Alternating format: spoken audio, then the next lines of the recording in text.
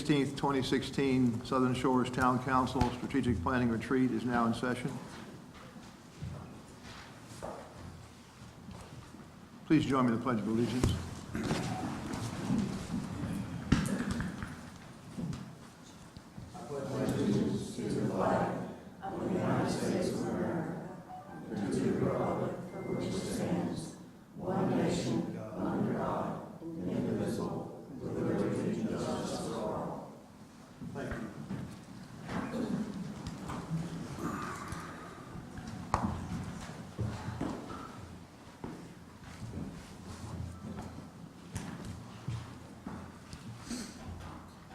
Please join me in a moment of silence.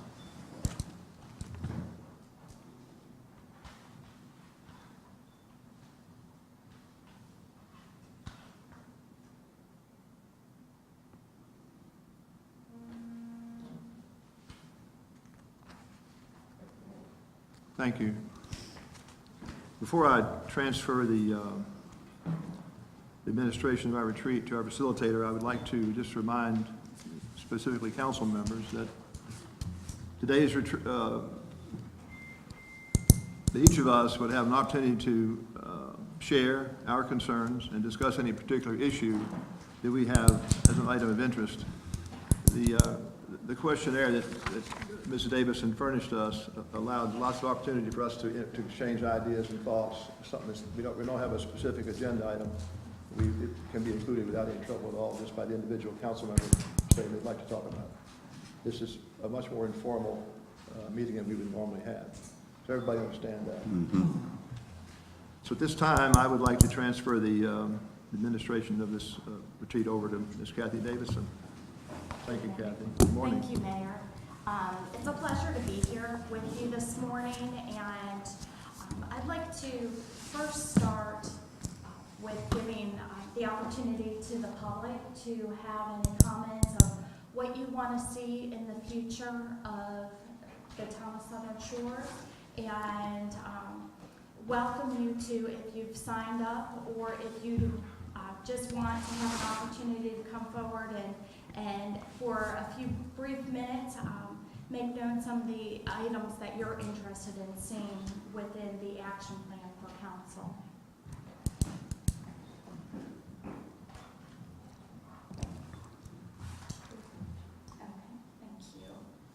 Ursula Bateman. Just here? Right over here, Ursula, if you want to speak.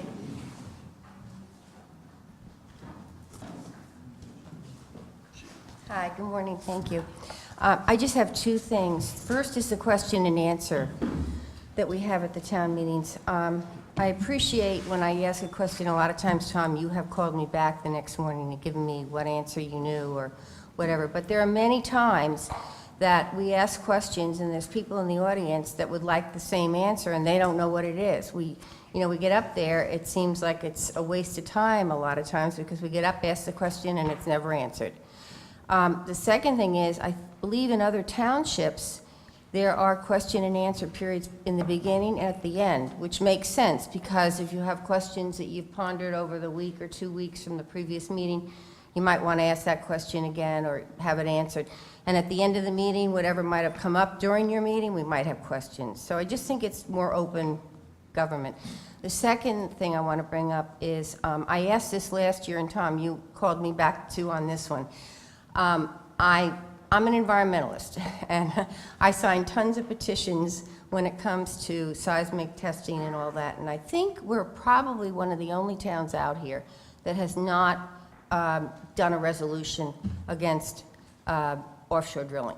And they have halted, I don't know if you realize this, they have halted for a while the seismic testing because they finally have woken up and realized that environmentally it's not good, it's hurting whales, it's hurting all of our fish out there, and so they have stopped it. But I wondered if this new council might consider adopting a resolution and sending it on up to Raleigh that we are against offshore drilling. Thank you. Thank you, Ursula. And Gary Sullivan, or Jerry? Sorry about that. Jerry Sullivan, 31 10th Avenue. I'd like to take this opportunity to ask the council to consider certain items in the planning session. First, I'd like the council to consider adopting a vision statement for our town that represents the general public and is consistent with the relationship of our town to the private civic associations. Currently, there are 2 visions out there. The one outlined in the CAMO Land Use Plan, which was adopted in July 18, 2012, and then a different one that was drafted by the council, Resolution 2013-0301, which sets the stage for the town acquiring properties that belong to the civic associations and does not agree with what was in that plan. Secondly, I would hope the mayor and council would consider having an open discussion on the appointments to committees for council members and the makeup of the committees, including private citizens. This was brought up by several council members in the January meeting. Appointments should be considered to be fair and inclusive, which has not always been the case. One has only to look at the Dogwood Trail Task Force, where individuals that were pro-environmental were excluded, and the Town Code Rewrite Committee, where the consultant met with a realtor development group, but excluded private citizens. And one might question the high representation of realtors and developers on the planning board that was brought out at the last council meeting, which leads to my third and final request. In the spirit of open communications and transparency, I would like the council to consider providing information on all business relationships for council members, planning committee members, and any other appointments made for the town. You can do a search and find this stuff on the internet, but it's a lot better if we're open and upfront about it. Thank you. Thank you, Jerry. Tony? Try it. Radomski. Radomski. Thank you.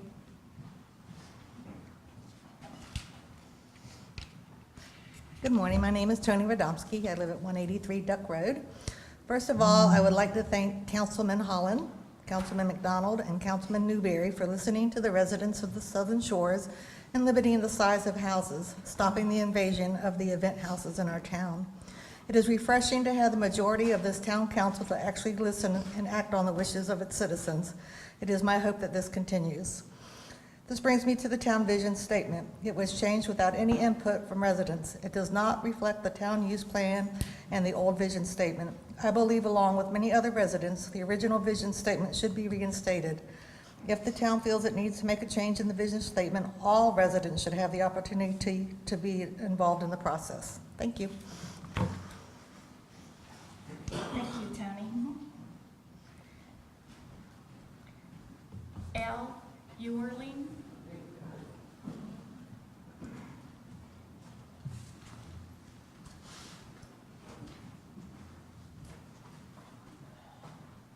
Good morning. My name's Al Euling. I live at 187 South Dogwood.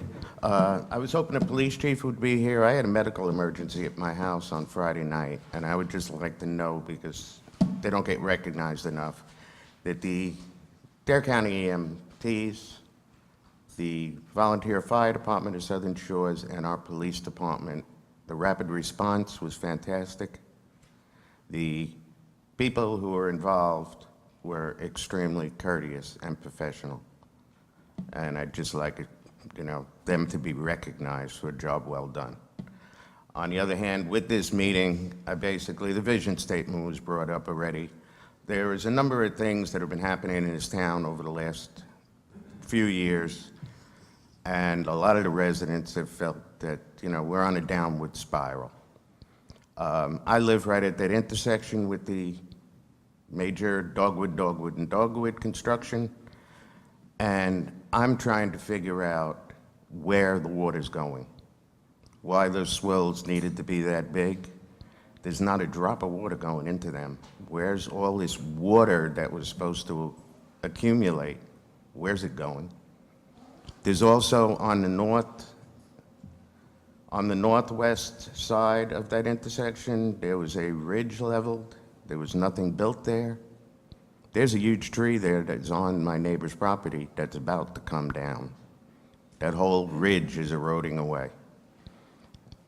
I think we need to go into this planning, and maybe things need to be thought out a little bit, or second opinions, or whatever, because I can see, and a lot of other people see it, that that just isn't working. But I just hope that this council this year tries to look into the needs and the wants of the citizens, and let's get us back on a track of the old town of Southern Shores that a lot of us moved here for and would like to see held in place for future.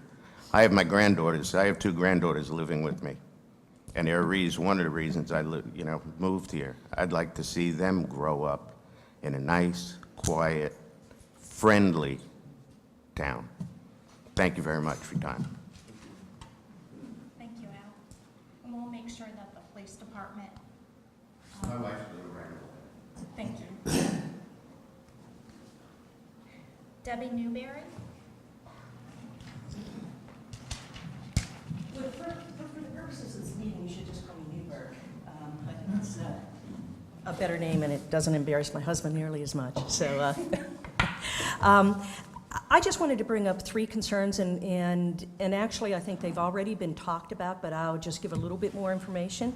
My 3 areas that I really hope that the council looks at is, number 1, the town vision, number 2, transparency, and number 3, inclusion of the town people in decisions.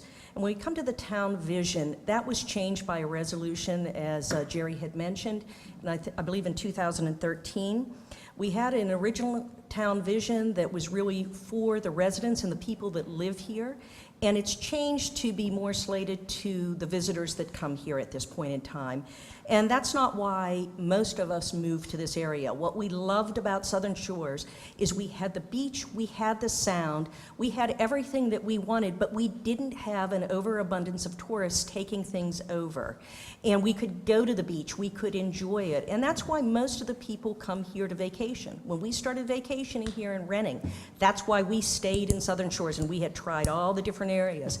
And we immediately decided, this is the place we want to retire to.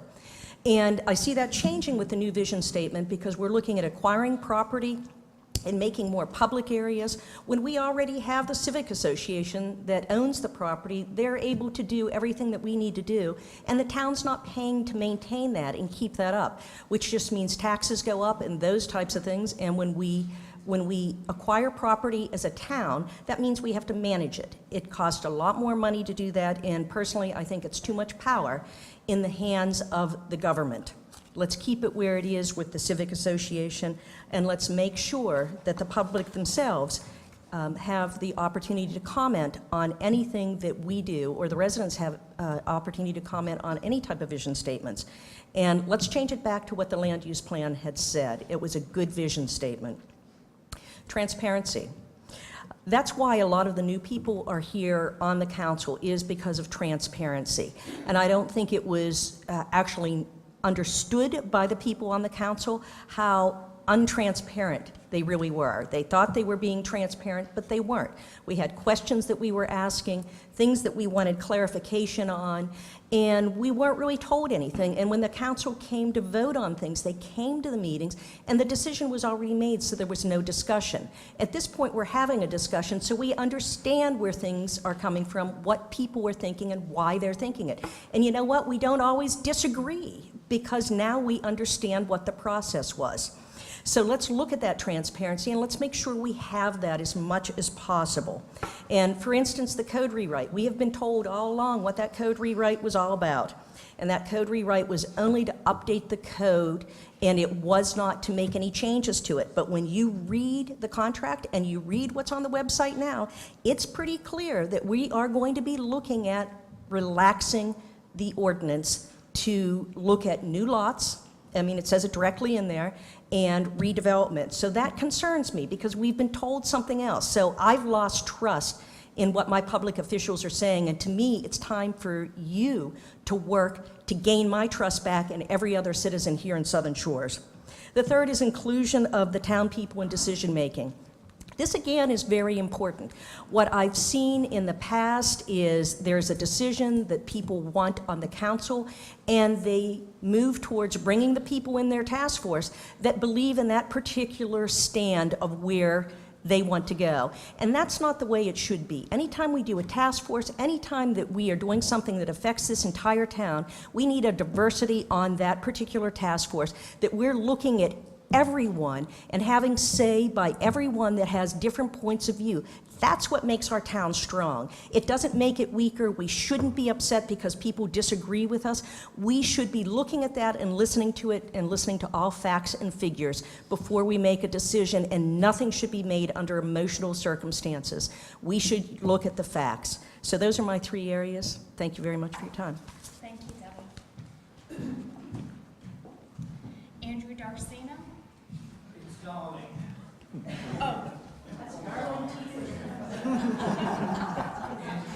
righty. Did you say Darcina? Well, okay. Happy Valentine's Day.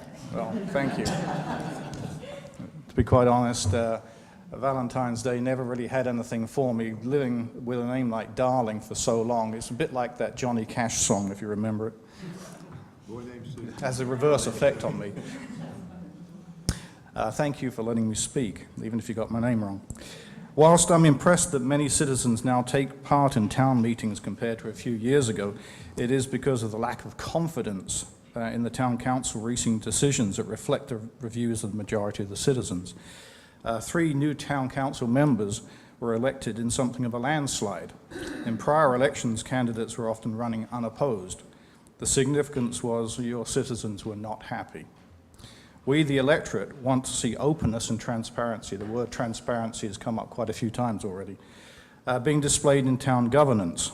I'm glad to see some town council members paying attention to people. However, there are still some undisclosed conflicts of interest. It is also clear we continue to solicit inputs from non-representative groups, an example being the Town Code Rewrite Committee, where the consultant actually excluded private citizens.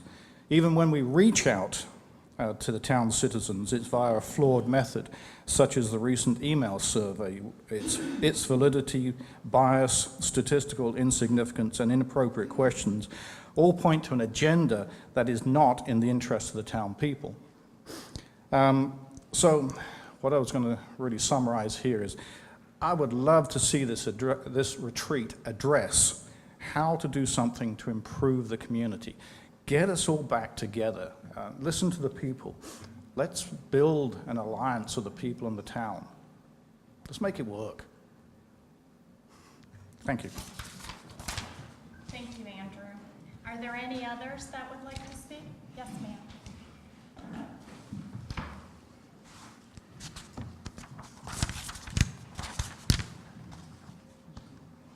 Hi, I'm Susan Deneen, and I live at 61 Deer Path Lane. And I'd like to comment on the comments. The comments in the minutes have been excluded since late in 2013, and I feel that they should be part of the public record. As far as transparency, if we're not seeing the public comments, we're not seeing the whole picture. They're in the videos, but they're not in the written minutes, and I feel it's critical. And I know that every other town and the county shows these comments in the minutes, and I want to read them. So that's it. Thank you. Thank you, Susan. Anyone else? If not, thank you for your comments. And it's refreshing to see that when your council members responded to a lengthy questionnaire, many of them had the same comments and insight. And we will be working on the transparency, the disclosure, the vision statement, and it was a unified vision statement, and then also resident involvement. And as the executive director for the Regional Council of Government, I'm here today to assist them and bring technical assistance to your council and your town in helping overcome those issues as we look at the possibility and the opportunity to bring the town together and really create an environment that is conducive to our residents that are so important to us, but also recognize that we do have many visitors that come to not only to Southern Shores but the region during the year. And I look forward to today. And with that, we're gonna start with talking about ground rules. And it's interesting. A lot of councils that I've worked with, not only as planning and economic development, but as a city manager, they've always said, why do you have ground rules? That way the reason we have ground rules is so everyone's on the same page. And we understand where we're going, how we're going to get there, and the importance of inclusion, everyone having a voice at the table. And I'll just go through these briefly. And I've already talked about why the ground rules are essential to the process. But here are the top 9 ground rules. We are all equal participants and shall have equal responsibility to voice opinions and ideas and share and assume equal responsibility for the success of the process. Everything shall remain confidential, and since this is an open meeting, obviously the confidential aspect goes out the window, but that's fine. The town wanted an open planning retreat, and I applaud you for doing so. The facilitator is responsible for facilitating discussion, and I'll endeavor to keep that discussion productive, professional, and on task. We will not interrupt others when they have the floor. Conflict is okay, and it's good, and we've heard that from the public, because conflict gets you to a diverse decision, and every opinion matters. And when you look at the different opinions, it allows you to move forward and become stronger, even if there is conflict. And it also leads to creative decisions. Criticize ideas, not people. This should not be a personal decision-making and planning retreat. It should be creative ideas. If anyone feels too uncomfortable to continue a discussion, well, we have 2 breaks built in, and then a working lunch and a break. If you need a break, say, we need a break. Or if I see that it's getting a little tense, I'll say, let's go ahead and take our break early or late. So I'll work with you in that regards. And our goal is to reach decisions by consensus, be it the opportunities we see in town, the weaknesses, the threats that we have in our community, but also the strengths that we have. You have many strengths, and if you looked at the SWOT analysis that was sent out, I applaud you for recognizing your strengths and the opportunities that far outweigh the threats and the weaknesses in your community. And if we cannot live with the consensus of a group, let's offer an alternative. I tell my employees, if you bring me a situation, if you bring me a problem, bring me a solution. Because if you're not looking at the solutions at the end of the day, it's very difficult to move forward.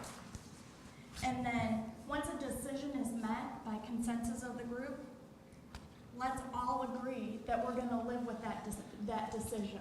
We're not going to try to lobby to change that decision. Let's go ahead and say, when we reach a consensus, we all agree. Are we all in agreement for the ground rules? Yes.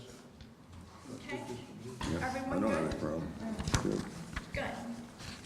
So one of the things that looking at, I know many of you are new, and the League of Municipalities has not had an opportunity to bring the local government elected official 101 training to our region yet. And with that, I wanted to talk to you a little bit about why it's so important with your being elected officials, the role that you play, the essential role that you play in creating policy for the town and being the policy makers, whereas your manager is the policy implementer, and how you do that. As you know, the town of Southern Shores, your charter was approved by the General Assembly, in 1979. And, Excuse me, may I make a comment? yes, Did you realize that the three of us went over to UNC Chapel Hill and had the orientation for town government? I was not aware that you had went Okay, to I that. just didn't want you Okay. having to waste your time. Okay, that's good, that's good, thank you, thank you. There's a couple of points that I'd like to make, and I appreciate that. The importance of council is to, number one, be transparent, and this meeting is being transparent, but also to have the input of your residents and to bring the thought of your residents to the table when you're looking at policies and procedures within the town. And when you look at the fiscal side of being a council member, importantly, a lot of communities don't do this, and this is where they get in trouble. They do not create their fiscal budget based on what their strategic plan is. It's important that you tie your strategic plan and your budget together. Many communities are using what's called the balanced scorecard for government budgeting, and that weighs the responsibilities for your budget based on your strategic plan, and it is a very essential tool. And it's exciting to see when you do that, how far the community can go and what projects you can move forward. So those were the main things. Importantly, just remember that when you make decisions and make policies, it has to be collectively the majority of council. I'm sure you all know that. But if you want to change things, again, it has to be the majority of council. And in order to make things easier for your manager works based on the direction of council collectively. And that makes it easier for him to manage the day-to-day operations for the town, be it your public works, your police, and fire. And moving forward, it also allows him to respond to the policies and look at the needs of the community and evaluate the needs of the community based on your direction. And he can also give you counsel on what he sees is needed within the community. Peter is a valuable asset. He's worked hard in his career, not only as an attorney, but as a manager, and can be a valuable asset and will be a valuable asset to you if you let him be. So let's go ahead and start reviewing our SWOT analysis.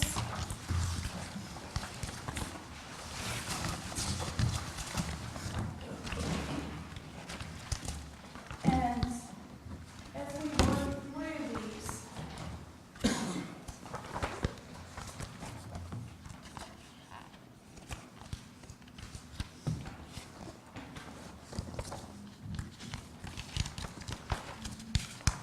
I want you to pick out of the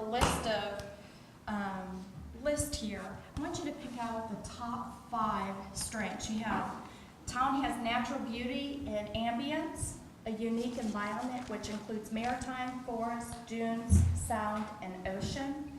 Well-educated residents that are committed to preserving the ambience of the town. Residents have a diversity of professional experience and are willing to volunteer their services. The main population is retirees who came to the town for its quiet, small-town environment. Our natural and man-made environment, our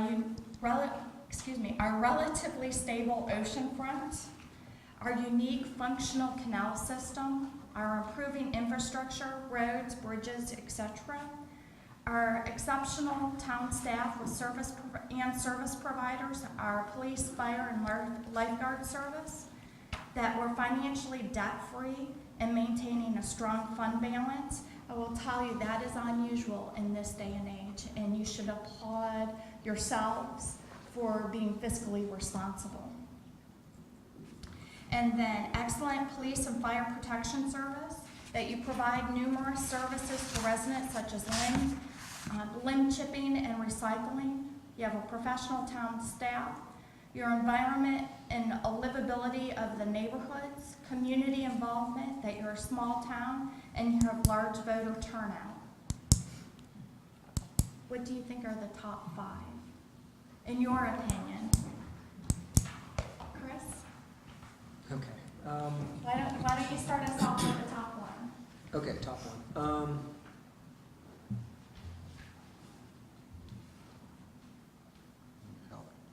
If you've got one, go. If you've got one, go. I'll come back. The residents. Okay. We have a diverse population, and they are committed to our town, and I think that's probably one of our greatest resources. And that reflects why we are able to provide the services we do and have a debt-free budget. I think they're probably the most important thing we've got. The natural beauty just happened to be here. I mean, I'll second the budget because that is extraordinary. It is. I mean, and And we heard that. yeah, it is. We've heard it multiple times. Yeah, and I think that the first one, I can't get past it, which would be the natural beauty and ambiance. So that would be my 2 that I'd focus on.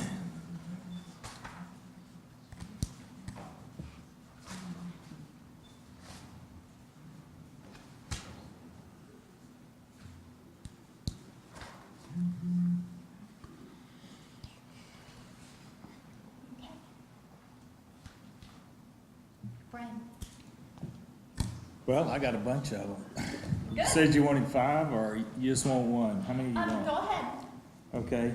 We're looking for the top 5, but go ahead. Okay, this kind of goes with the environment, the unique environment. We've got a maritime forest, we got dunes, we got sound, we got ocean.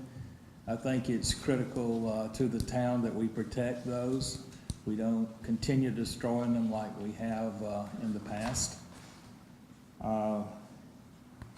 Another strength is we've got a large population of retirees who came to this town for the environment. The fact that it has its ambiance, its natural beauty, so they're all kind of tied together there. And would you say that your retirees are also a resource for the community? Most definitely. These people, most of them come from very skilled backgrounds, professions. They're highly educated. If you look at the demographics of Southern Shores, the average educational level is very high, college level and higher. Yeah. So that's a tremendous strength for the community. And we have a large voter turnout here. So it tells me that the people want to speak and that we as town government should listen to them, whether we agree with them or not.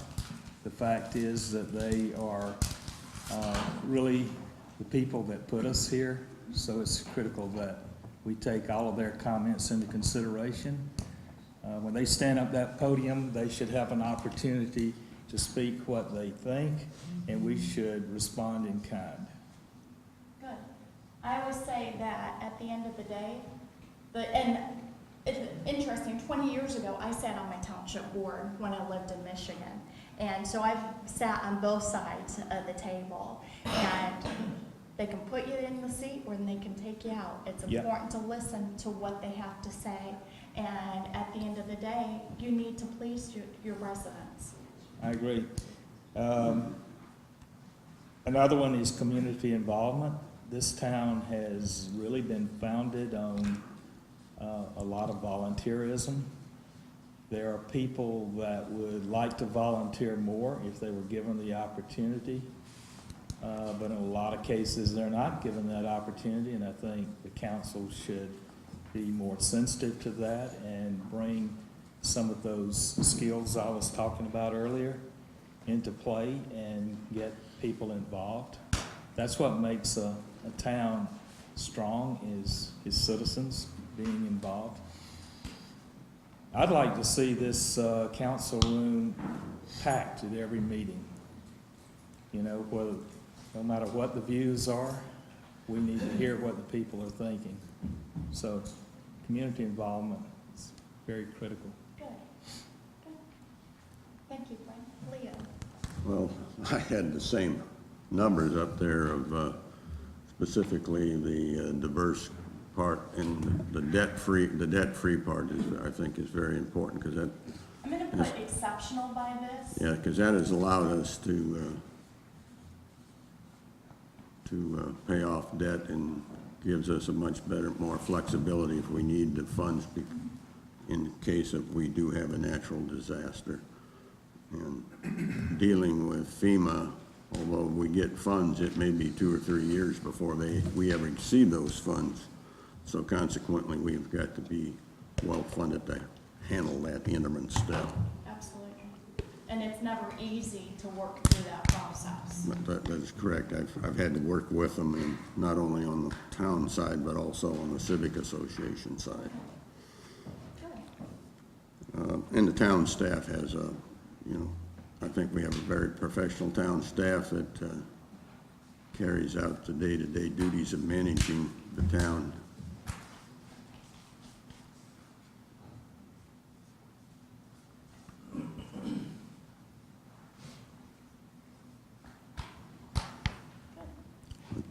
That's my group. I can't argue any of those things. I would mention, from the community involvement perspective, we probably have more people involved than we sometimes recognize because of civic association involvement, which is pretty heavy. I think most of us who have served on council over the years have started out as on the civic association level and worked our way through that, sometimes 2, 3, or 4 year commitment, which I think is a tremendous benefit to our town. To have people who show enough interest. Maybe you can't find a slot, some position at the town level without running for office, but can still serve our community. I think that's most important. It's just something we can't overlook. I think the fact that we are essentially debt-free, can't argue with anything Fred said. He's on mark, I think, as far as community involvement there and getting people, taking advantage of the resources we have here as far as people's skill set. And finally, I think we're blessed to have the town staff that we have, people that are willing to work with our council and carry out and implement those policies the council has mandated. That's my comments. I think everyone up there is worth keeping up there. Good, good. As we look at that, residents, and we actually have 3 areas for residents, not only the involvement, that they're diverse, that they're committed, that we have resources, we have professionals, we have community volunteers, all residents. So one of the things in looking at rolling our SWOT analysis into action plans, while you have a way to appoint members to your committees and task force, if you look at those strengths, what do you think about strengthening the opportunities for resident involvement through applications, having an application pool? If a resident comes to town, that you have online resource that they can say, I want to be involved, these are my interests. You can even have, as with professional organizations, if you have an interest in a particular area and there's a committee, don't you want people that are interested? And even if people don't agree with what's going on, we heard that today. If you don't agree with what's going on, they may bring valid points to the table. So I think strengthening your committee membership through application process, be it online and be it in paper, that those applications, number one, they're public. Anytime something is filed, unless it's regarding personnel in some instances and legal documentation or economic development, those applications are public and open to public information and open to the public. So what do you think of upgrading that process? I think there's a definite need for upgrading our processes, not just in that area, but in all areas of how we manage our town. I think we probably feel, and I don't know, I'm just what I've observed because I'm new to this, but we appoint by, hey Chris, will you serve who we know, and not by looking at a selection process that needs to be there. And I think we do that in some other areas too that we need to improve. That would allow us to bring in a diverse group to committees and not have things stated like several members back there said that we had kind of a imbalance on the code rewrite. And there's a trust factor there, and I think that would help us with our trust and our transparency. The selection process for various committees, whether it's citizens committees or whatever, should be based on objective criteria. That hasn't been always the case. As one commenter said, one of the committees excluded people that were pro-environment. I think that's not right. You should have all views represented, whether you like them or not. Because as you said earlier in the beginning, the diversity is what makes your planning, your committees or whatever, a lot more powerful. It's better. Well, and I think it's going even further. You have a greater commitment and buy-in from the community as a whole if you have a diverse group. Yeah. Anything else on this process for one of the action plans? Chris? I'd like to add something that's near and dear to my heart, which kind of ties into residents and we mentioned retirees, but there's quite a few people who are still, who are younger families, who are moving to the town. We want to keep that. Well, they're going to come no matter what. And so, but that's growing, and I think we need to do a better job at reaching out to those people, because those people, they have kids, they have basketball games, they have baseball games, they've got busy lives, and I think we need to get that diversity on these committees. I'm not sure how we do that, but I think that maybe that's something we could discuss, that it's not just retirees, that we have a pretty diverse group of people in this town, and that's only changing. That's going to keep changing.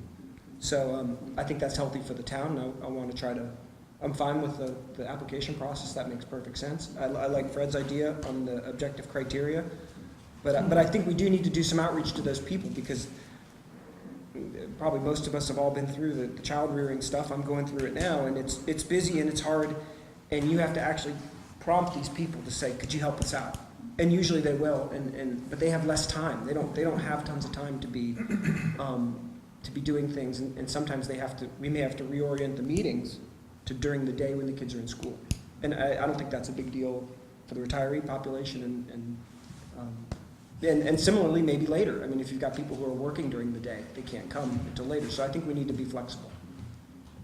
And I would amplify that just by saying that's been one of my kind of pet peeves over the years. I think we need to look at the fact we are and can be an attractive location for young people to come live, because it is a quiet, peaceful neighborhood. I think Chickahow has set a good example with their playground facilities and their play areas for their kids and their young people, not just children, but young adults. And I think the town should strive to work with the civic associations when we can to improve those amenities, so we have some more activity places for young people to go, and parents to take their kids for a morning or a day. Communities do this with good success, and we could certainly work, I think, in that direction more than we have. Thanks, Chris. Good, so reaching out, when we upgrading the committee process, how about community involvement process? Committee and community involvement, they go hand in hand, but through the application, not just who we know, and then the selection process, there needs to be objective criteria for the selection process, and then reaching out to multi-generations. And I put that because you have some people that have come back after they've graduated high school, gotten their degrees, and are working here, and then you have those young families, those mid-level professionals, and then your retirees. And it's a must that you have a diversified group. And we want to look at flexibility. Just as an employer, I have to look at being flexible on how my employees work. Am I, you punch the clock at eight in the morning and you leave at 4:30. Well, I have some working moms and dads that their kids don't start school until 8 o'clock. Am I flexible enough to let them work from 8:30 to 5? Or work 4 10-hour days? Absolutely, because when you want valuable involvement, and you want valuable resources coming to the table through your residents or employees, then you need to look at being flexible in the process. Not always how you've always done it, but looking outside the box. And we are going to, during lunch, we are going to talk about that possibility. And when you start making those changes, possibility is unlimited. So, good start for action plan 1. Good? Everyone in consensus with this? Yes, sir. Can I suggest you use a pen that's got something in it? Or a different color? Well, 5% of males are colourblind, so a different colour would be good. But yeah, it's not clear. And it would be really good if you, then somebody could take a photograph of that and you have a record. Thank you, Andrew.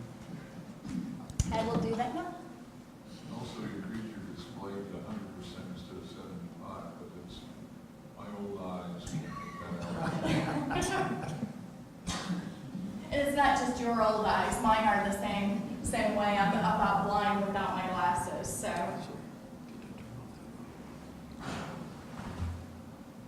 Thank you, Mr. Darling, for the suggestion. I appreciate it.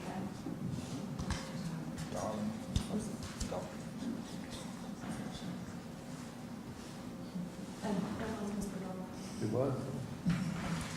Lord Darcy knows he's not doing it. Yeah, that's what I was thinking. Well, that's what it looked like. Okay, so we've looked at our strengths.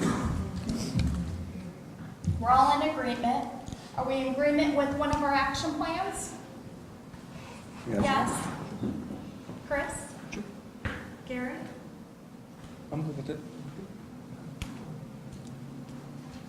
Yeah. Fred? Yeah. Yes. Liam? The only question I will have is, we get these applications, I guess it's part of somewhere in the process, is the step process of selecting the proper application for the committee assignment. How will that work? That will be a part of, after I take this, we will at the commission work with our workforce development and our planning staff and technical staff and put together a process to you and bring it back to you. Oh, okay.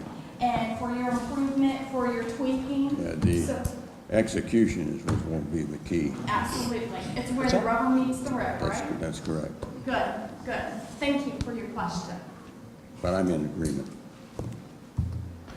Tom?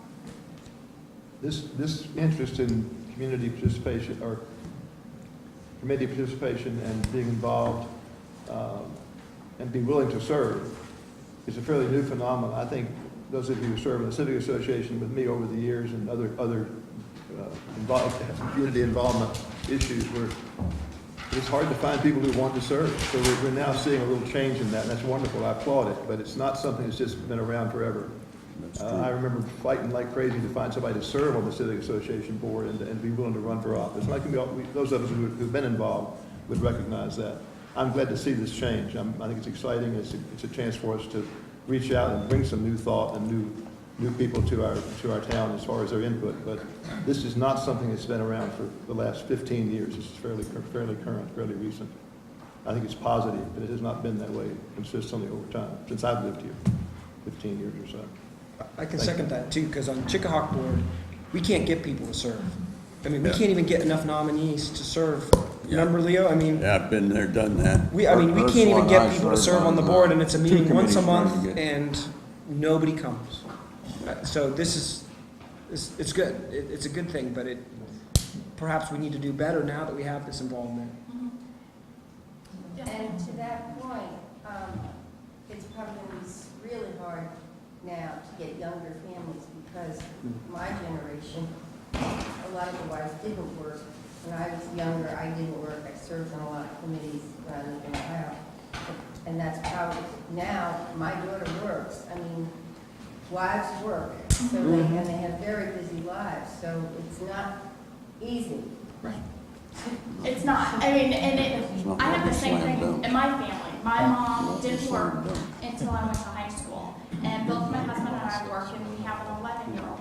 But one of the things that reaching out, I think one of the opportunities we have, and just one moment, Debbie, is that technology, we can use technology. And from webinars,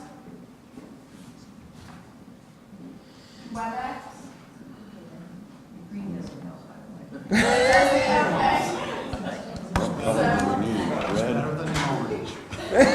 Try red. So, but we'll utilize technology, thank you. Debbie? One thing when it comes to committees and people volunteering, there's a completely different between something like the sitting in the association and volunteering for something like that, because that is a heck of a lot of work, and it takes a lot of time, even though it's only one meeting per month. And I think that's where you don't see people volunteering. I think where we're seeing more people wanting to volunteer are in a specific area, a specific subject, which has an ending date to it, and something where they feel that they can provide input and knowledge to that particular area. And I think that's something to keep in mind, because yeah, you're not going to get people to want to be on the board of something. God, dear Lord, I think I'd rather shoot myself. But if it's a particular subject which has an end to it that you're interested in, I think you hold a lot of interest there. So maybe it's just the way that it's marketed and the way we look at things. And that's just my opinion. Good, thank you. Now the tough one. When you look at weaknesses, we're going to do the same process but go counterclockwise. When you look at the weaknesses of the community, the infrastructure is aging, roads need resurfacing. The direction that the mayor is attempting to move is counter to the desires of the citizens, and I'll go back to one of the ground rules that these are just items, they're not personal. Seasonal cut-through traffic is a serious problem. Commercial areas need revitalization, including improvements to aesthetics or in aesthetics. The town has no owned access right-of-way, and that's what ROW stands for, to our canal system or to our beaches. The failure of a number of our residents to realize that the streets and right-of-ways belong to the town and that we have an obligation to maintain them in good order, not only for public safety, but to avoid diminishing property values. Not any large amount of property in town. Lack of adequate walking and bike paths. Current paths are owned by Civic Association and Property Owners Association. And the negative political environment. No facilities for youth and family activities. Lack of capital planning. Town procedures not well defined, communication with community, transparency, reactive, not proactive, aging infrastructure. Mayor.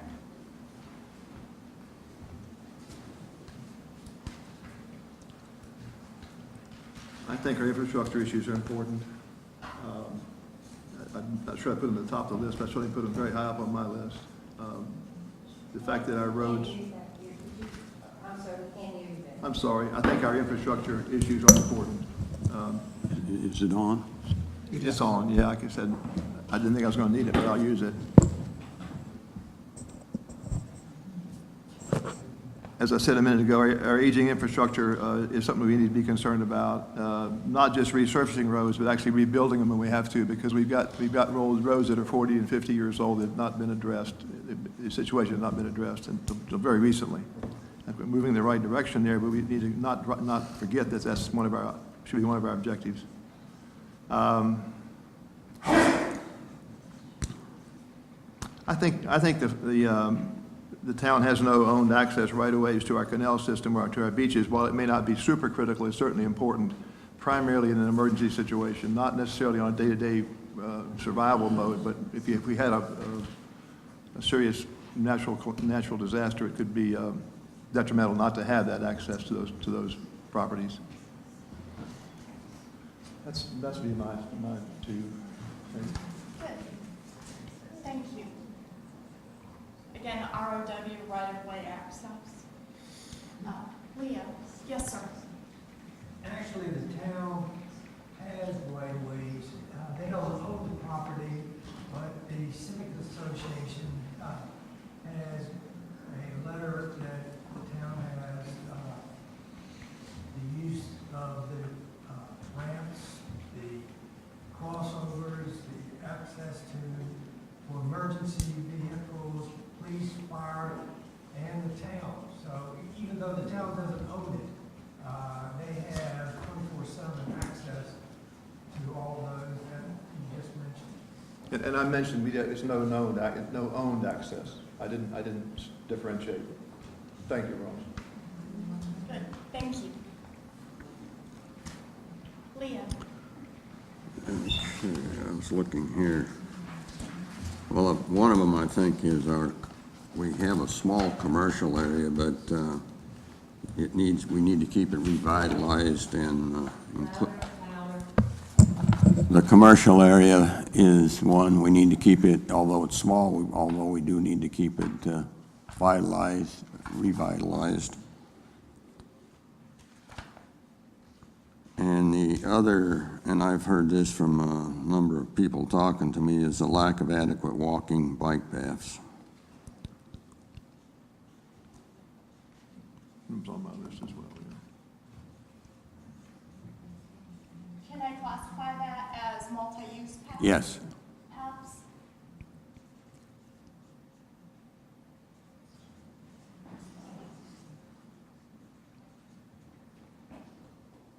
And the other one I had was no facilities for youth and family activities.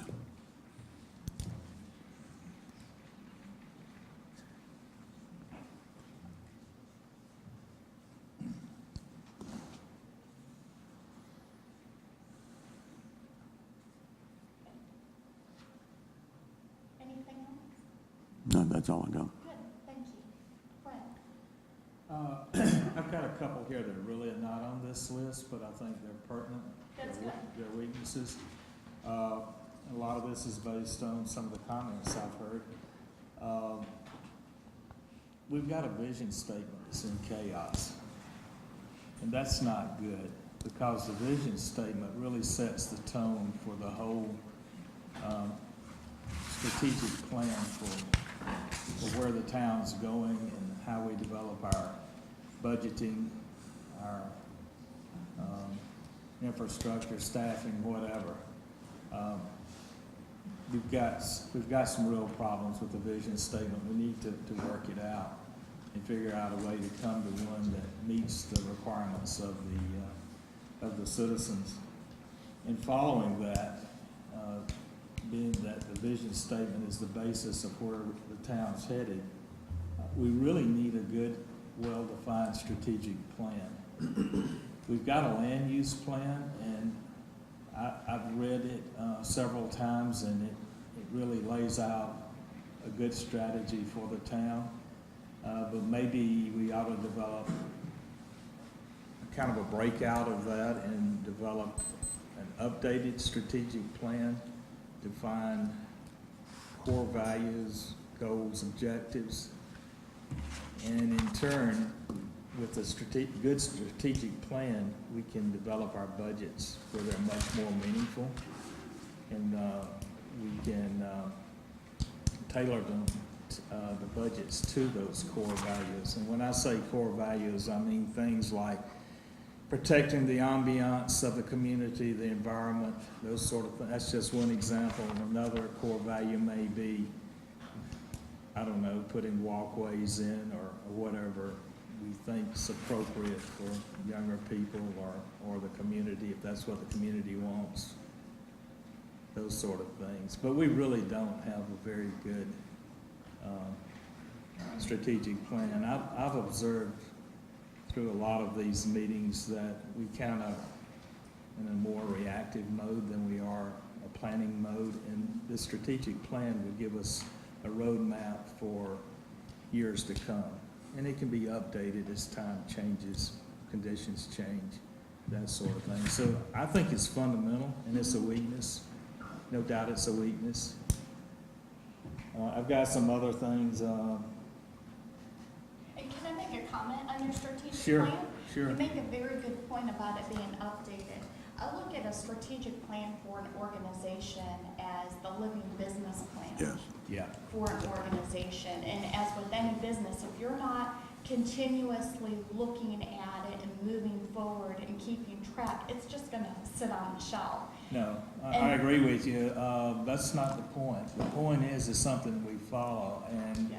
the land use plan, lack of anything else, was probably a good strategic plan, but I saw it sitting on the shelf. And I decided when I was going to become more and more involved in the community, that I was going to take it off the shelf and see what it says. And it has a lot of good information in there. That's correct. Matter of fact, I reviewed it yesterday, and I was impressed with the thought and the strategy that went into that plan. But there again, it needs to be updated. It's a very large, quite a volume, and maybe we need something a little more abbreviated where people will take it off the shelf and use it. But we got to start with a good vision, and we got to have a strategic plan that addresses what's important to the people in the town and where we're going to go with the future, and how we're going to support what's important to the town, and primarily through budgets. I mean, it costs money to do these things, and we've got to have some rationale for our budgets, other than saying, hey, this is a good idea, this is a good idea, but does it meet any plan? It's disorganized, the way I see it. Absolutely.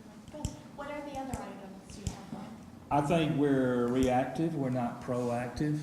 The big house, the big mega house issue as a result of SB 25 being passed by the state legislature is a good example of that. We knew about that back early June last year, but we really didn't do anything about it until December, when the three of us were sworn in. The first meeting, we get dumped with one heck of an issue, and that could have been handled much sooner, or at least the process started much sooner.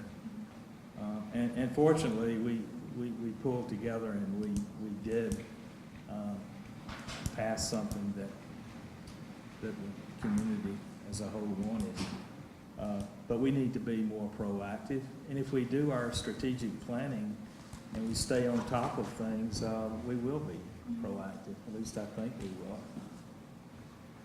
Good. And one last thing, and there are a lot of things, but I won't say them all. Seasonal cut-through traffic is a tremendous issue in the summertime, especially for the Dogwood Trails, East and South Dogwood Trail, and up to Sea Oaks, Wax Myrtle, and on up into the northern part of Southern Shores onto Duck Road. It's something it's a tremendous weakness, and it's something we've got to fix. Did the signage last year help at all? No, nothing's helped. Okay. Got worse. But the police officers did help when they were monitoring it instead of blocking the intersection. It didn't didn't help the cut-through, it helped had that nothing to part. do with the cut-through traffic. I guess I know some people on South Dogwood Trail and Yeah. Sea Oaks that are fit to be tied. But yes, I understand. Yeah. So it did absolutely nothing for that.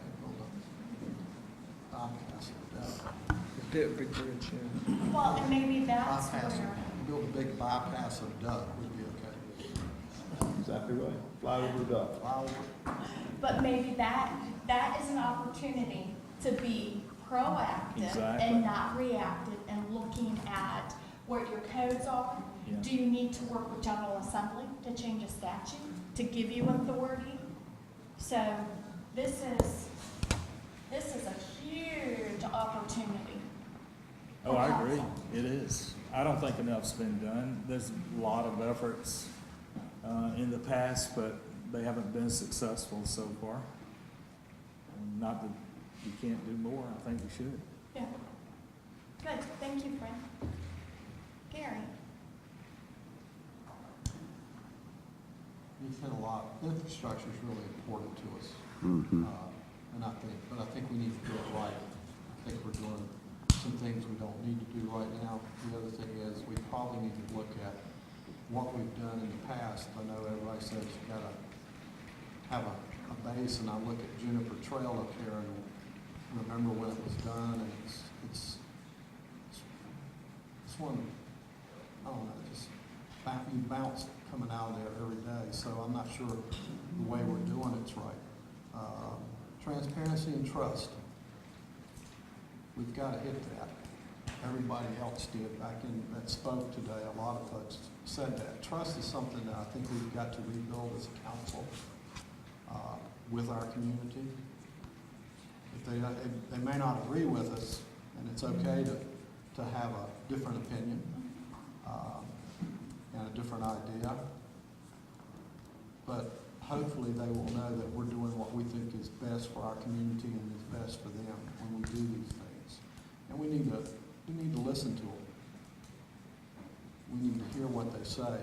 One of the things I remember, we went to the School of Government. One of the things they said, you can put it online, you can put it in paper, you can put it out there everywhere you want to, but you're still not communicating. And we have to be aware of that we've got to communicate with our community and listen. I think Fred hit on something, and I'll just add too, with strategic planning. I think more as a council, we need some goal setting, what we are going to try and achieve in this year, and do that each year and come up with, okay, here's our goals for this year, and this is where we need to go, and work toward meeting our goals as a council.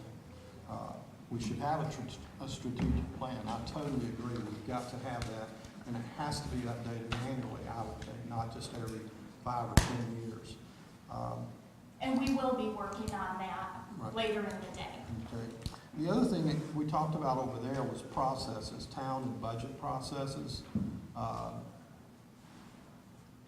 We really have to be proactive in that and more open with that so people can see what we're spending their money on.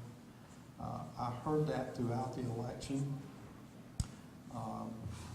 The desire to have a more, we have an educated population. We have a very high educated population.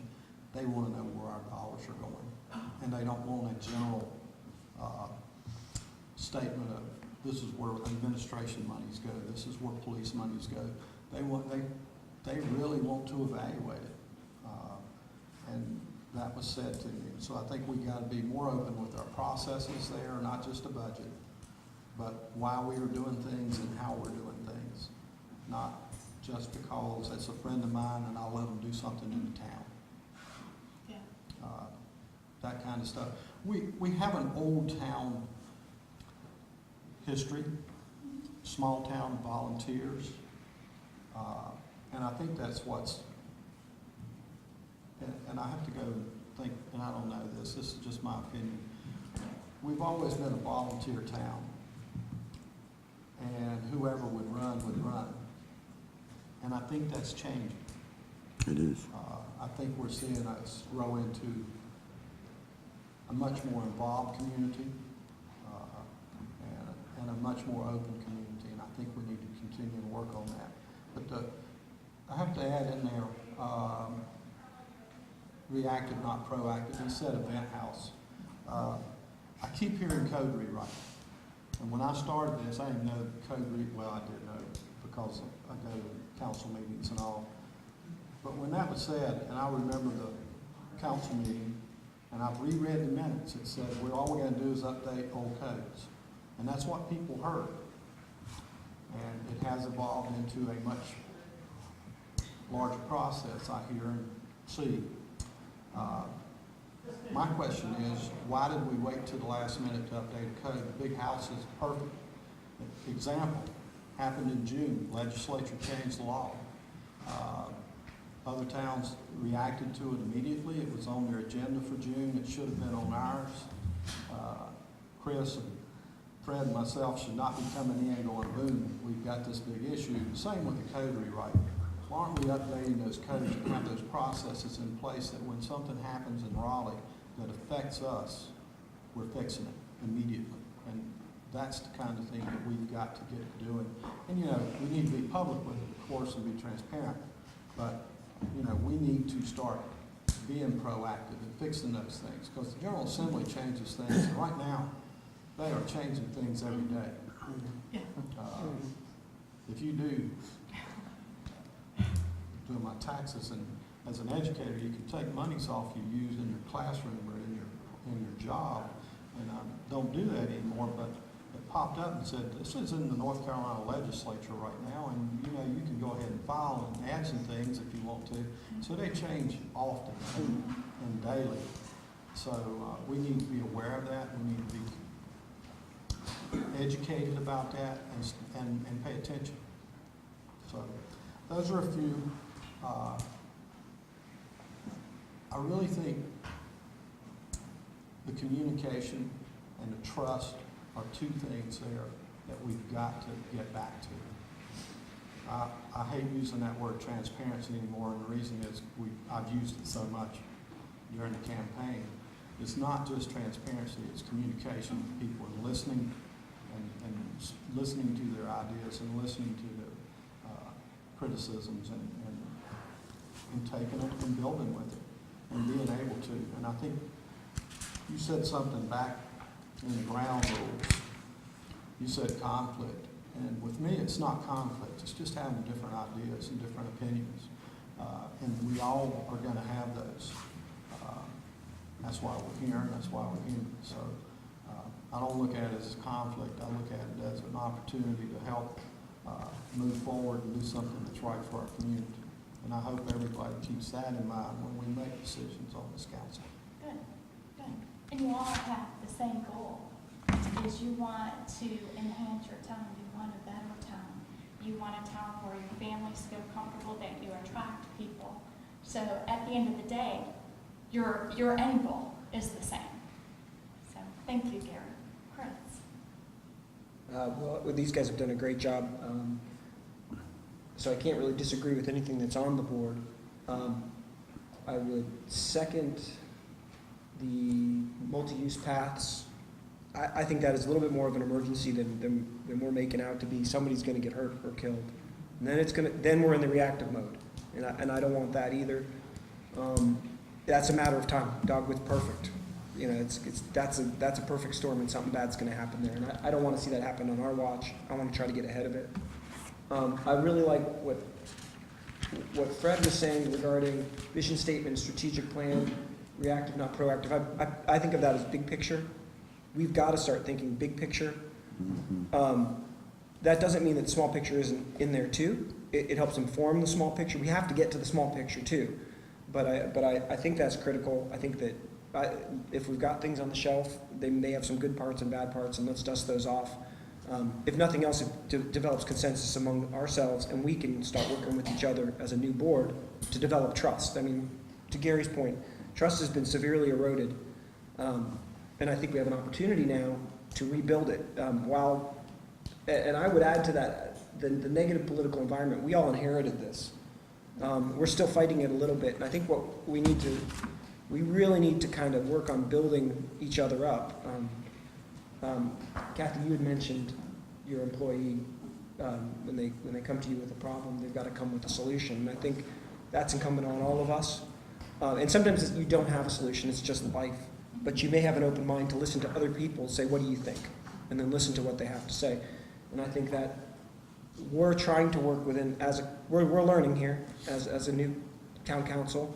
I ask the public to do the same thing. Let us listen to you, let us absorb what you have to say. But we need the public to remain positive.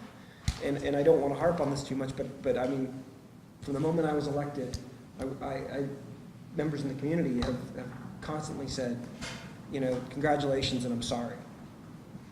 And that has been the I'm sorry, because they know that it's such a kind of, it was such a negative environment in the past, that, you know, they said, oh, I don't know why you'd want to do this. And Debbie mentioned that sort of thing too on these committees. And so I think we need to change that. I mean, both as a board and as a community, we need to work on trust. We need to work on letting people try to do their jobs with the idea that we may disagree in the end, and that's life. And I think our large home debate was actually a really good starting point. If you look at it, we really talked that thing out. We didn't all come to the same decision, but it was a good debate, and we all heard each other. So I think that's really important, because while it makes good press to be arguing and to be confrontational, it doesn't really help our community. And I think that's, in some ways, coming together and being productive and respectful to each other is more important. That will make the other stuff easier, because if I'm not yelling at you, then you're more apt to listen to me. And so to me, that one makes the other stuff easier, and I like all the other elements. So that would be it. Good. Any comments from the public that you'd like to add? One thing was brought up, and I was thinking about it, I've been here 25 years, lived here permanently 25 years, and seen lots of mayors and discussions about taxes. And as yes, I agree, we have a younger population, but I think the majority is probably retired. And we have to be having served on the SCCA board with Leo and Tom and many other people in this room. We did look into using some of our land to build, we had all kinds of people saying, let's build an event center and have an outdoor pool and blah, blah, blah. All sounded wonderful until we got into the finances of it, which was extremely expensive. And I'm going back now 10 years. I think probably we looked into that. And I think in your deciding or whatever you decide with trying to expand the community, think about what it's going to do as far as taxes go. And because I think that affects the older people. It also affects the younger people. I know they don't want to pay more taxes. So when you get into playgrounds, I know that my daughter's children go to private schools in Florida, and they just built a playground, and they had to have a certain kind of rubberized bottom, and it was $40,000 for a small area. That's just for the landing of the kids. Now, and the insurance on pools and lifeguards, we're getting into a big thing. We're not so all alike, and I don't think we want to be. So I'm not saying I'm against it. I'm just saying let's be aware before we would ever jump into expanding a lot of our facilities and making it, you know, we have pools and we already have tennis courts, we have the ocean, we have the sound. How much more are we going to need? And let's think about that problem with taxes. And I classify that as capital planning and the long-term cost. Thank you. I think you have to realize, and I think we all realize, that since the town owns no property, we can go plant a playground on. If anything we did, that'd be a joint venture with the Civic Association or the Civic or the Chicago property owners, and may not be amenable to that. So we just have to let that kind of stay in the background. But we do have the option with our right-of-ways to do something with our trail system, and we can do that, I think, if it's engineered well, without having to destroy a lot of trees. There's streets we can put trails on or improve trails on without having to destroy a lot of trees. I'm permanently convinced we could do that. My comment would be, I would like to see more of a partnership between the town and the civic associations to look at maybe doing some of the things you talked about, family areas. And the other thing is I would be I heard 2 people, 3 now, on the multi-use path. I would be interested, are the other council people hearing a lot about the need for more multi-use paths too? Okay. You and I go back a long ways with this working together thing, Jerry.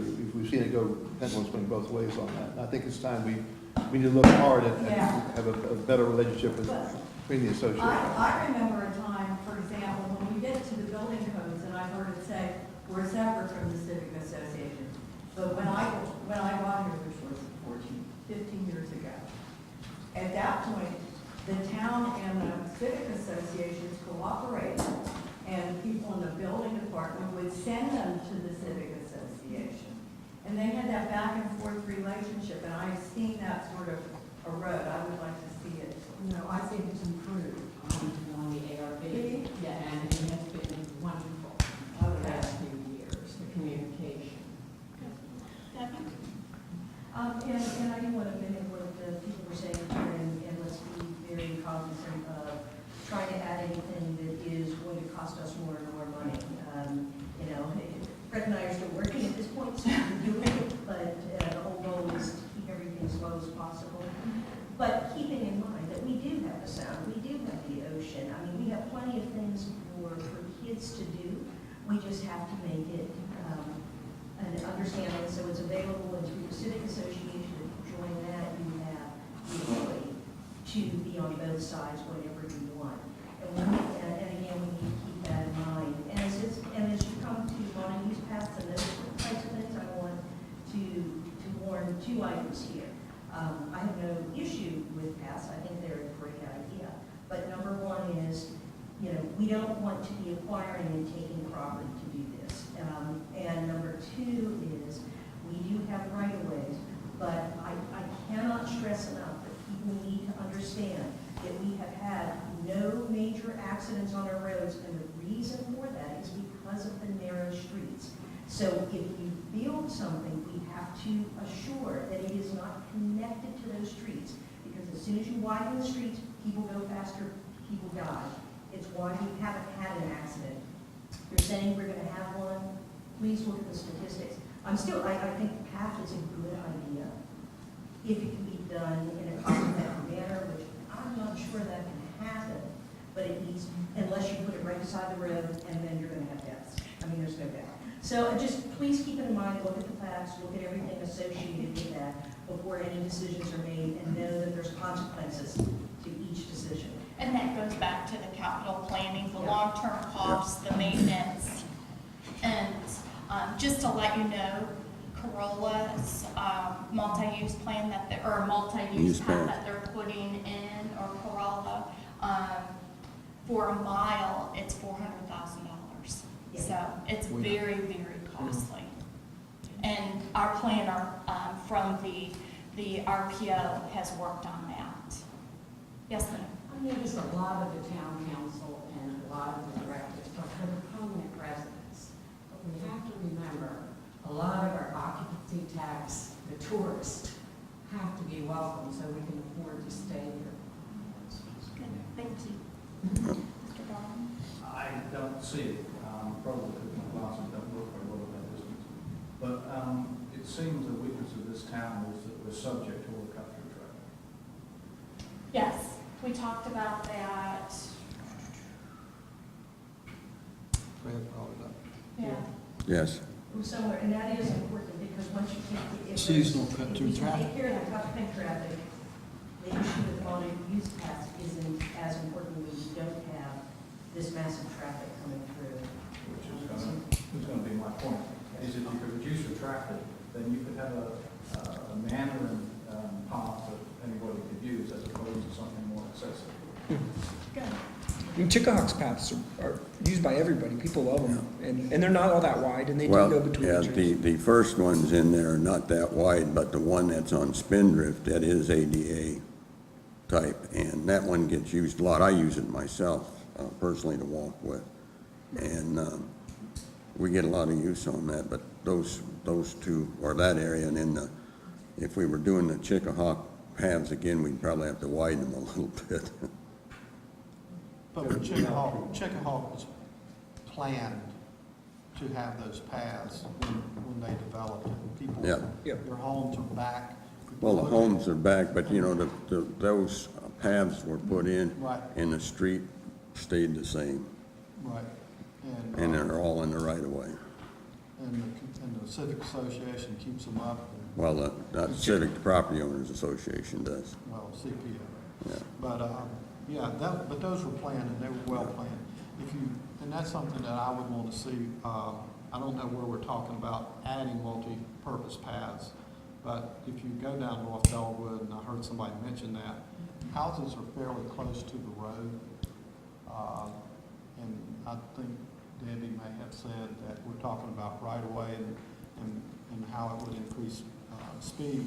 I think we'd have to be very careful doing that because we would be cutting into folks' front yards, and I don't know, that's something we'd have to look at. Well, I think, before we see the first part going, there's a lot of work that has to be done. I drive down it all the time, and I look at it, okay, where would we put a path? And you take a look at the amount of site work just to get a base to start would be very costly. Not only, do you start, what side do you start on? How do you connect it through?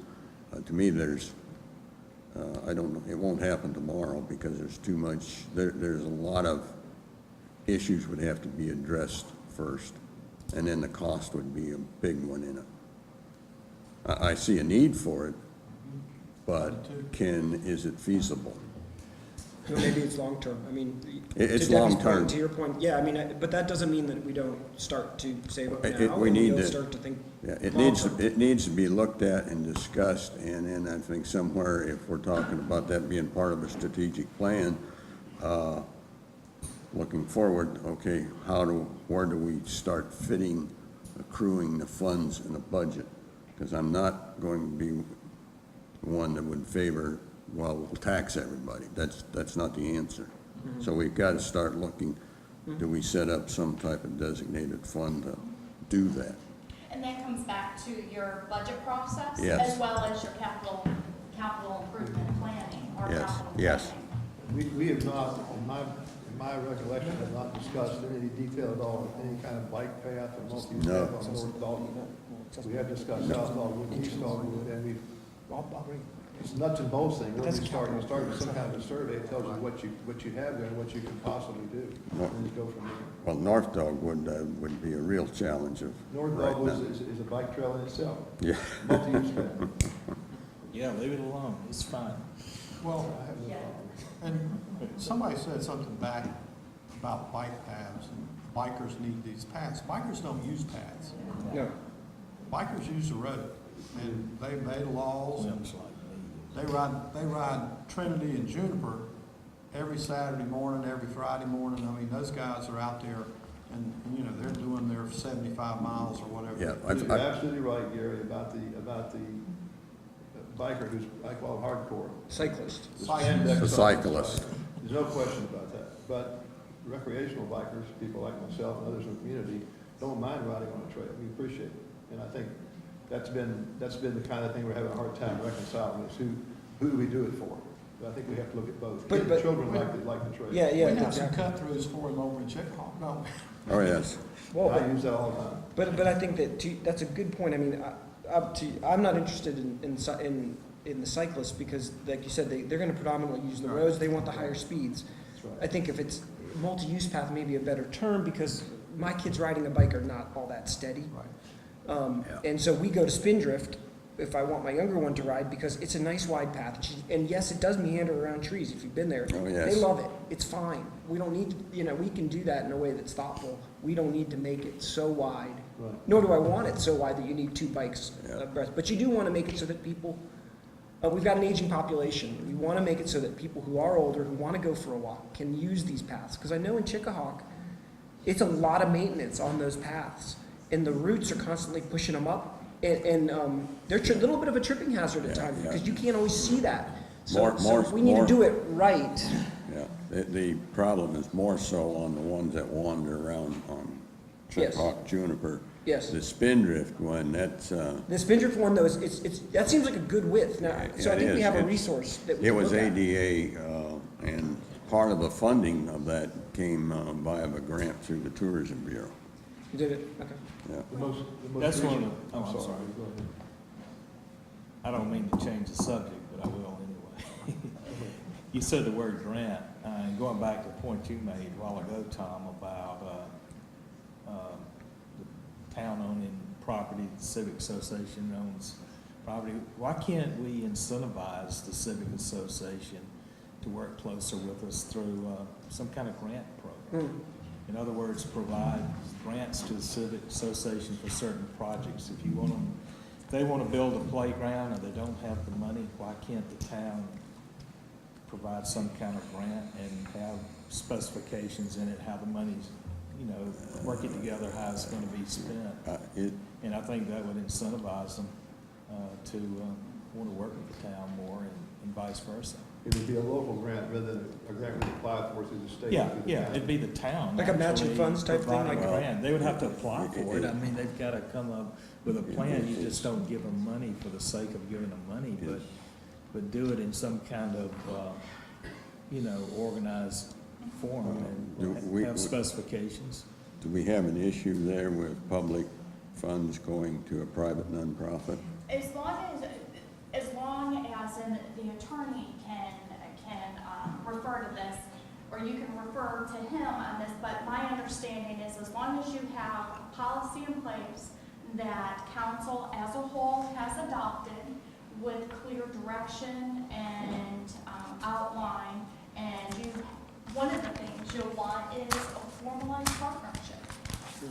And then you can work together and you can do like a mini grant program. We've done that through the RPM.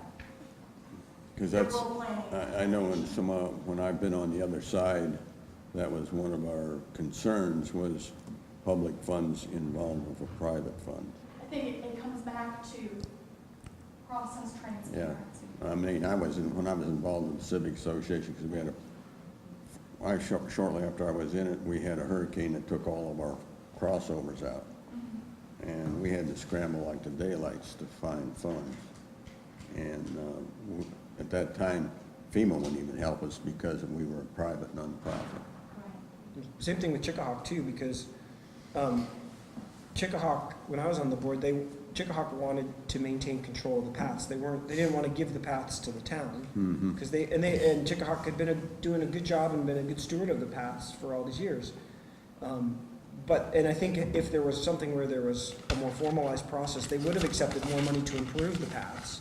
Surely the maintenance is always there, but I think that they just didn't want to give up ownership. So if there's a process to do that, so that it's still maintained, the residents still own the property, but the town can help them say, put money in. The process there would have been that the town, I actually approached the Chicago board, president of the board, to discuss this with her. And the process there would have been, in simplest terms, the town would have applied for a grant from the Tourist Bureau or the state or bicycle people, and using that grant money, done a cooperative thing with Chicago property owners, which would have probably involved some sort of an easement agreement with them to allow us to spend grant money. Now, if we set up a separate grant internal, just the town, being the grantee, or the grantee, grantor, we would have to be real cautious how we allocated public funds to private enterprise, no question about that. I think the easement was the concern.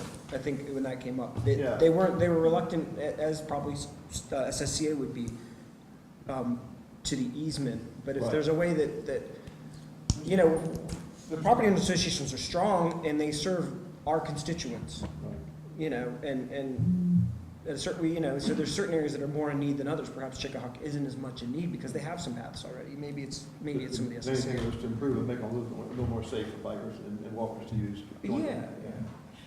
Okay. I'll tell you what, I will guarantee, I'm running a list of questions, I will have the exact answer for you. Okay. I'll call Fleming Bell at the School of Government and get that answer. Yeah, because if we, it sounds like you bet, if we are able to, that we want to make sure we've got all the proper documentation in, which means we're going to have to rely on our attorney to, and theirs to put all this Where the together. money comes from to do a grant. Well, then the funds become, Even in that process, like Chickahawk cannot apply to the Tourist Bureau for the grants that they get, but the town can. Right. Yeah. And we could apply To help them. for the betterment of our paths. That was my whole point, really. We can do it in the town, they can't do it. That's why I presented to them. Well, the town doesn't have to own that property to get those grants. Correct. And here's another example. Or get an easement. Or to get an easement. To look at this, and I'll just give you an example where a quasi-government organization is working with a nonprofit. The Albemarle Commission, which is the Regional Council of Right. Government, we're a quasi-local government. The only authority we do not have is taxing authority. We have the same authorities as a town and a county. However, we are also the conduit for grant funding for programs.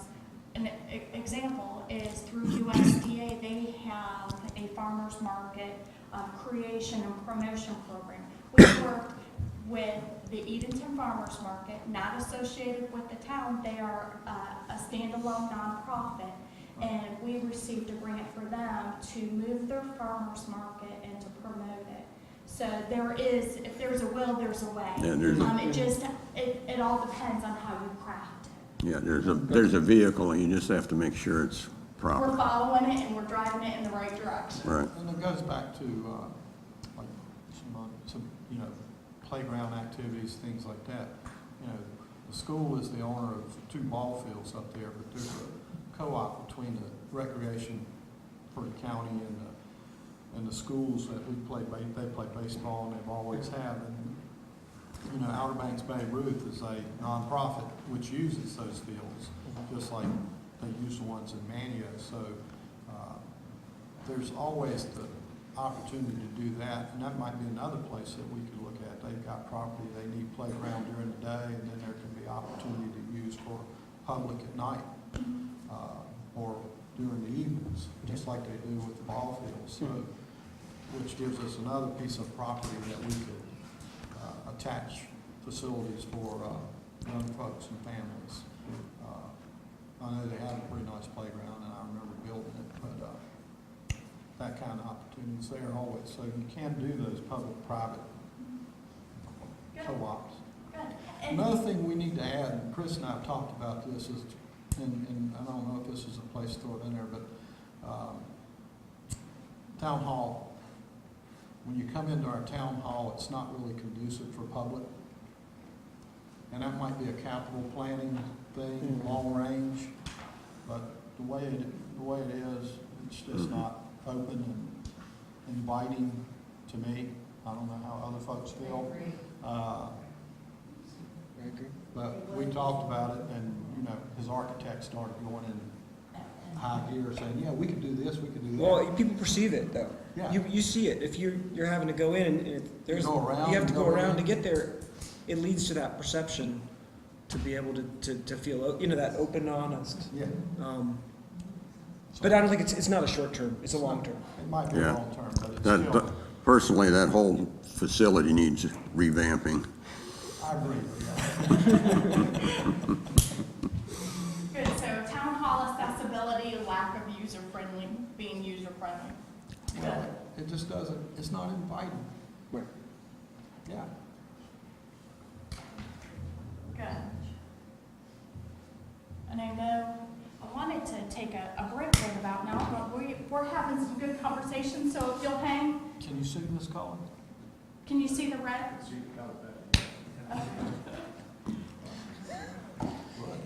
We've done something.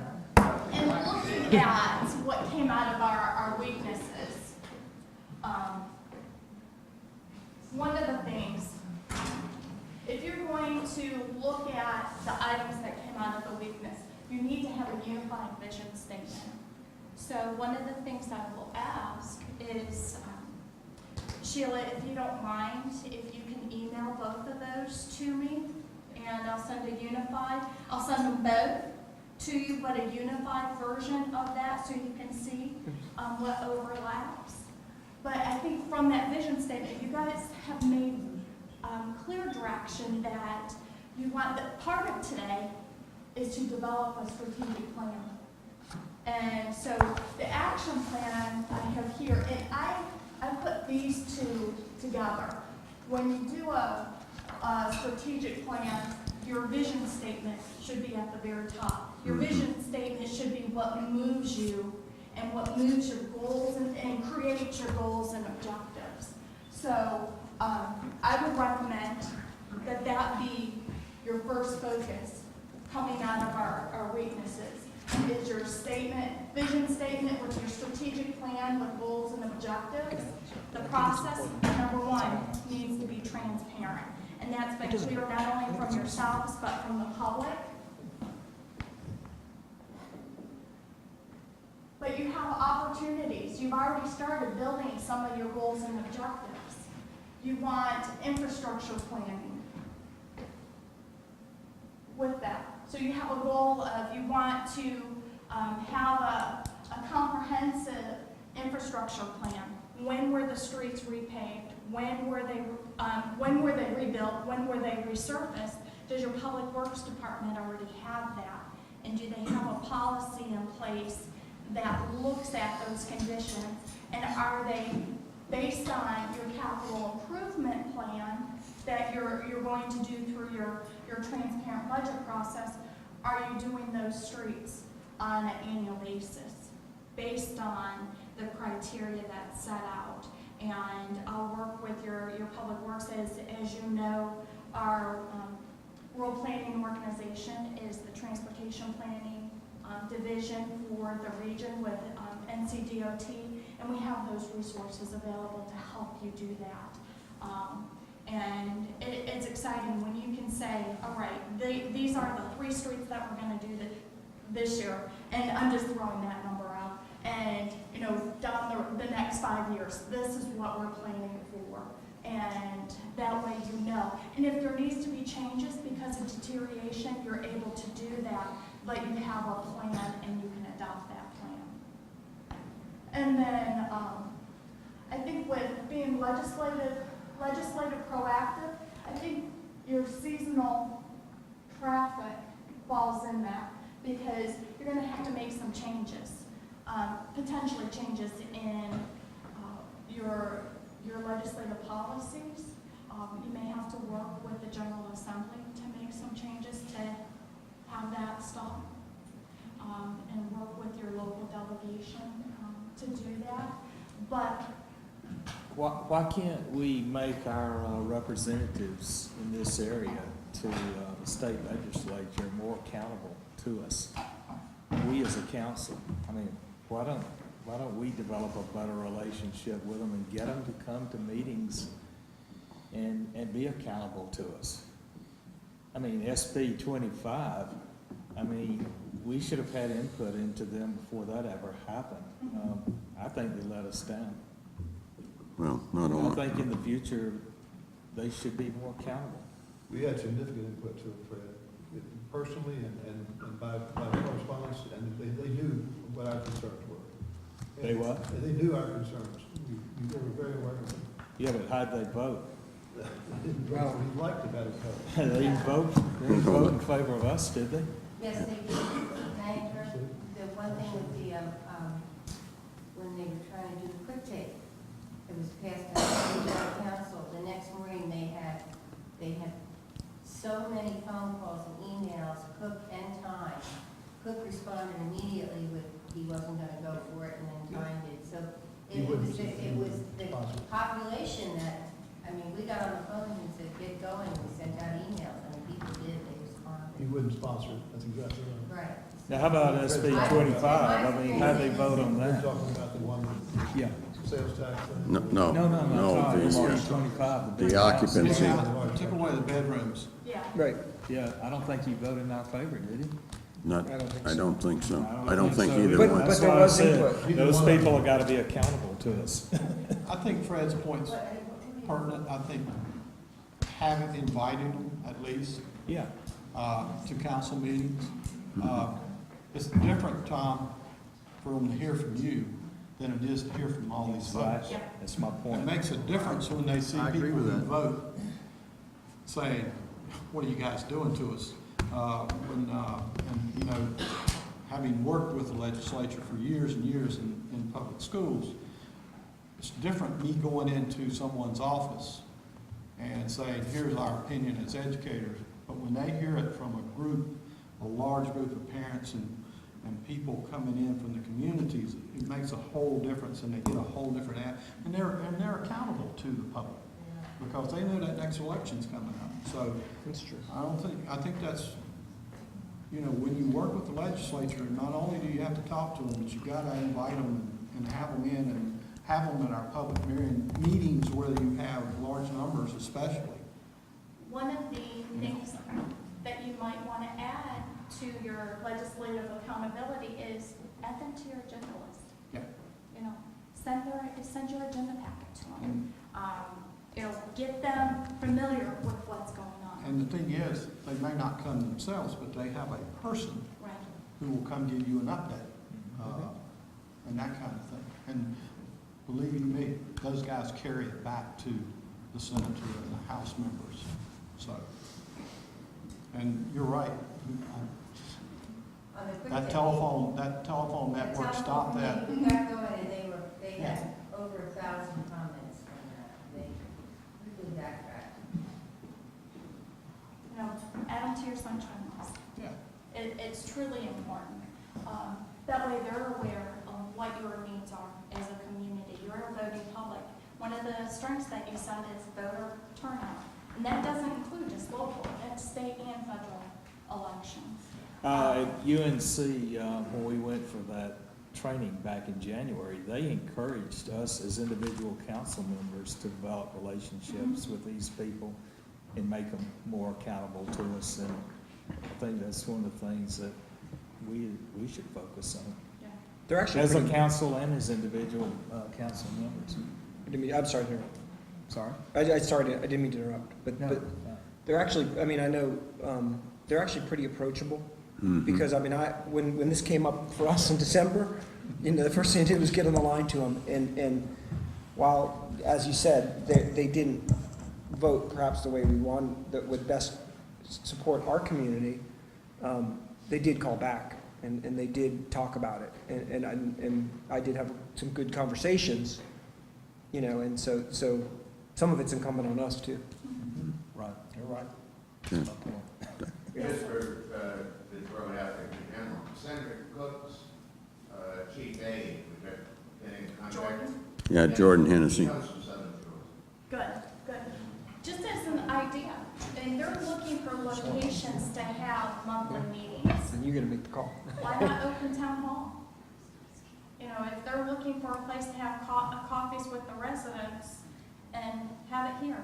Well, we talked about that, having town hall meetings, bring that as something to help us with the transparency and openness, and that would be a perfect time to invite them. Because I was thinking they wouldn't come to every meeting, but, you know, quarterly or at least semi-annually, they probably would be willing to come in. Absolutely. We have one in So, April. are we in agreement, an action plan coming out of our weaknesses is we need to have a unified vision statement Yes. with a strategic plan and goals?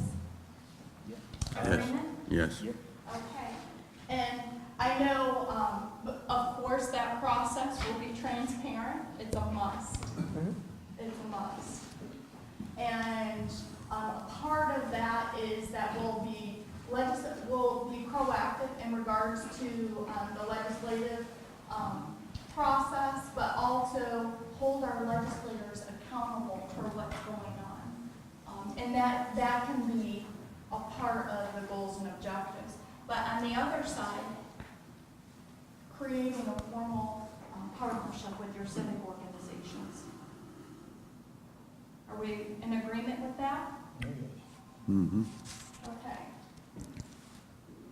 And then I'm putting under the strategic plan with goals and objectives, infrastructure planning. And then the cut through traffic, we'll look at that in regards to the legislative process because you may need to make some ordinance changes or you may need to go to the General Assembly. And again, it goes back to working with your state legislators and creating those relationships with them. So, are we all in agreement with that? So why don't we go ahead and take a quick 15-minute break? I know we've been working well, and I applaud what you guys are doing. So plan on coming back about 10 after.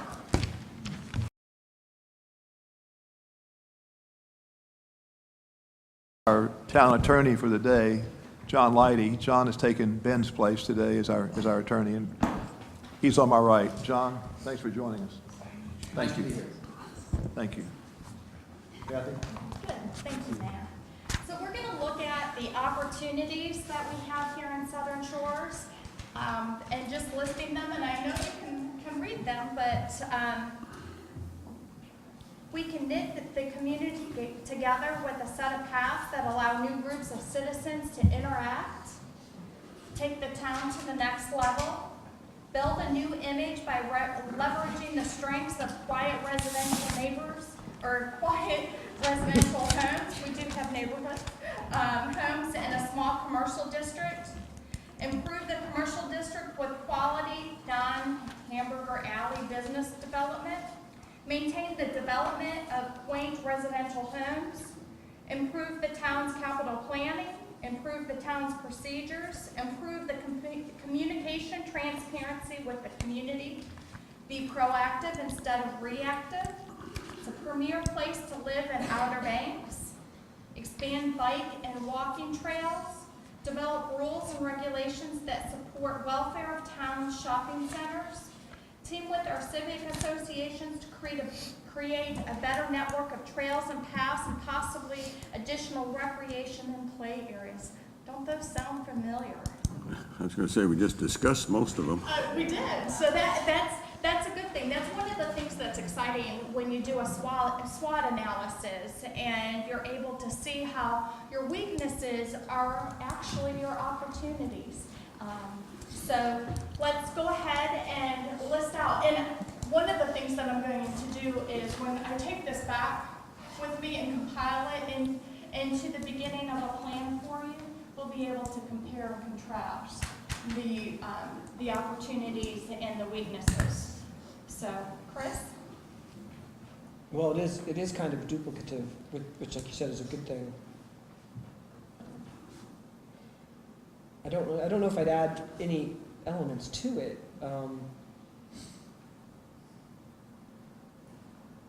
I feel like we've addressed all these items. Okay. Well, Gary?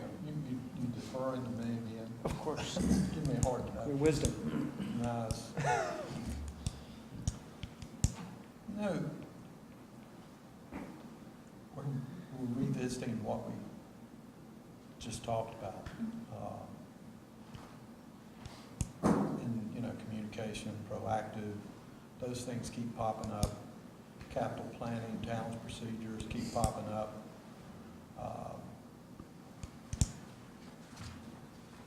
I guess for opportunities, it's number one up there says knit the community together.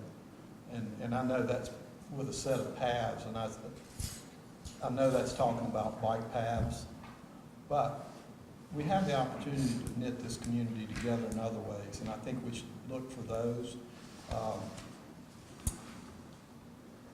For example, they have a yard sale up here at the marketplace, and a lot of people go out there. Those type of activities where community can come out and be together as one. And I'll just use that because that's one of the few examples we have. Fun runs. Fun runs, which people may think I'm against, but it was not the fun run so much as the procedure process, the process that needed to be fixed. We need a process. We don't need to just say, hey, you can have this.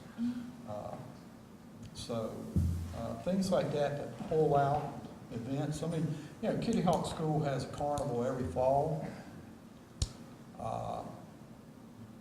Southern Shores should be actively involved in that. And I know this from having worked in that school and running that school for a long time, that one of our previous heads of council wanted us to change the name of the school to Southern Shores Elementary School, and then they would support us. And I don't think that's the attitude we should have. Kitty Hawk has tradition and goes back a lot further than Southern Shores, and we still should be actively involved in anything that's a community-type gathering and contributing to and pull our community in and those kinds of things. So I think that's something that when I say that, you know, the paths, of course, we need to have a way to get back and forth and walk back and forth together. But when we have these activities, and we should encourage more activities at our, like the marketplace is the only place we've got. We could, you know, we have, I think, activities here in the town hall at night, classes. We should probably make those more public so our community maybe get a co-op. And I'm just thinking out loud, don't nobody holler at me for this one, but like community college, Albemarle. COA. College at Albemarle. You know, open our doors to places like that to offer our community the opportunity to take, I don't know if North Carolina has free tuition for folks over 65. You said we had a lot of retirees, but to have, you know, classes or The enrichment classes. enrichment things or activities that some of our community, even young families could use and that type of thing. And potentially. I'm a beekeeper. I mean, you know, we could let the bee club come up here and meet. Well, I think that's a great idea, and it piggybacks on what Fred had said before. We've got a very educated, retired community, and these folks have a lot to offer, and they may have something very specific, you know, that in their past profession they were very good at. And I think it'd be interesting to hear from them. I mean, in some ways it's kind of a educational thing. It also brings people together, but it'd be nice to hear, you know, different professions talk, because we all kind of interact with, you know, and a lot of these people have many years in the profession, whether it's beekeeping, you know, computers, design, whatever. It doesn't, I mean, we could all learn from each other a little better. And I know the chamber does, you know, events about once a month in different places and all. And I know they do it there at the hotel in Kitty Hawk, and we're probably not big enough, but if they needed an event place that they could use just to have a small meeting, you know, open our doors. Absolutely, absolutely. And, you know, one of the things is you can look at an Academy of Lifelong Learning. You know, that's a way, I know, Chris, you had mentioned knitting the community together through multi-generations. That's a way that you can bring the families that say, you know, there's a program going on. You know, it can be from travels, a slideshow or a PowerPoint from travels to an activity to life experience. And that is a great way to bring your community together in a different sort of way. So The multi-generational thing, I think, helps everybody. yeah. Because, I mean, for people with grandkids, they've got grandkids, but maybe they don't live right here, or maybe they live someplace else. I think everybody is enriched by it. I mean, my younger daughter loves my neighbor across the street, Becky, loves Becky. And she'll say, can I go over to Becky's? And she'll go over, and I'll walk her over, and I'll say, Becky, if she's bugging you, but she'll go over and she'll have tea with Becky. And Becky loves it, and my daughter loves it. And, you know, if ever something should happen, like something happens to us, they've got a place to go. But it also enriches her life too, and I think it can enrich everybody's life. So, you know, having that really helps knit us all together. Absolutely, absolutely. And when you look at like the COA and the enrichment classes and activities, many of your population, they're 60 or older, and as a part of the area aging plan, you can put that in there for Dare County. You can request funds from your area plan, go to pay for that. So. That's good. And I will actually make note of that, because that's something that we at the commission are working on now, that you would like to look at that, if you're all in consensus. Because I don't want to do something if you don't want me to. I will just let the director know that it was a part of our conversation today. Anything else, Gary?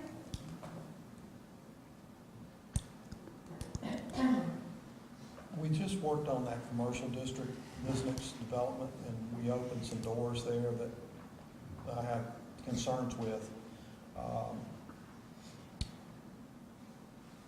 And This is not to go back and try and fix it, but we need to be careful on how we do that development and allow it, if we want to maintain the setting that we have in our town.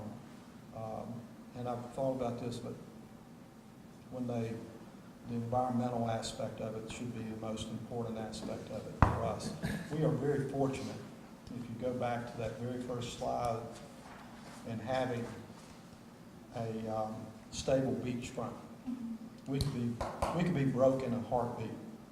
All we have to do is look to our neighbor Kitty Hawk over the last 2 months. They have had their road wash away, their dune wash away, their road wash away, their dune wash away twice, and now it's close to that again. So we need to be very conscious of that, maintain our fund balance and those kinds of things so that we can work on those things in the case that we have to, but have to be and stay aware of the fact that the major issue on this beach right now is putting sand back out on the beach for a lot of communities. We are not one of them, and we're very fortunate to have that. So we need to keep that in the back of our minds. We need to plan for that in case we had to.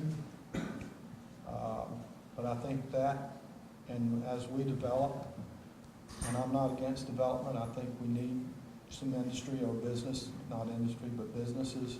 And I'd love to see the marketplace come back to a much more active place than it is. But I don't want to see Walmart, Kmart type situations in Southern Shores. They're across the road, not very pretty, but they're there. You want entrepreneur development? Small businesses.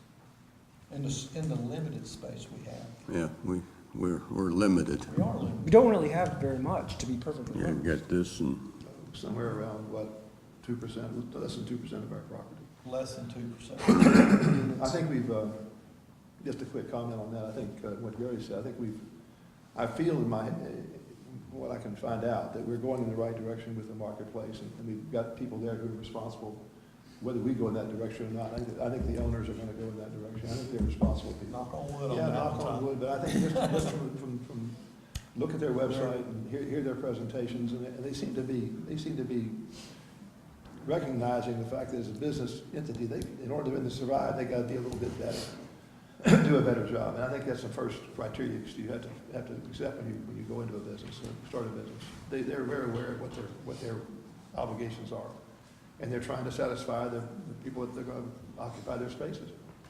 I think it's a pretty positive company attitude. I really do. Anything else, Gary? No, I'm good. Good. Okay. Brian?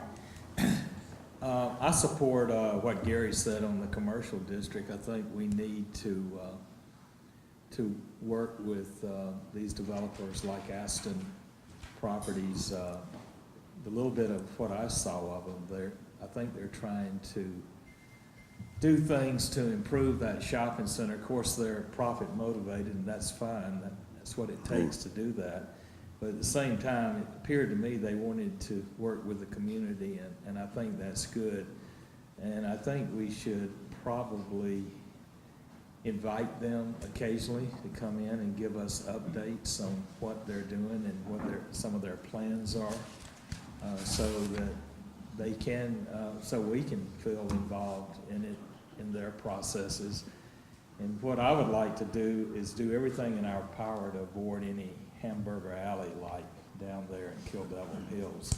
I would like to encourage them to kind of keep their development in with the ambiance of the town and not go commercial to the point that they're, like you said, another Walmart or a bunch of McDonald's and Burger Kings there. But keep it, like you said, yeah, very, very low key, but yet we want them to be successful, because if they're successful, that shopping center is going to be a real asset to the community. Absolutely. That actually gives you an opportunity when you're looking at zoning. Yeah. You you can be specific. Yeah. You know, you don't want to be so specific that you zone people out of not being able to utilize it. Right. But you can be specific. Well, I think in some of our actions last month, I think it was pretty clear that we don't want to zone them into failure. We are trying to help them, but at the same time, they have to have a commitment to us too, and to work closely with us and do what's best for the community as well. Absolutely. And going back to knit the community together, I agree with Chris. It's good to have programs here. I don't know, Peter, you can answer this. I don't know how much this center is used during the day. Not as much as nighttime, that's for sure. Right. It is used consistently, I would say, but not as much as nighttime, that's for sure. Right. During the campaign, I talked to a lot of people that said, oh, we'd like to see Southern Shores go something like the Bomb Center. And I said, you know, that would be nice, but that's going to cost a lot of money. That's something we really can't afford. But if we could have programs here that are, you know, like a little mini Bomb Center, I think it would really be an asset to the community, and people would really support it. I know Ursula's told me about Bob going over playing cards how many times a week. Those programs are really nice for people to do certain things. And the classes are a great idea. To your point, I love the idea of getting more inclusive community, Chris, especially getting the older with the younger. I think that's important.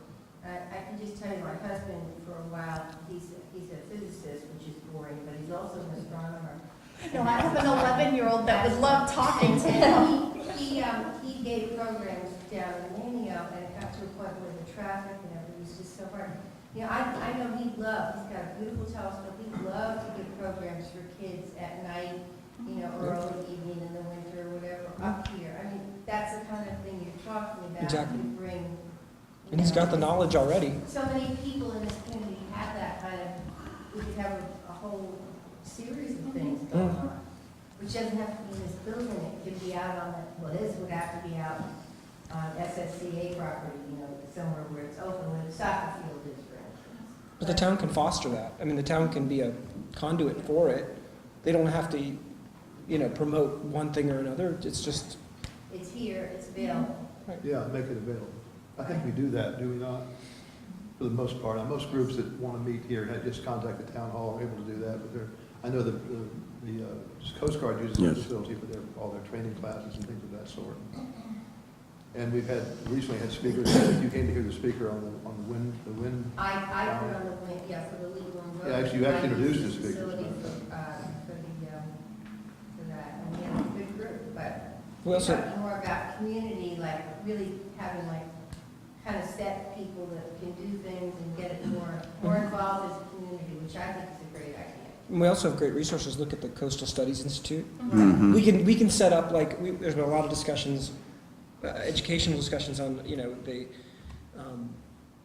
no drilling. Well, these are individuals who have real knowledge. I don't know what their point of view is necessarily, but you know what? It'd be great to listen to them and really kind of hear what they have to say, ask more questions. They'll probably come for free. You know, we could all benefit from stuff like that. So there's a lot of groups like that. Even like the tourism board, you know, have them come, tell us what they do. How do they give grants? What's the deal? And we, you know, all that stuff makes it better because it's all the time that in between the meetings or before and after the meetings that we can all talk and say, hey, I hear what you're saying. And we'll all be educated better because of it, hopefully. The tourism board gave a really nice presentation to council about a year and a half ago. No, that was back in past May, June. Yeah. They made the chairman and the executive director had a schedule visiting all the towns, making a presentation on what they did, where they were. But I think they would have advertised as a separate function for them. Yes. Come here and open to the public, a forum type of arrangement. You'd have a lot better attendance and then more people would have heard that presentation. Oh, yes. Which would be beneficial to them and also to our residents. Well, to add to that, you know, the boat club has had some very good speakers. I mean, it would be good to have some of that at night where a lot more people could benefit from some of those.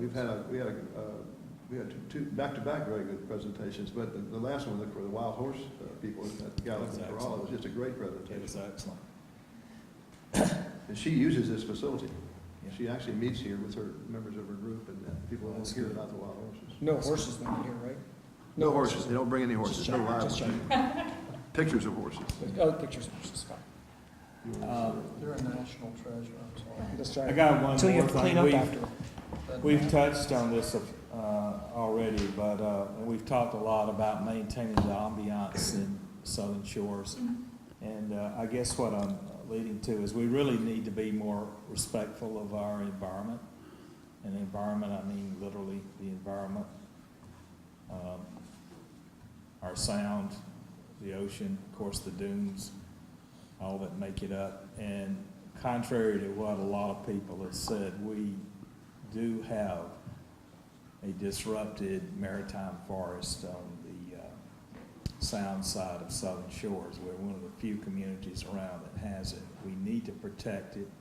We need to protect all of our environmental resources. That's what draws people here, is the environment, is the ambiance.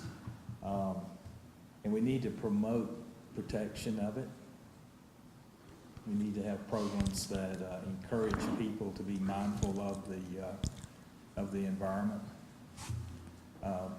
One of the reasons I think we've had so much trouble with builders wanting to come in here and build big houses, mega houses, that is because Southern Shores is the last really area on the Outer Banks that hasn't been truly developed.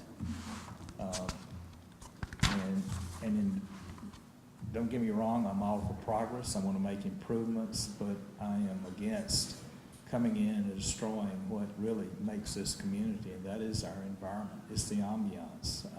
That's what attracted me, and I think that's what attracted most of us.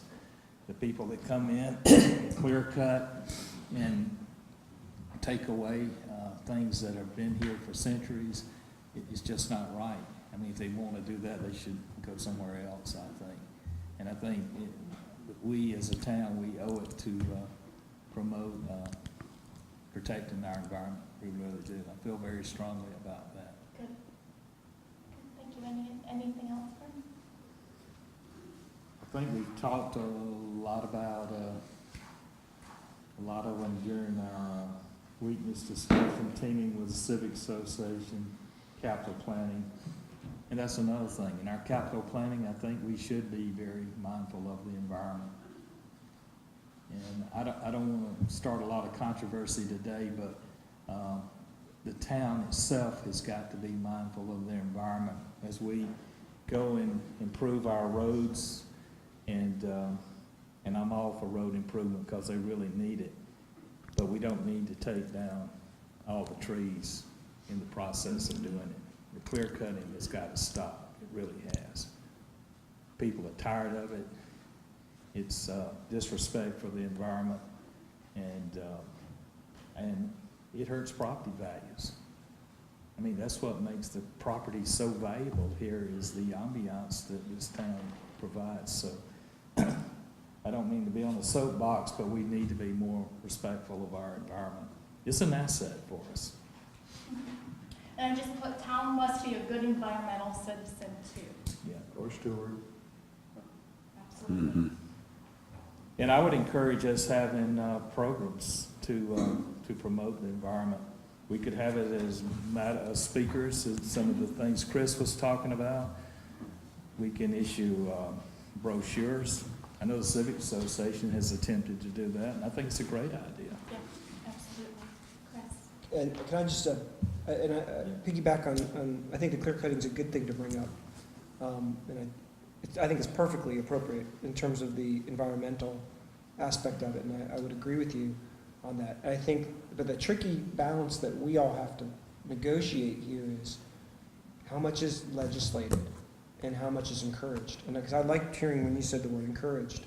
Part of that, though, means that we as a town have to put our money where our mouth is in terms of encouraging that. So, a lot of the development community, it's profit-based. You know, it is. Yeah. This is a private enterprise, and oftentimes people, when they own lots, it's their lot. They have rights on their lot.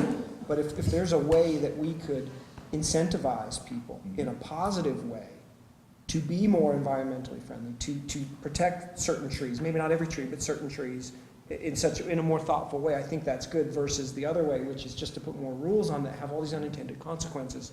So I want to try to, I think we've got an opportunity to try to get there and to try to be thoughtful about it. And I think as a town, we can set our values to say, you know what, Mr. Homeowner, you're going to cut this tree down. This is a gorgeous tree. We're going to give you money to save it. This is a tree of value. And we consider it important, and it means that you may have to design around this thing, or you may have to work around this. But I think that we can't expect the homeowners to simply bear the burdens of it, and I think that the development community would respond. They tend to respond to money, I mean, just very honestly. So if they had the ability to say, okay, I can save a tree and not have to plant trees and get some sort of benefit, whatever that may be. Maybe it's not money, maybe it's other incentives. Right. Maybe it's additional lot coverage, maybe it's additional whatever, I don't even know what they are. We can talk about that. But something to incentivize them in a positive way, instead of in a negative way, like to penalize them in. No, I wasn't saying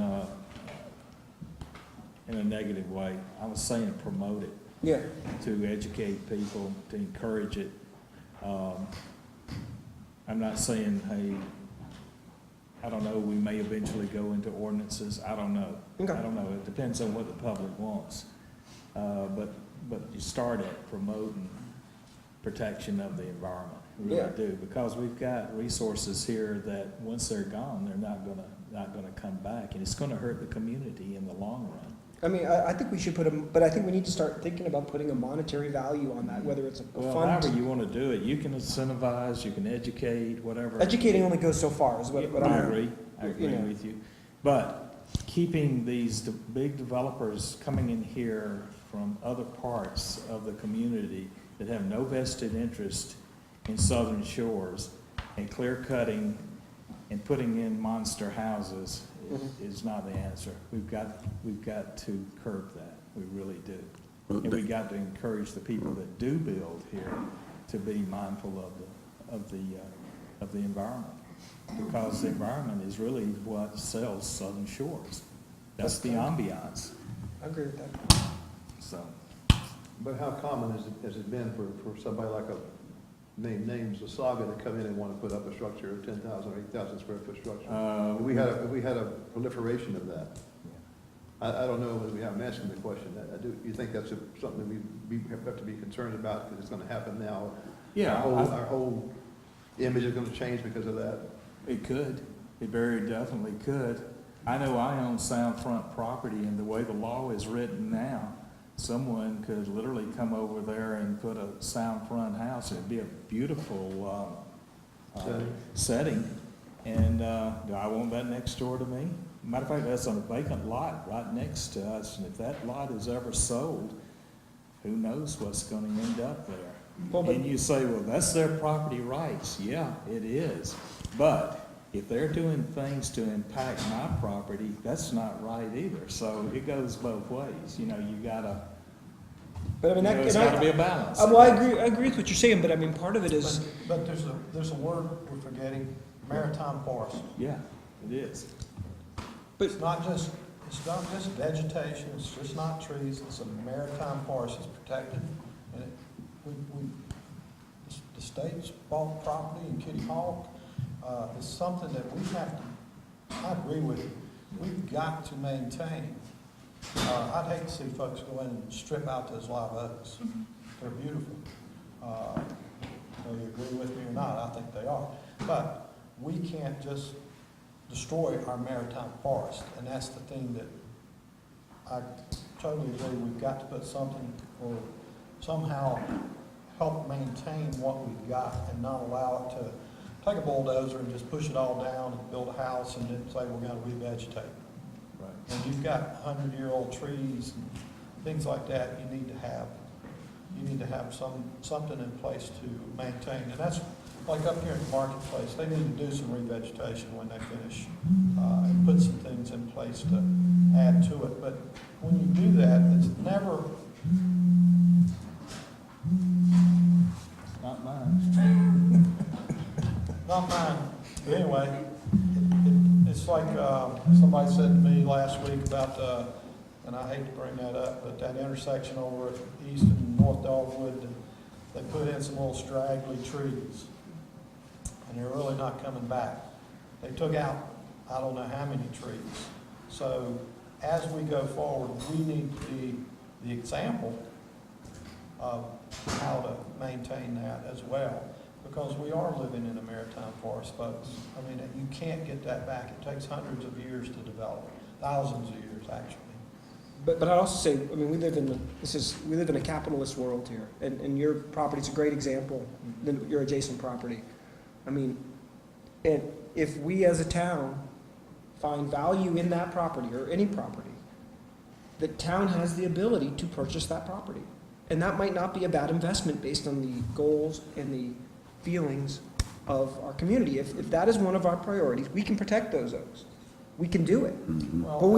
But it means that we, as a town, as a council, Citizen. have to put our money where our mouth is and say, we're gonna go we can control that thing completely.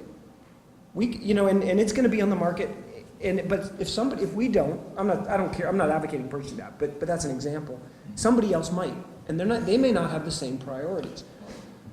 Well, it's like Chickahawk and Southern Shores. We have common properties. And part of that was to maintain the maritime forest appeal. Agreed. And that's why we have those properties. They belong to everybody, not just one person. And that's why we do that.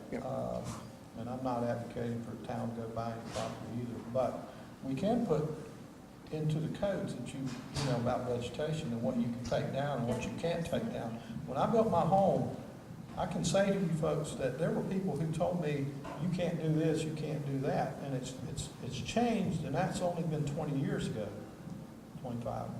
But I had folks coming in and they stopped the bulldozer and they stopped that where we were just, and we left a lot of vegetation. So that attitude has changed. The ARB was very active in it.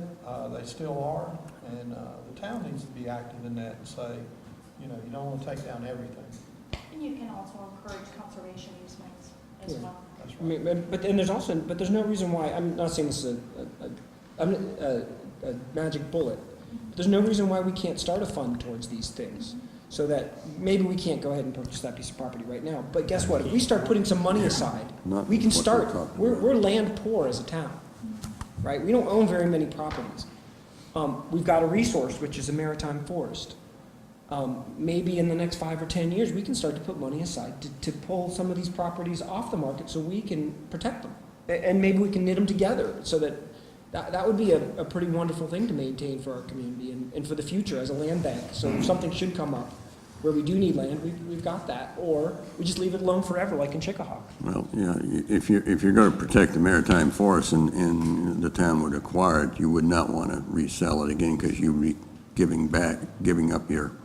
you'd be back in the same box again. My point, if that's what we would ever think about doing, is like they do in Nags Head and some others, you acquire it and you take it off the market and it never gets resold again. Fine. Yeah.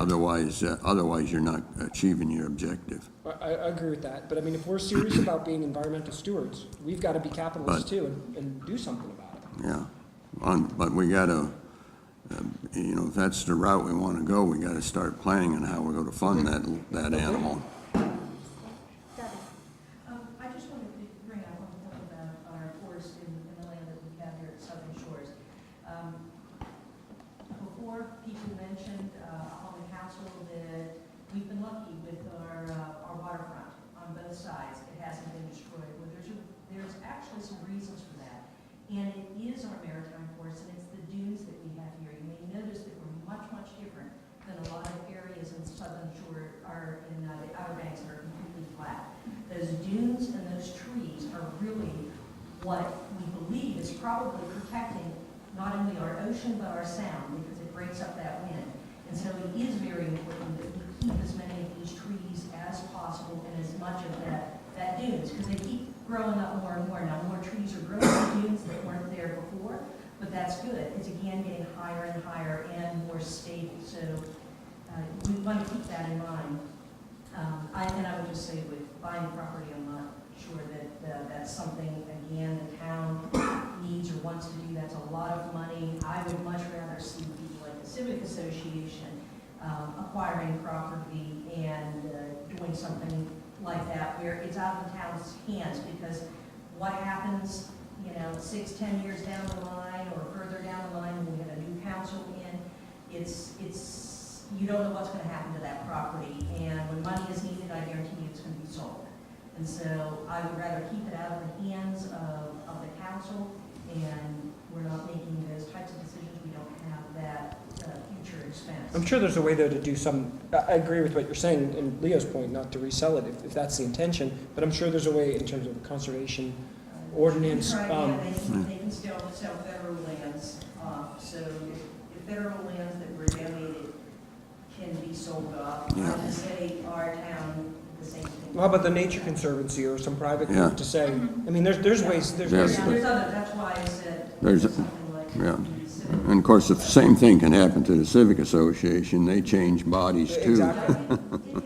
And they get into a financial need, they could exercise the same thing. I like the idea of this Nature Conservancy approach.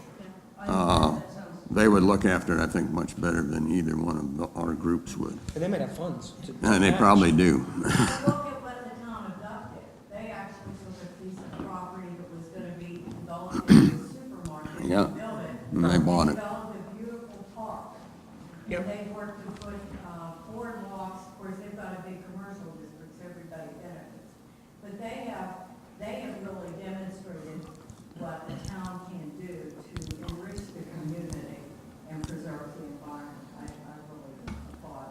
Fred? Tom and I Peter were involved in the planning committee meeting last week. And Peter came up with a good idea about flat top houses, how to encourage people to preserve them. And I think that discussion could also apply to what we're talking about with maritime forests. And you correct me if I'm wrong, but for flat top houses, there can be, and I think there's a program down in Kill Devil Hills, it's called the Landmark program, where you can incentivize owners of flat top houses through tax incentives or tax credits. Why couldn't you do the same with people building on lots in a maritime forest, incentivizing them with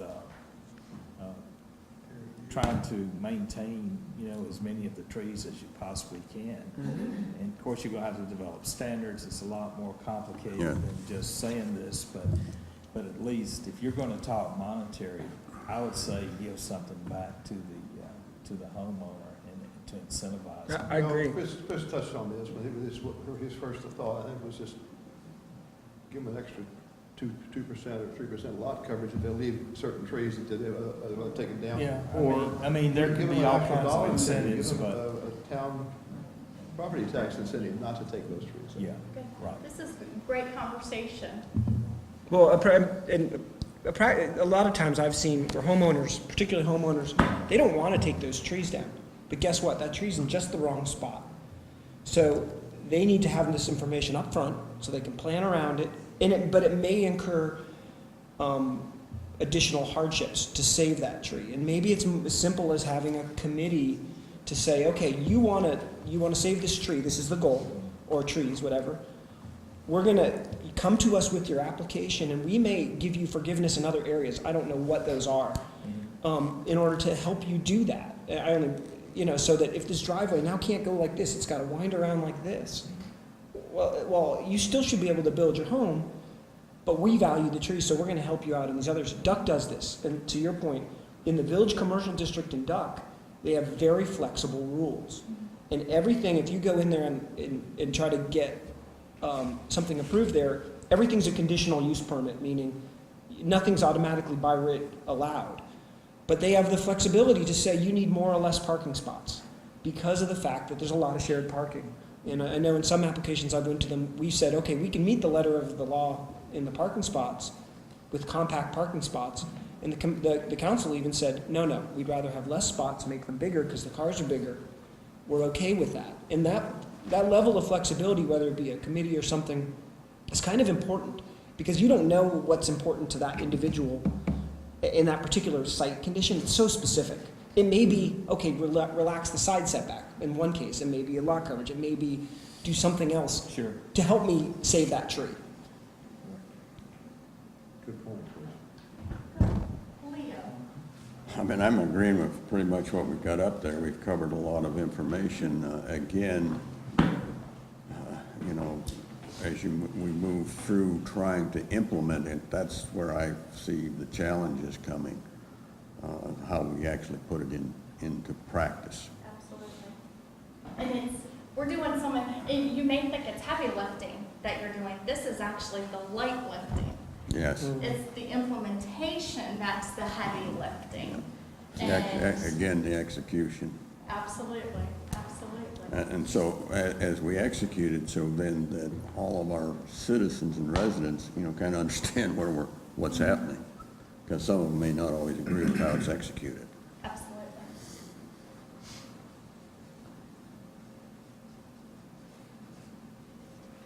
Good, Mayor? Just in summary, I think, there's one line that says, premier place to live in the Outer Banks. And I think most of what we've been talking about here today is addressing that. Most of these suggestions and recommendations, we're trying to do just what that one line says. This is maintain it, keep Southern Shores a premier place to live. How do we do that? By implementing some of the things you just talked about. To me, I think we've addressed everything else pretty thoroughly. But that'd be my kind of my thought, that we that's our goal. Keep Southern Shores as find a place to live as we can possibly manage. And how we do that is when we get into the area that you talked about, Leo, was implementing, which is tricky.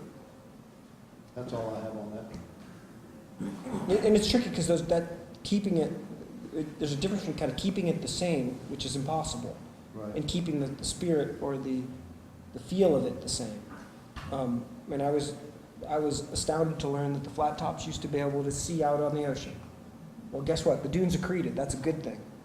And so now these flat tops, which didn't make a whole lot of sense because they can't see the ocean now. They used to be able to see it just fine. It was a lot deeper, and it was not an issue. So these challenges are changing on us. Well, yeah, it's a moving target. It's a moving target. It's hard. And so I think that we need to be flexible and acknowledge, okay, when something comes up that doesn't quite fit in that. Well, that kind of relates back to some of the people living up there on Hillcrest way back when. They could see the ocean from Skyline Drive. Well, Skyline here, but farther up, they could see the ocean.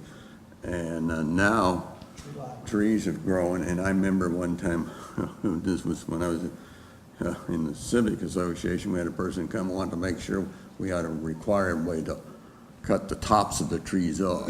So it's can be an. I had exactly the same conversation. Did you? Yeah.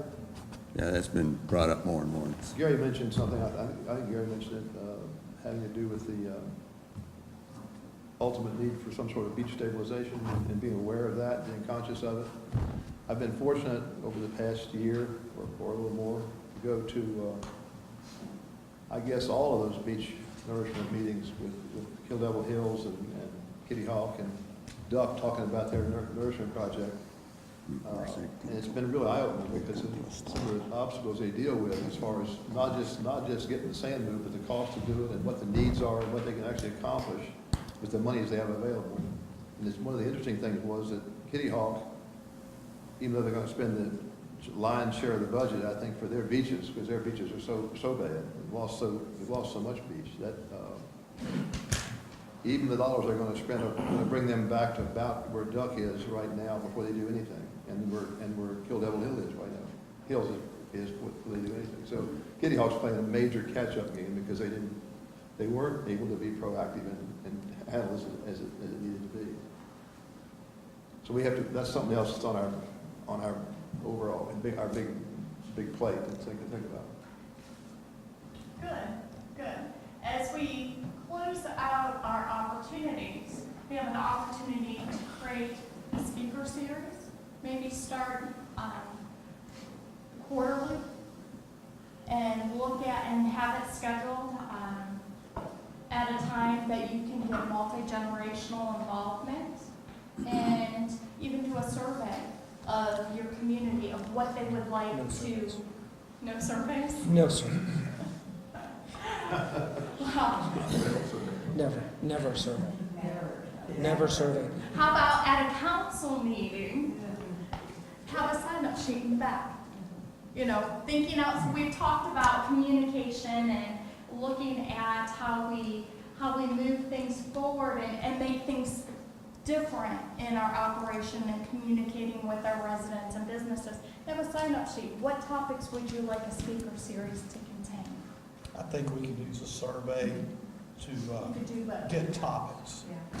I don't think that's going to offend anyone. When you were I talking wouldn't be so about sure. getting the community involved, and I held them to the end, but there's two things. We used to have beach cleanups here Mm-hmm. that were sponsored by the town before the beach opened and after the season was over. We would have people hide things around that the kids could find while they were cleaning up their section. We would have the fire department show up in a parking lot with hot dogs and things. So that's something you can do to involve a lot of the public, a wide range. The other thing is you could also think of things that you could do in the form of entertainment. I don't know, you want to put a band on the beach one day and have everybody bring a picnic lunch? But there are other things you could think of that would be fun activities, not just speakers, in terms of getting the community. That was all I had to say. Absolutely. Well, and even one step further, have it promoting knitting the community together. You're doing the cleanup, but you can promote Earth Day. So, and that goes along with one of the things that the Alvin Rock Commission has been responsible for is a Balancing Nature and Commerce workshop, and there's an action plan that came out of that, out of a 14-county region. One of the things is, one of the action plans is water quality and cleaning up our waterways and our ditches and our canals and making sure that we are maintaining the clean environment. So this goes right along with that. So, yes, sir. Hi, my name is Patrick Gilbert, live on Skyline Road. I wanted to raise one thing, and that is, I think Senate Bill 25 presented both a wake-up call and an opportunity for the town. In this regard, I think in short, getting to the threats against our vision and strategic planning, I think the town is coming under increasing pressure from outside sources to change the residential character that it has historically been. And I think SB 25 presents the town with an opportunity to look at better ways to keep abreast of legislation that's going through the General Assembly, keep abreast of the legislative agendas of groups whose goals and objectives might not be quite the same as the town, particularly if we have a new vision and strategic plan. And then maybe use whatever vehicles are out there or create other vehicles to monitor all of that. Give legislative reports either at council meetings or through the town's electronic newsletter. And in that way, if there are threats to whatever vision and strategic plan that we have adopted in the legislature, we can use that to galvanize the forces of both the town and its residents to make our voices clear. I think better relationships with the state representatives, and I think it's a good idea to have them come to meetings. But, you know, frankly, if you look at a lot of their contributors to their campaigns, they're not necessarily from groups who have the best interest in Southern Shores Department. So I raise that as a possible opportunity. Good, thank you, thank you.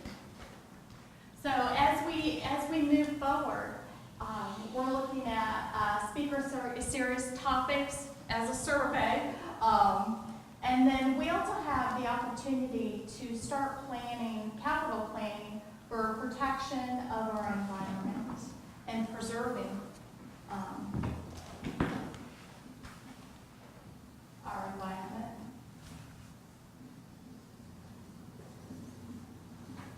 So we want to protect our environment. We want to promote the protection of that environment through incentives, potentially ordinances.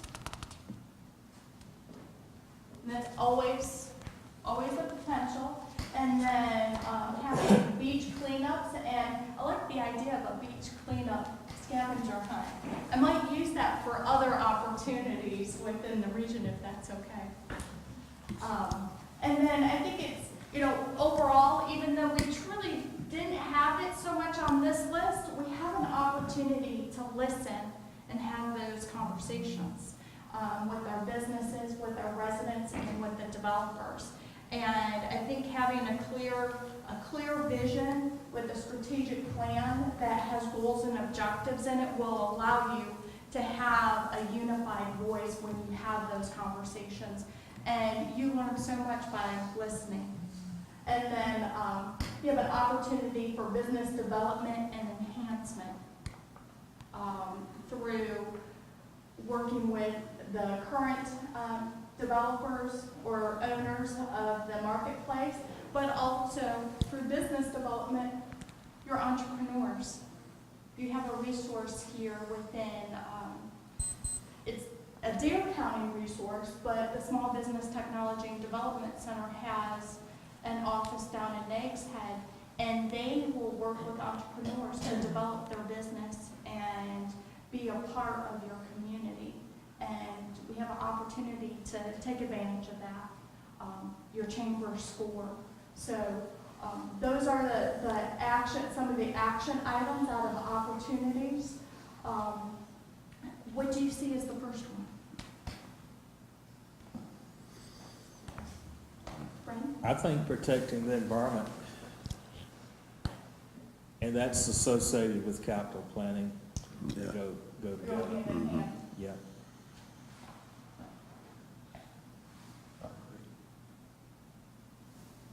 And then if you want, you know, low-hanging Low-hanging fruit, fruit. if you're looking at this, I think the speaker series. Yes. And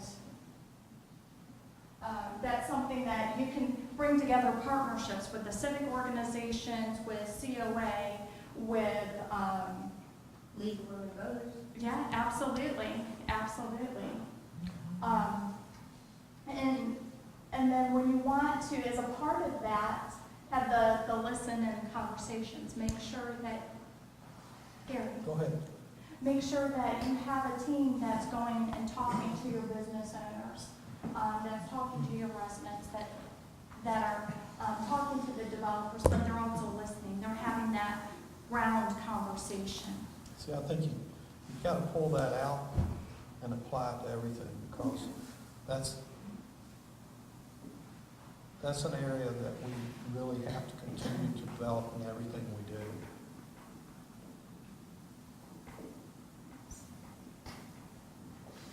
And it really, right now, should be one of our #1 priorities.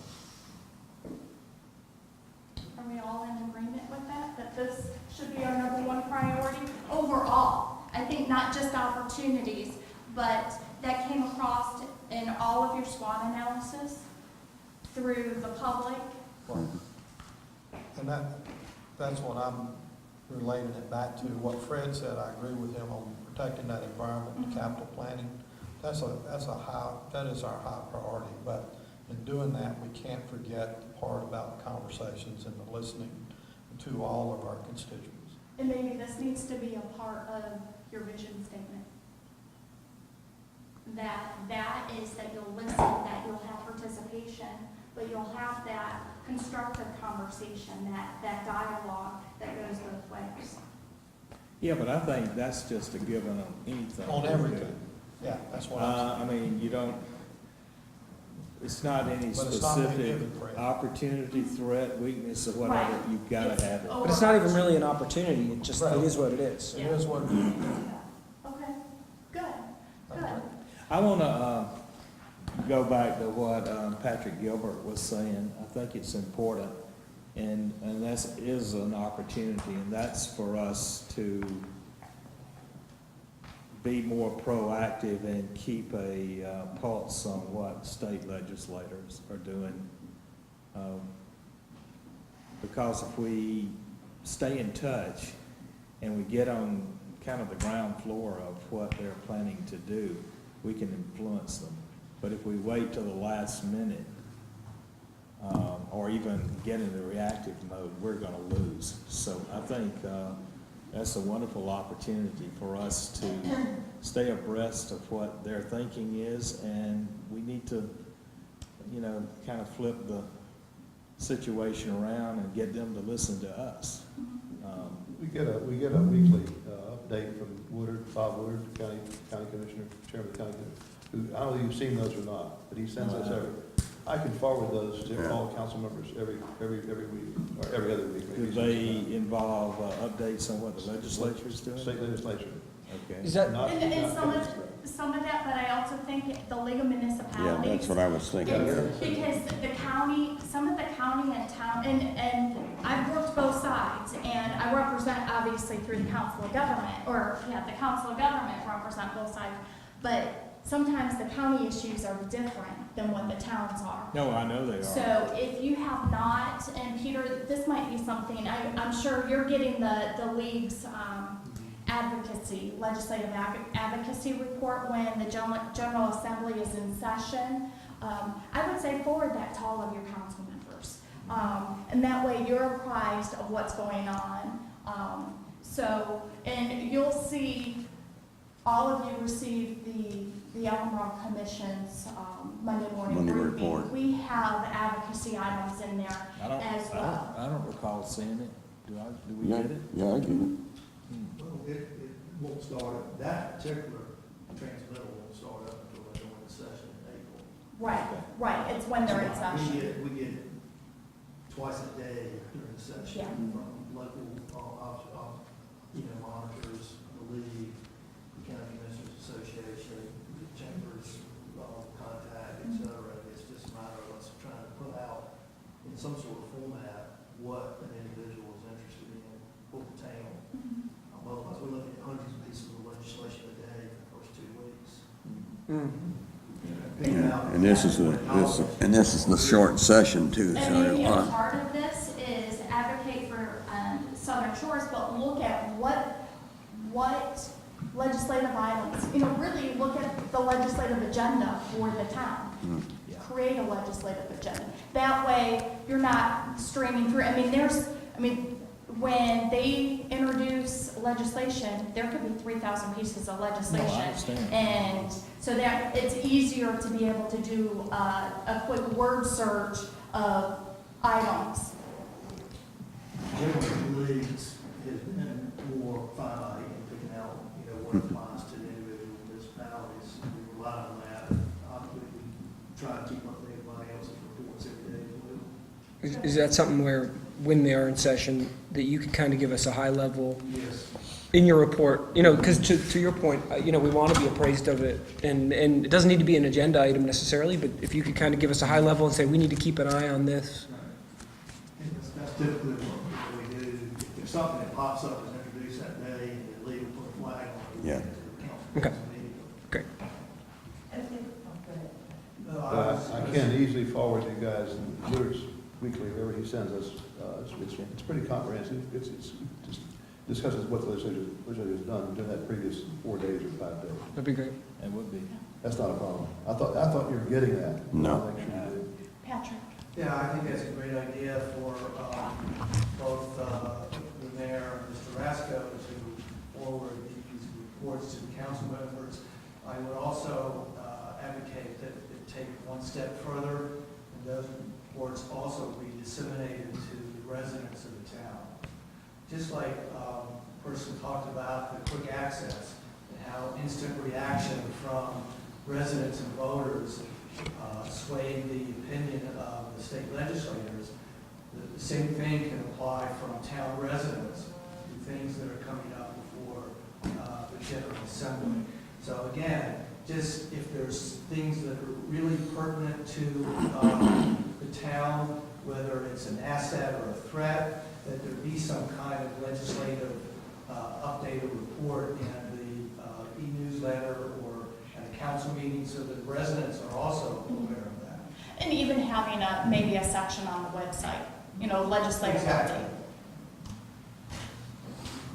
And I think one of the things that I thought I heard you say, but I'm not sure, is some of the things that you were looking at was a group that is already pulling this information together, because as Peter is looking at thousands of pieces of things coming out, it's very, very difficult to determine, truly what is important to the town, because it's so much. But if there's a group that's already doing this, that we can subscribe to, that is going to be pointing out things that, hey, if you're a small town, this is something that you should really be interested in or looking at.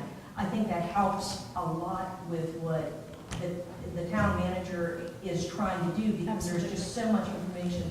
So if that is available, it's something that I think would be really useful for us to subscribe to, if we're not already subscribed to it. And I don't know if it exists, but this is what It does. Yeah.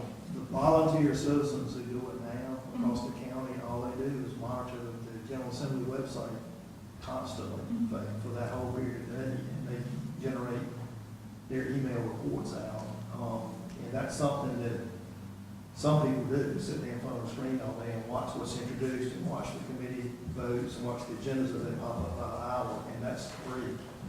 That's right on the General Assembly website. Do we have a link to that on our website so that, because we've got a lot of people who we could use some help in the community monitoring that. Maybe it's something we ought to put the link there. Yeah, but link on the website so people know. April 25th. There's no activity. Yeah, it's your unless livelihood, of it's course. less in session, which this is a short one, so it starts, April? But we could have citizens do the same thing. I mean, to your point, wouldn't it be great to have 5 or 6 citizens who are streaming through this thing? It's more than a job for one person, it sounds like. Well, I mean, there's just tons of bills that are introduced into the General Assembly every year. Some of them don't go anywhere. Others get significant changes as that bill weaves its way through the legislature. And obviously, there are instances where there are last-minute amendments to a bill that alters it significantly and could have a huge impact on whatever, whether it's, the town of Southern Shores or Dare County, and that's an awful lot of material for even anybody to synthesize. I mean, that's almost a full-time job. Yeah. But if there are groups that, for instance, what was it, the League of League of North. Municipalities. Yes. Municipalities, if they look at things, keywords that provide data or information that pops up to them, hey, this is something we have to pay attention to, then that's something that would be a good asset for the town, the council, and its residents. And they do provide that, and they're very effective.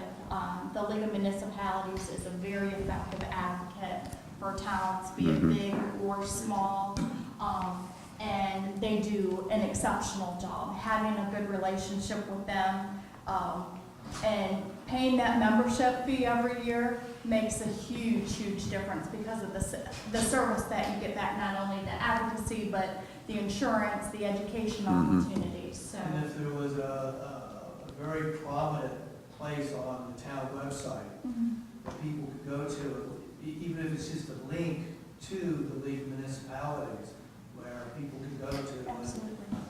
and, see things that might be of interest to them. Yeah, absolutely. Great conversation. We're moving forward, and I'm excited to see what's going on. And I know we're at time for lunch, and we're going to look at some opportunities and possibilities.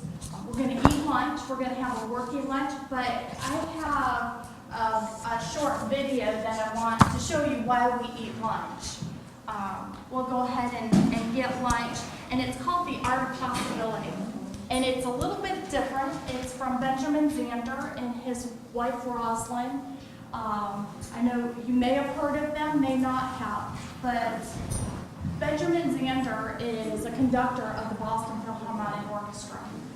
And his wife is a psychologist, and thinking about the possibility of taking a song or taking a group in a project and moving from what can be discord to connection, to beautiful music, to changing one note, to changing how you emphasize that one note or that one phrase. And I feel it here today. Do you feel it? Do you feel that we're moving forward, that we're, Ursula? Yeah, I want to say, I've been here 25 years. This meeting is the best meeting I have ever been to in this building. So you all have done a great job. And I have to say, I was not too thrilled with having a facilitator, which was wonderful. Thank you. Thank you. It's my pleasure to be here. So, Thanks, Ursula. Thank you. the first one. But this is something Can we take a quick break? Oh, yeah, we're gonna eat lunch while we watch this, so I just wanted to let you know what we were gonna be watching. You missed your opportunity earlier. Too much of that.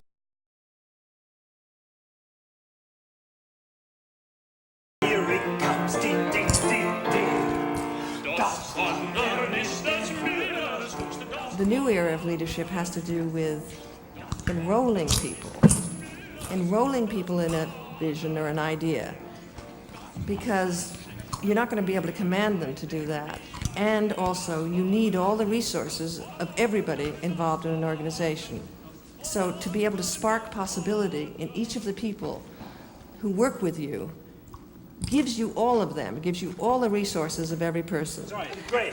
That was it. That's it. Beautiful. Now, I would say to you, when Schubert writes pianissimo, he means something softer than that last Das Wander. Do you agree? It has to be softer vocally, but more intensity. I love you. I love you. Exactly.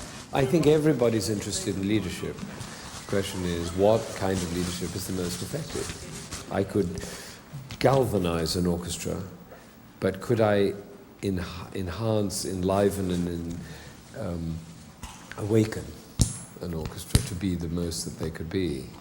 So the notion arose of the conductor as not the dominator, but the conductor as conduit for the possibility that people can be, as Ross says, the relentless architect of the possibility that others can be. All right, once again, here we go.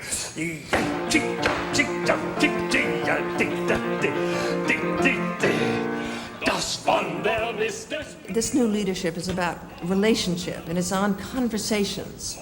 That is, what is the conversation I'm having? How is that affecting the person I'm having it with? Why do you repeat it? Why do you say Das Wandern ist des Müllers Lust, das Wandern? Why repeat it? Because it's not just his joy, it's his joy. You're right, exactly, now do it. And that isn't a bad gesture. You know. Das Wandern ist des Müllers Lust, das Wandern. Wow, we're going here. That's the focus. How alive is the person I'm leading to the possibility, to the vision? How much creative action can that person take from his own inspiration? We must not forget how powerful we are, we musicians. You get that? We have the whole world in our hands. We can enroll people in anything. But we have to be the possibility ourselves. We're not singing about it, we are being it.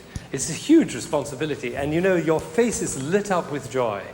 So it's not a responsibility that, oh my God, I've got a responsibility. No, it's, oh, wow, that's something to get up for in the morning. And your face is telling the story that it's the greatest thing on earth to be a musician. But much more than that, because we can enroll people in all of life. Full, expressed, passionate. Das muss sein schlechter, one more time. Das muss sein schlecht. Here we go. Das muss sein schlechter Müller sein, der niemals will das Wandern ein. Das Wandern, das Wandern, das Wandern, das Wandern. Jawohl, he's got it, bravo, bravo. Wonderful, fantastic.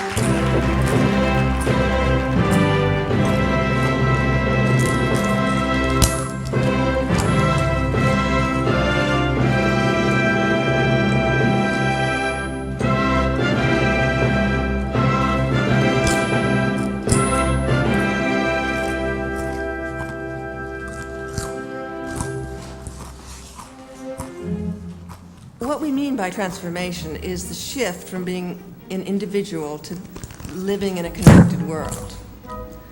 Music is connection itself. We're using it as a metaphor, but it does connect you. It's a human language, and it's probably one of the purest human languages that communicates to everyone.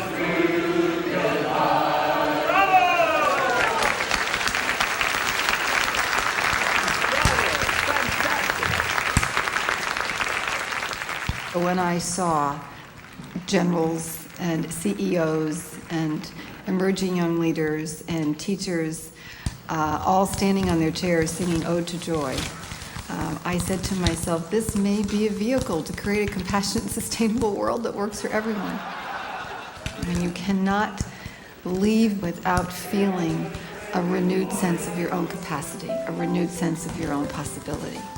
I don't know how I ended up in this position. I didn't say I had to push myself over like this and put my shoulder up. No, the music pushed me over, which is why I call it one buttock playing. Come to the other buttock. What we're trying to show people is that they can invent themselves, to understand that life is a story we tell. It's an invention anyway. You can take it lightly. That's part of rule number 6. Not taking your needs and desires so seriously. Because you get in your own way with what you think you should have and your pride and all the things that have to do with your own survival. Rule number 6 tells you just not take that so seriously. 2 prime ministers sitting in a room, and suddenly the door bursts open and a man came in. He was extremely upset and shouting and carrying on, and the resident prime minister said, Peter, please remember rule number 6. And immediately Peter was restored to complete calm. And a young woman came in. She was hysterical. Her hair was flying all over the place, and she was shouting and carrying on. And he said, Maria, please remember rule number 6. And immediately Maria said, oh, I'm so sorry. And she bowed and apologized and walked out. And then it happened a third time. You know how it always happens a third time? And the visiting prime minister said, my dear colleague, he said, I've seen 3 people come into the room in a state of uncontrollable fury, and they walked out completely calmly. Would you be willing to share this rule number 6, what that is? And he said, oh yeah, rule number 6, very simple. Don't take yourself so damn seriously. So he says, ooh, that's a wonderful rule. He says, what, may I ask, are the other rules? He says, there aren't any. You know, we conductors are not very good at rule number 6. Herbert von Karajan, great conductor in Berlin, he finished a rehearsal and he got into his limousine and he shouted at the driver, hurry, go, go, drive, drive, drive, drive, go, go, go. Man said, very good, sir, where to? Doesn't matter, they need me everywhere.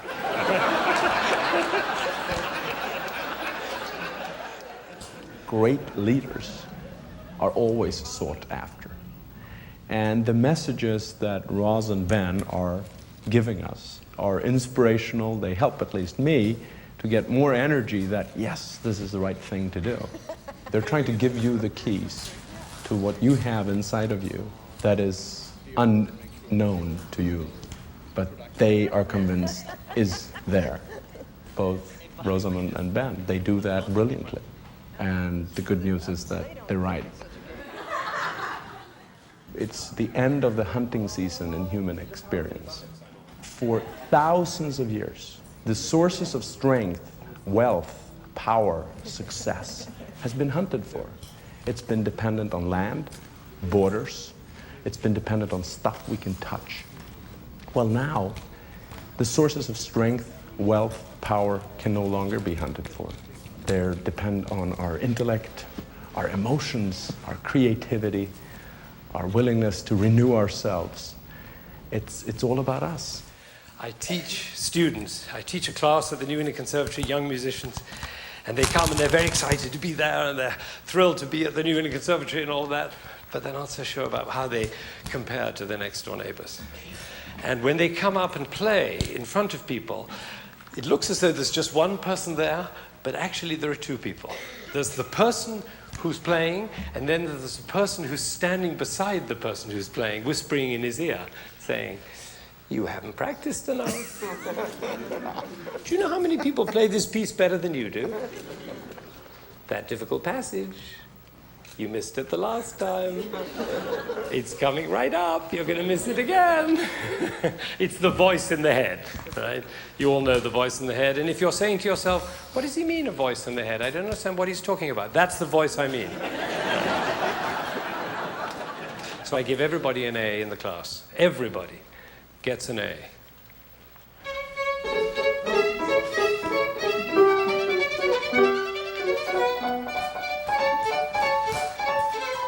Ben and I have a practice called giving everyone an A. It started because Ben has a graduate class at the New England Conservatory, and he had a lot of very anxious people in his class. And Ben said, I don't know how to get by it. So I said, the only way to do that is to give them all an A from the beginning of the year. So what we developed was that every student got an A and had to write a letter dated the following May saying, "Dear Mr. Zander, I got my A because." So then these beautiful letters emerged, just saying exactly the person who was kind of hidden inside there, the person whom the student would be if there were no barriers, no fears, no kind of voices in the head telling them what they couldn't do. Giving the A is a completely different paradigm. It is the paradigm of possibility, and we say the A is a possibility to live into, not a standard to live up to.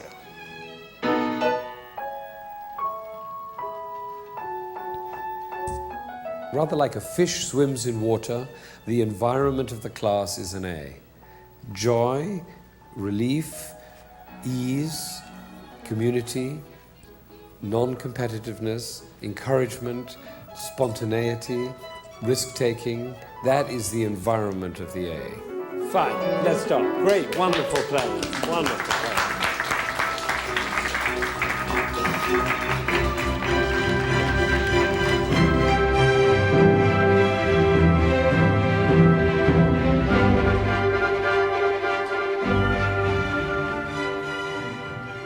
Everybody can make a difference from any place that they're sitting, from any role in an organization. They've been thirsting to feel about themselves that they can make a difference. All of us have encountered being stopped in something when we wanted to contribute in some way and somebody stopped us.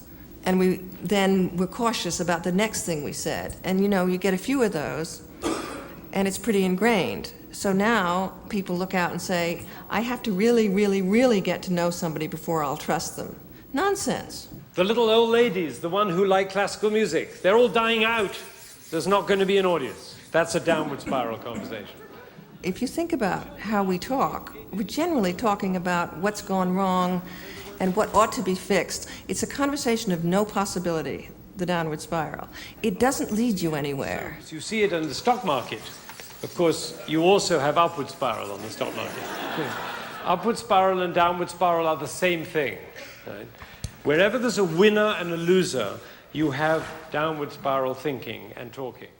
As soon as you notice that you're talking about what's gone wrong, what isn't right, what needs to be fixed, how they're wrong and you're right, you're in the downward spiral.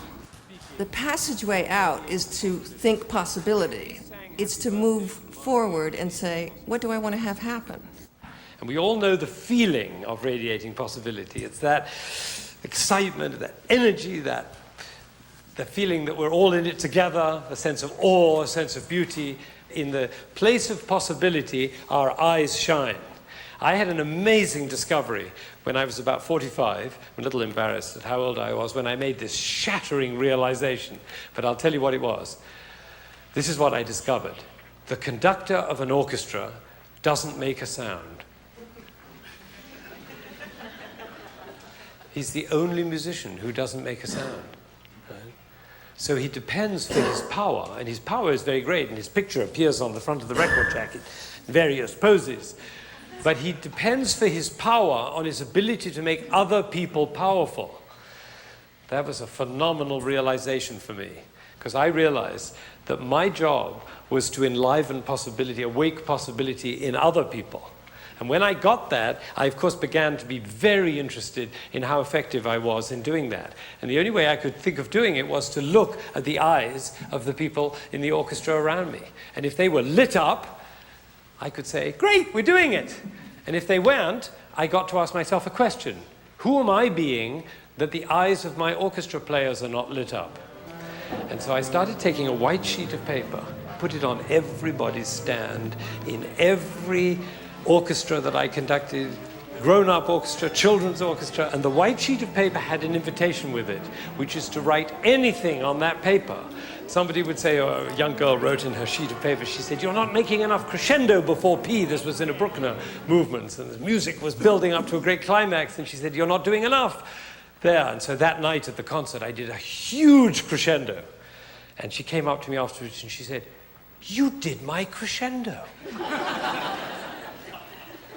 Well, of course, my dream is that every single member of the orchestra will be feeling, you're doing my crescendo at every moment. I believe that is a possibility, because it is a characteristic of a leader that he never doubt the capacity of the people he's leading to realize whatever he's dreaming.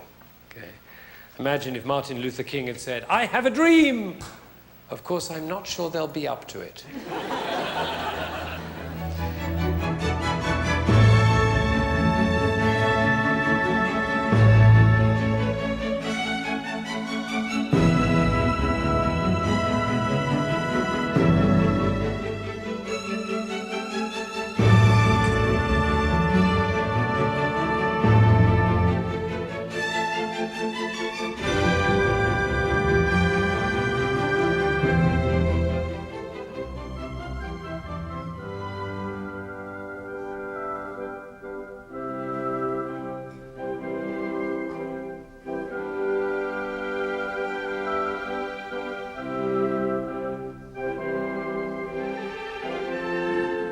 Shining eyes is our image for the spark of possibility having been caught.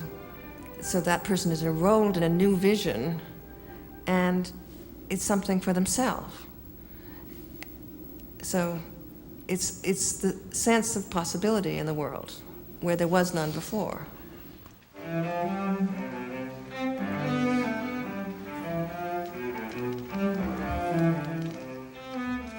If you truly live the radiating possibility, and I mean in every way, it means the way you greet people, the way you walk, the way you play, the way you talk down the telephone, you then start noticing the miracles that occur when you are. It's really amazing. Well, I suppose my expectations were it was going to be sort of like a general lesson, you know, where they go over your technique and take your phrasing bit by bit. What he did is go the exact opposite way. You know, instead of being, you know, this is how we're going to play it, it was just, okay, let's let the music come out and let it soar. Beautiful. Wonderful. Wonderful.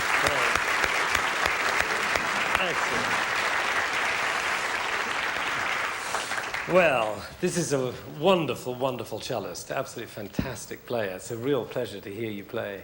What kind of music is this, Sarah? It's a dance, exactly. It's a dance. Did you notice anybody with an irresistible desire to get up and dance as you were playing? No. No, you didn't. Okay, right. I didn't either. And I think it may be because, glorious though your playing was, you tended to put... I cannot play their instruments.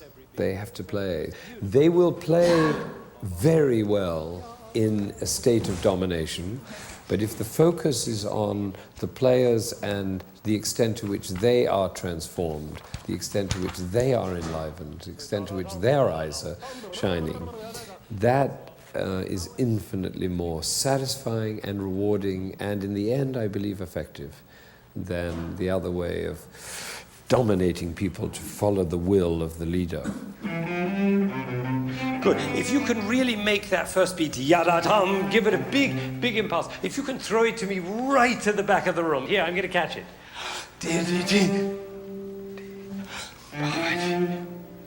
Now, put the notes in between.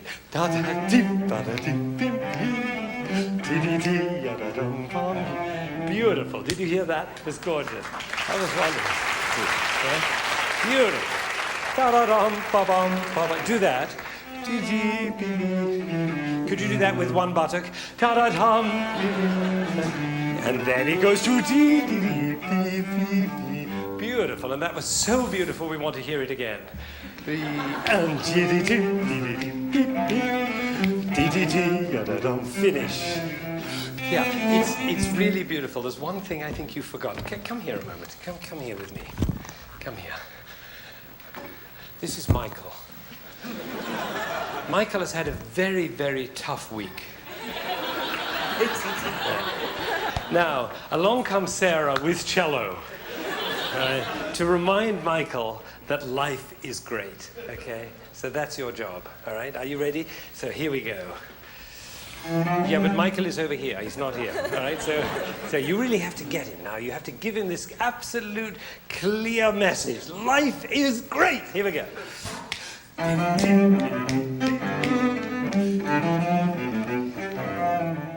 I think that is what great leaders do. They see new pathways. In fact, they make new pathways. Emmanuel, he needs you so much. This is about a very major transformation of our habits, a rethinking of what we do every day. Please, Anne just lost her love. I'd forgotten that I'd forgotten. Why did I devote 8 hours a day during my entire childhood to practicing this? It wasn't because my mother locked me in a closet. It was because, I sat down and I just couldn't get up because I loved it so much. And help me remember that.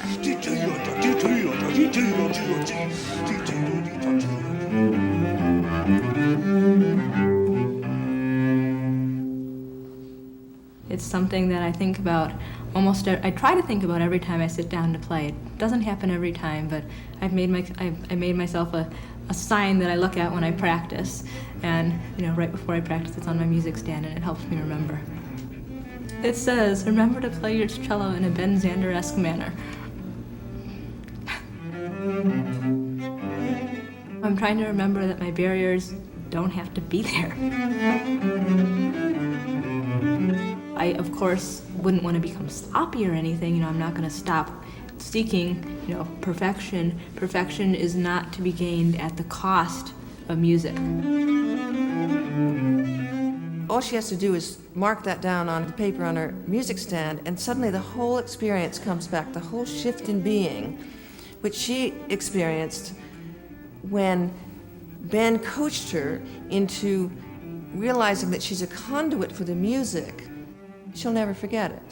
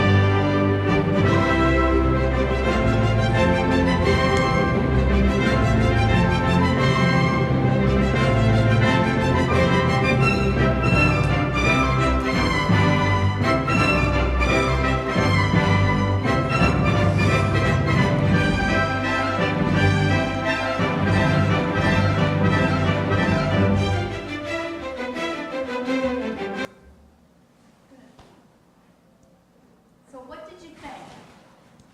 A lot of the things that we're talking about today, looking at the possibility, embracing it. And I know for me, and I'll tell you a short story. I have an only child who happens to be 11. And being an only child, he's been involved in the adult world a great deal. And my son, I've utilized this video a couple of times in other communities, but my son, who is, my husband likes to tell him that he's a mini me, tells me, remember Rule 6. And because I think as a whole, as leaders, public leaders, I think sometimes we take our jobs way seriously, and it doesn't have to be as difficult as what we make it. Particularly when we're hearing the voice of others and sharing in the vision and empowering our team to be a part of the vision and the possibility for an organization. So, and John's thing is, remember Rule 6. So. And, it's a good reminder, from, situations at home or at work, or sometimes when my mom calls and, we're in the middle, I'm in the middle of cooking dinner, or, in the middle of a project, and I don't have a hand to hold on to the phone, and she just wants to talk. So, but remember the possibility, empower each other to be the leaders of this community, empower your manager to do his job, to be the leader to your team, because in essence, he's the leader of your team, to manage the operations of the day-to-day operations of the town. Empower your residents and your business owners and the people that come to your community to be a part of the possibility. So I hope you got out of that the one takeaway is don't be so serious. Don't take yourself so seriously, and you're doing good work. We've talked a lot about possibility and actions and moving forward, and we have a little bit more work to do. So, you ready?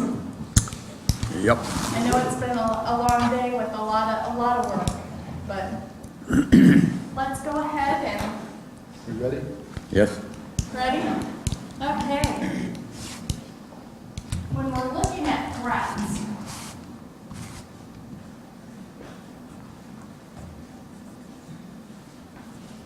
Mayor, we'll go counterclockwise. That's fine. We have commercial mega homes or vet homes, development that causes unnecessary destruction of vegetation and destroys the ambience of the town. Hurricanes and the resultant flooding that we need to have a good financial reserves for the storm that will come in the future, because we all know it's going to come. May not be this year, it may not be next year, but it's coming. Council has been decisive and not able to hear all community members' input. The image of the town has been damaged by dividing articles in social media and local news media. Continued development north of town, which it has no control, which is causing additional traffic through the town during the summer months. Legislative action in the state level, loss of sales tax revenue, limiting the town's authority to control occupancy of homes in our community, divisive and hostile behavior by the minority of our residents that reflects poorly on our community and creates the impression that this may not be a desirable place to build or relocate. So, as we've done in the other items, Mayor, if you'll lead us off, and I'm just going to give you, I think we have two elements here. We got short-term issues and we have longer-term issues. I think one of our short-term issues that we seem to have a lot of concern about is the summer traffic. I don't see it as a long-term, crippling, 20-year thing. I think we're going to see that be at least partially resolved if and when the Mid-Currituck Bridge is built. But it is definitely an issue right now. Shorter term. I also think the council, having been divided and not able to hear all our community members at large, is also a short-term issue. I think the hurricane and resultant flooding is a longer-term thing that we have to address. And that's the three that I would consider to be we need to talk about.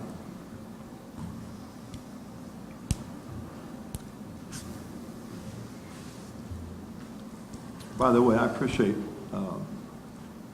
all the comments this morning. I think they were really well thought out. I think you guys did a wonderful job presenting your argument or your discussion, your point. I've learned from it. It's been a good experience for me all around. Very positive. what was your, you had the summer traffic, hurricanes, and the flooding? I felt that the development that's causing the summer traffic is something that I think it's a short-term. It's a short-term threat, but it's definitely a threat right now. I think the council being divisive and not able to hear all community members' input is also a shorter term. I think we can resolve that issue. Finally, I think to me, the longer-term issue is hurricanes and resultant flooding. In other words, be prepared for not just a hurricane and the resultant flooding, but also for even longer term, the need for positive beach nourishment, and be thinking about that.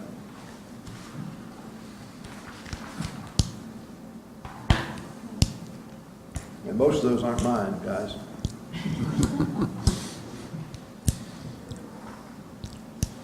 Leo. Well, I agree with those up there. The other one I'd like to add is somehow, as we've discussed earlier, keeping a handle on the legislative action that can impact this. And i.e., there was two there, the sales tax, lost sales tax revenue that caused a lot of action and activity, and initially everybody had thought we were going to have to increase taxes. And then, of course, the occupancy situation. Somehow we need to, that's both short-term and a long-term situation. Absolutely. And, we just have to play a much more stronger role of knowing what's going on from my or as I see it from our standpoint. And I think we need to maybe try to work, we're not the only ones impacted by some of this action. There's other towns, even our neighboring towns here in the Outer Banks. To me, I think we need to be working together, a team approach to knowing what's going on. If there's an issue, we think it's an issue, how does the other one see it? And try to work out some collective or collaborative approach to working with the our senator and House representative.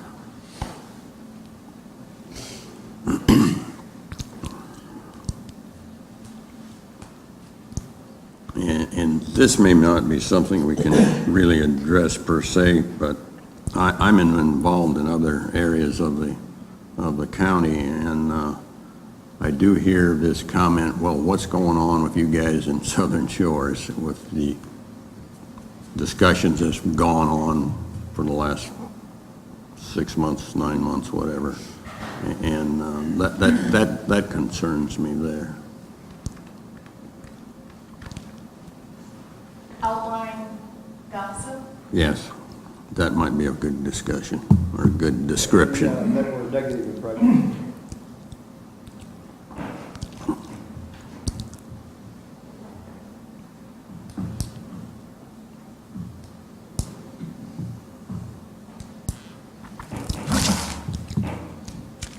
Anything else? I'll take care of it.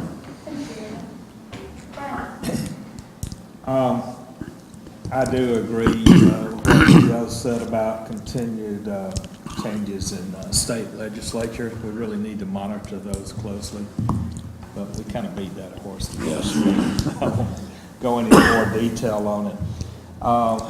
Another thing, during the break, a citizen emailed me a concern they have, and I think it's definitely a threat. They're not here today. But they said that, I believe, Kill Devil Hills, Nags Head, Kitty Hawk's crime rate in some ways is above the national average, and Southern Shores is not, which is a good thing. But their concern is if we continue promoting more public, when I say public, outsider involvement in the town, in other words, making the town more and more public, that our crime rate could possibly go up tremendously, and we don't want that. We've got a good record now, so I guess the threat is potential for crime rate to increase.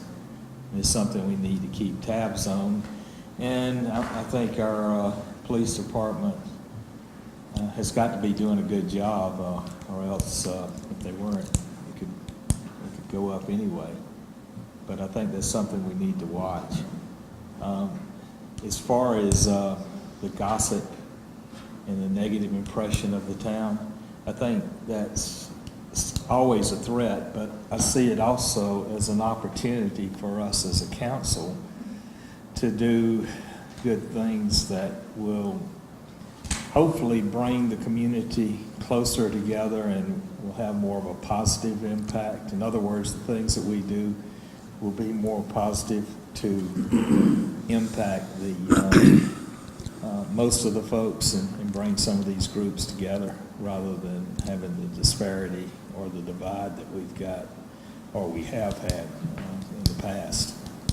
So I think there's a way to put that negative talk to rest, and that's by our actions in doing good things. Well, and I will say, I've facilitated probably 10 of these, not only as a city manager, but with the Albemarle Commission. And I will say this is the first one that's been open. And generally, it's not open. You don't have that dialogue. The media's not there. And I applaud you for wanting to have this open. Right. That goes a long way towards transparency and allowing the community members to have a part of the vision for your community. Right. So congratulations on that. Well, and I think that is another way of alleviating some of the negative publicity that the town's getting, is to involve the public, the residents more, because if they're better informed, hopefully some of their fears are going to be allayed. A lot of it is misinformation. I've talked to a lot of people and they say this, they say that. I said, no, that's not true. You're going to the extreme. Well, that's what we think. And I said, well, why do you think it? And they said, well, nobody ever tells us anything. And they gin up a lot of stuff on their own. I hate to say it. And a lot of it no doubt is based on things that they're not too pleased with. I'm not saying they're basing it all just on conjecture, but some of it is. And the more we communicate with the public and explain what the town's trying to do, where they understand it, and get them involved and get more attendance at these kind of meetings, I think we're going to be moving more in a positive direction and allaying a lot of those fears. Absolutely. Man, I've heard things like the town's trying to put a major highway through north Dogwood Trail, and they're going to push it up around Duck. And I said, well, it may be the case, but I don't know where we're going to get the money to do that. It's going to be pretty tough. Well, just like the one I heard that we were going to 4-lane, the bridge, new bridge that's going in. But that's important. That's a perception. It is. And when there's It a is perception important. out there, it needs to be addressed It in does. some way, shape, or form. And I think in regards to the transportation things, as a town, you have a member that sits on the RPL board. And, Gary, and I believe you're that member, that information is talked about, and we can even, to get some of the information that's provided is very technical, but some of the presentations about the scoring process and the methodology and the projects that are occurring in the region, we can link those to your website. So people have that information to I put think the that's rumors good. to rest. Right. When you provide people facts, and they trust you, I think a lot of those problems will go away. Yes. And another one is the summer traffic. I'm not so sure that's going to go away anytime soon. We've got to take some action. I think it's going to get worse. Now, when the bridge comes, that may curb it some, but there'll still be a lot of cut through. And one thing I've noticed over on the Dogwood Trail, since the bridge has been closed, there's been little or no traffic over there. So that pretty much tells me, even in the off-season, we have a lot of cut-through traffic. We really do. So people are finding other ways to go around. I mean, I do it myself. I go around because You come over and you go through Chickahaw. No, I don't go through Chickahaw. I promise. Maybe it should be cut through traffic instead of summer Yeah, traffic. it's a non-seasonal problem as well. See, now what we need to do is put a toll road on North Dogwood. Pay Trolls. for it. Trolls under the bridge. Put tolls on it. You can do it. And that way charge everybody to ride down the road. Or else we can close it to only local traffic. You gotta have a transponder like Easy Pass if you wanna go through there. There you You go. pay. Or just, All those items have been discussed. or just don't fix the bridge. Problem solved. That would be the best one. I mean, there's no reason, you just don't fix the bridge. Guess what? Cut through traffic, That's fine with me. stops immediately. Yeah. I don't know if that's a solution. I don't think that's the proper solution from a Well, I know, safety standpoint. well, that works too. If they do, we'll build the little house out there and it'll become a closed community. Because Chickahaw was designed as a Right, originally. gated yeah. community originally. That's why it's set up the way it is. But I think that's not the solution. I don't know, I'm just. Yeah. I don't know. I'm The sorry, closed I community may be a solution, but that traffic is a royal problem. With that comes lots of closed communities, with it comes a lot of challenges. Just go over to Martin's Point and talk to those guys. Yeah. Good. Thank you, Fred. I think that's all I've got. Yep. Oh, excuse me, can I knew you had the one floor more. one more time? I'm sorry. Let me see. I missed one. You only get one opportunity now. Okay. I'll be quick, Gary. No, that's okay. I don't think the mega homes or the big homes, event homes issue is gonna go away, and that's I think we've slowed it down, but that's something I think we've gotta keep an eye on. I have a feeling that there are people out there that are probably looking for loopholes to get around it, and I think there's always a potential it could be what we enacted could be challenged, and so I don't think we can take the complacent attitude, hey, we did what we had to do, it's done, let's move on. I still think we need to keep an eye on that issue and you know, have alternatives if it does pop up again. And have some additional reinforcement like we Exactly. talked about. Yep. No, I think that's good. Okay, Gary. Add in the septic part. Huh? Add in the septic part. Add it back in.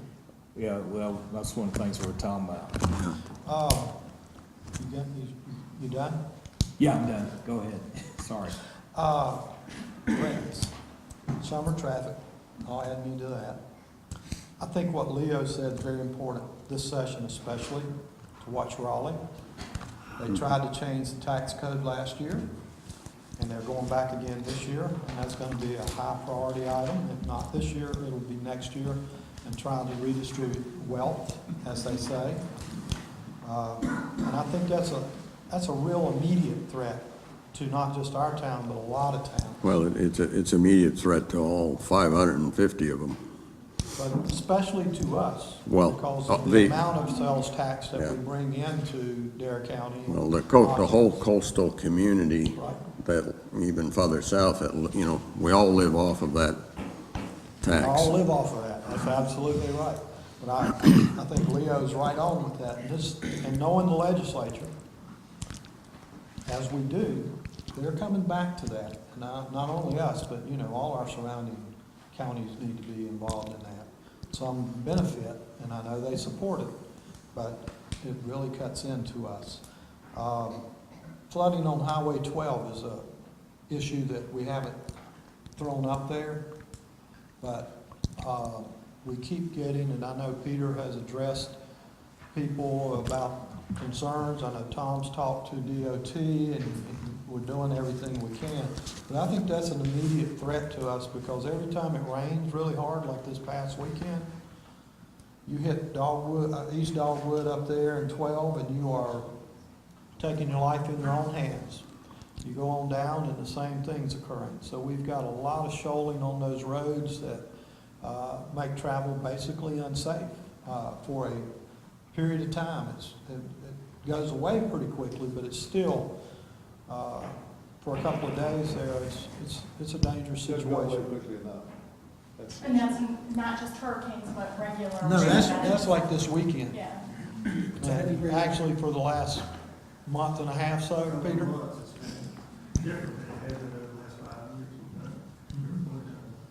So we need to look at that and see how we can help there, because, you know, I tell you what, in the winter months, it's been particularly bad because big trucks will come through there and go through it and spread it out, then it freezes, and then a car comes along and it's black ice. They don't realize it's frozen, and boy, it's dangerous. Even more of a threat. Yes. Anything else? yep. Beach erosion, I think we need to keep that as a thought. We may need to start planning for that, even though we don't have to address it right now. If you've ever been in Winks, and I don't know if Miles left it there when he retired and leased it out, but if you go in Winks, there used to be an aerial photo of that particular section that his father had done years and years and years ago.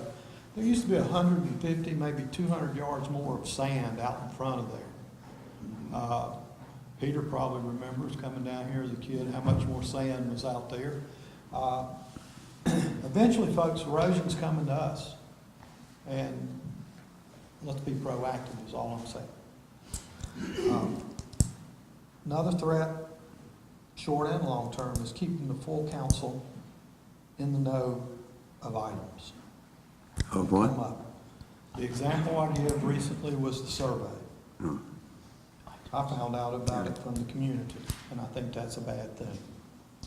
And anything that's going on, I liked what y'all said earlier about when we were talking about knowing about the legislature and getting all these different things up on the website and letting the council know this and letting the council know that. I think the council needs to be apprised of every activity that's going on and kept abreast, because each of us have different people calling us, different people emailing us, different people wanting to know what's going on.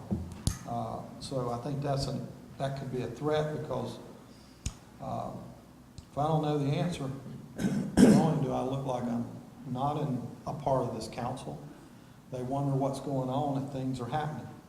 So, and that code rewrite is the perfect example of a threat to us right now that has caused a lot of unrest in our community. And I think we need to revisit that at a very early time, like right now, and do something, whether it's right or wrong, I don't care, but I think there's something needs to be done.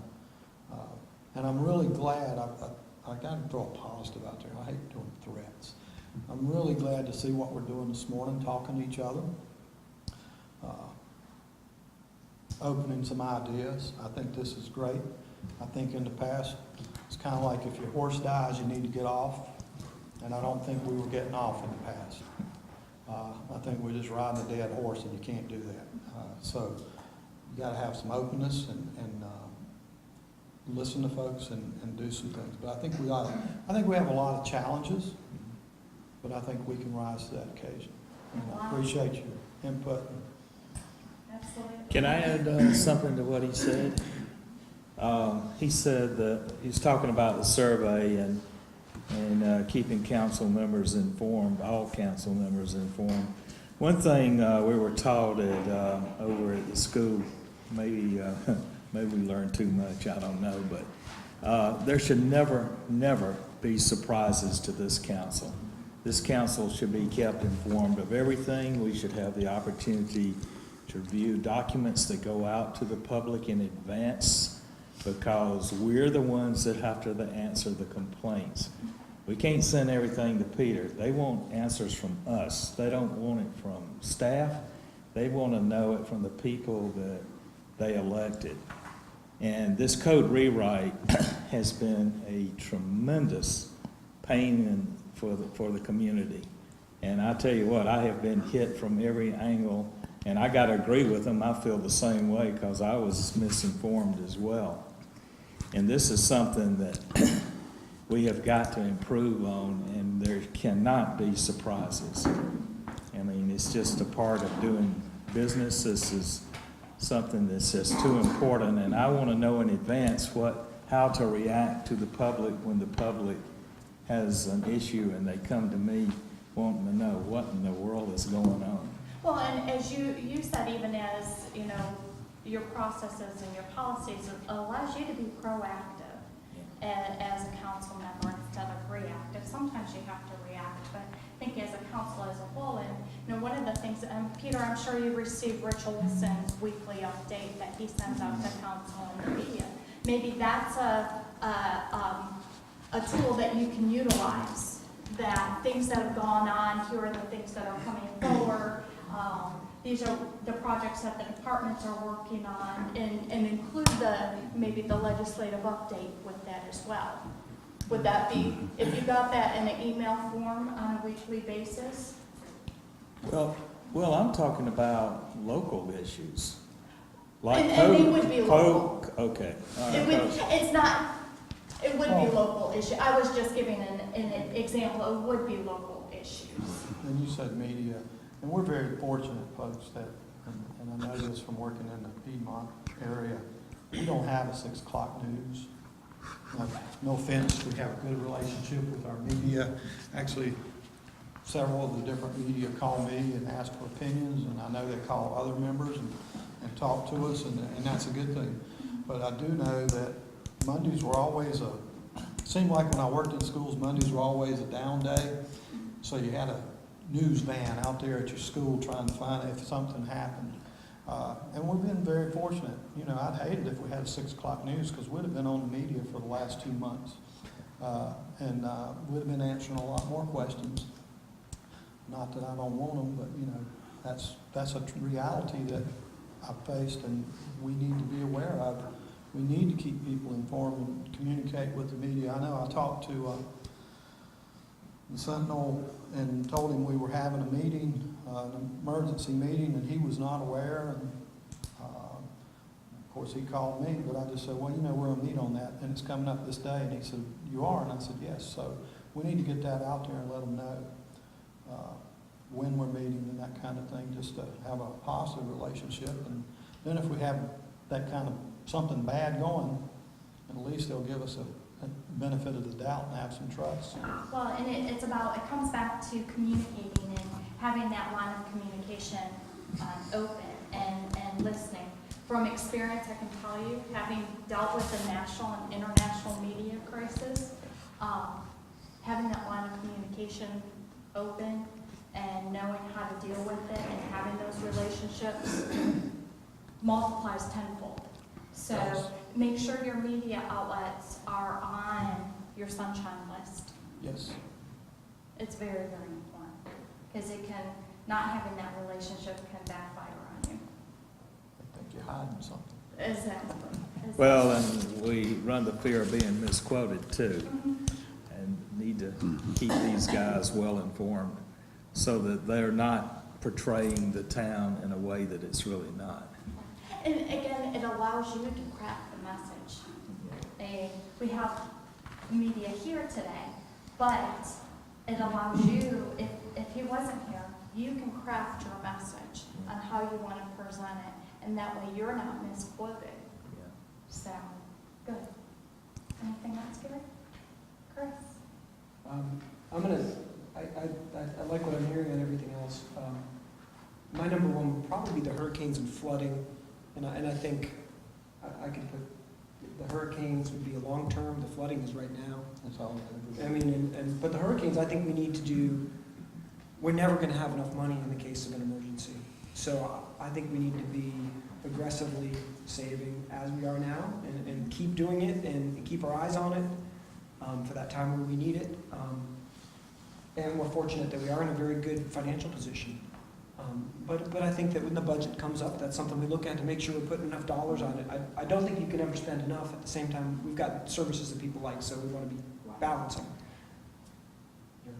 I was just going to ask, has your auditor given you a set amount to have in the reserve? I know the LGC says 8%.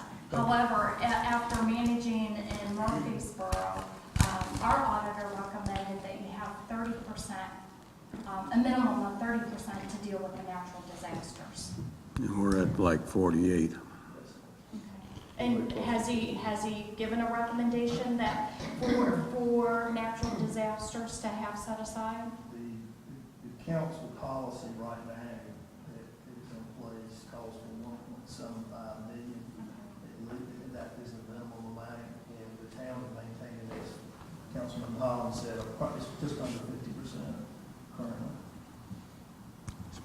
So it's way in excess of the policy. Yes. But the big threat though, I think we got to keep our foot on the pedal there. It's a long-term thing, but it is a threat. And then the local flooding, I mean, I'm glad to hear what Are you talking about the beach nourishment idea? No. You're talking about a hurricane event.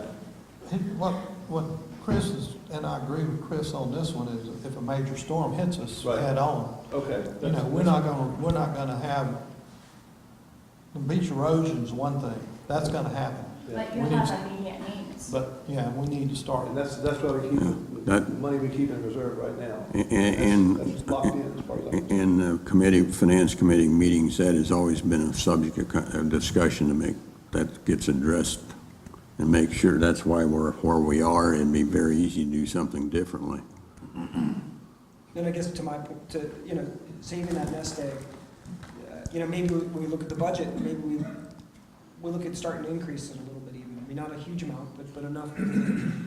Like I said, there can never be enough, and if we can get, 5 years from now, the event comes and we've got another $100,000, whatever that amount is, that will only help us. If we continue to manage it as it has been, we'll have that. Good, okay, and that, I just don't want to forget that.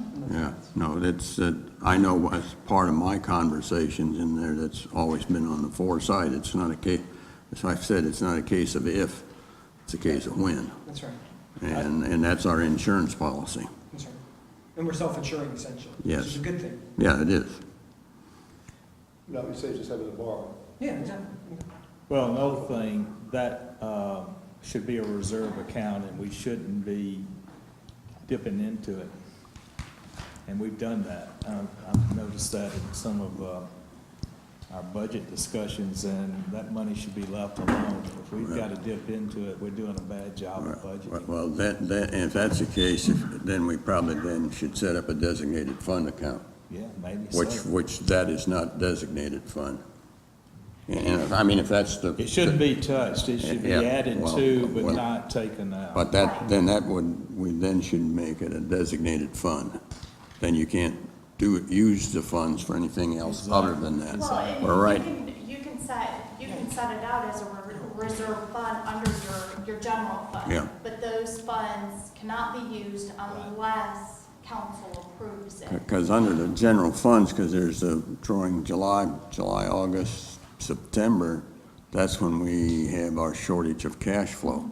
Because we aren't getting the funds in, but we still have to run the town. The 90-day distribution. And then when that comes in, it goes, when those funds come in, it'll go back into the Yeah, general but we fund. should budget for that.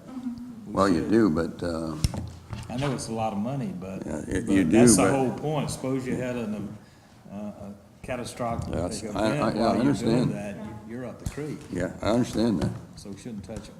Yeah, well, Well, yeah, and then you have to think of. it's easier said than done. Oh, I know it is, but that's the point in having it. When you look at hurricanes, not only is your local tax distribution lagging, but what happens if you have a hurricane? And I'm just gonna give an example, the middle of September, Yeah. and federal government shuts down on October 1st. So all that money is gone too. The county's not getting the school money, no the social service money, the states aren't getting their money. And then, oh, you have hurricane, FEMA's not working. And we were told from the Economic Development Administration, USDA, that if they were caught working even when things were good, that the employees could be terminated immediately if they answered their phones, if they showed up for projects. So that's something to think about. So the cash flow is It's a truly problem. something you need to look at. Yeah. And it's a conversation. You need to make sure you're already reserving this amount for hurricanes. Mm-hmm. What is that quantitative amount for the 3 months that you have in arrears from the state? So, and that may be something that you want to carry over from year to year and anticipate that you're going to automatically have to carry that because of the lag. When we were at School of Government, was it 80% they said some of the beach communities were holding back? Yeah. Mhm. That's very high. It was very high, but they were talking about that some of the coastal communities were kicking back their reserve was up to 80% of their budget, of their Unfortunately, amounts. the county doesn't And, even come close to that. Well, especially You know, small the good thing governments. is, we're talking about something that may happen, thankfully. And I was sitting with a guy from somewhere in the mountains, and he was being taken over by the state because he ran out of money and couldn't run his sewer system for the area. So, folks, we're in pretty good shape. We have to always keep that positive in there. Yeah, that's correct. Yeah, we are in good shape, no. Yeah. But I just think we want to keep an eye on it, and to Right. Fred's point, let's figure out what that operating capital we need, obviously, yes, we have to keep the lights on to keep everything going, and then how do we get to squirrel away more over time? This isn't gonna happen overnight, but if we. Got a if we- budget for it. If we could set an item so that every year, so 5 years from now, we've got that 1.75 that isn't touched, maybe the whole amount isn't touched at that point. I think we got, now, close to 3 million in it, haven't we, Peter? It's approximately half of the annual operating budget. I think that's a good reserve to Yeah. have, and I think we ought to leave it alone. Don't take from it. Which we pretty much do. We're Yeah. totally No, I know. debt-free, as you know. We're not spending money we don't have. No. We're not borrowing to spend money. We Yeah. do have the recourse of, if we have a situation that's devastating, we have the ability to borrow, great credit rating. Oh, yeah. I don't think we're as vulnerable as we might think we are. I think we're a little more solid footing than most people realize. I think it's partly the previous councils who have made sure of that, and it's partly our current manager who's made sure he knows what he wants to have on hand in case he has to deal with an emergency, and want Right. anybody to help him out. And that's good. That's been a conversation we've had repeatedly. That's good. That's what we want. I'm not where I want to relax with it, but I'm certainly not alarmed about it. Right. Yes. The conversation's taking a good turn here, in as far as the amount of money to keep. And the reference that you made to FEMA, people need to be reminded that although expenditures can be reimbursed from FEMA, it has to be a declared emergency, and it can take anywhere from months to years to reclaim all of that money. The other thing is, although emphasis is placed, I'd like to see the title of that threat change. The emphasis is always placed on hurricanes, when in fact, predominantly the worst damage that we have in southern shores long-term is from thunderstorms. Well, and that comes down here flooding. Oh, okay, I may have come in later. But not just hurricanes, but regular rain events. So, I mean, natural disasters may be more appropriate to entitle that. Yeah. It's not a disaster. Non-storm events, the most troubling erosion that occurs here, and it's on about every 10-year cycle that I've actually observed, is the erosion in front of Pelican's Watch, this community over here, where that sand disappears in the summer, not during any storm. And it has gone back to the point that they had to remove old sandbags, then it got back to the point where they had to remove, by CRC, Coastal Resource Commission rules, they had to remove the bulkhead that was buried there from the 60s. And that their structures were at the verge of being threatened when the weather conditions, the mild weather conditions, started placing the sand back in, and they bulldozed and rebuilt the dunes. So it doesn't take a storm to threaten our property here. Also, there was Ash Wednesday storm of '62, which flooded the area from this gas station all the way to Plover. So in an event like that, we would be cut off from going north to south other than through Dogwood Trail. We wouldn't want that to happen this winter, which was a wintertime event. There was the March '93 storm, which we had to rescue people out of their homes on the sound front. And the police department lost one of their vehicles in the flood. At the same time, several of the fire departments further down the beach actually lost fire apparatus due to trying to rescue people from the sound front. So, you know, those things can become very costly. And I'm on board with everything these people are saying about keeping a large plug of money there for whatever. And there is, I believe, some planning that needs to be done in the event that we do have overwash flooding on NC-12. Because in '62, all through Seacrest Village, those flat roof houses, the water stayed above the windowsills for days. And the developer at that time, what he was able to do was go cut, with a bulldozer, cut 3 sections of the dunes out to drain the area. Unfortunately today, I don't think we have that option. And if, you know, NC-12, that's something that's on DOT's, you know, list, that they're aware of that, and, you know, they work very well with the town, but it's something that needs to be on their radar all the time, so we can make sure that. And it may take funds for ours to do a match with them. Yeah. They actually plow the snow for us, you know that? What's They that? plow the snow on Saturday morning, on Highway 12. Both directions. Wow. Yeah, push it up on the side. You can see where the snow plow is going through. That's something. We've got their attention, big time. Good. So neighborhood traffic cut through came off again.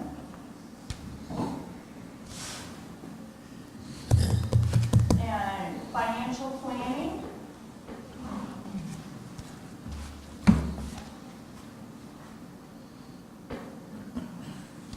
And this is part of your budget retreat that you're going to have in April, but it's a good foundation for that retreat. You want to have maintain the 1.75 reserve. As a minimum. Yeah, that's minimum.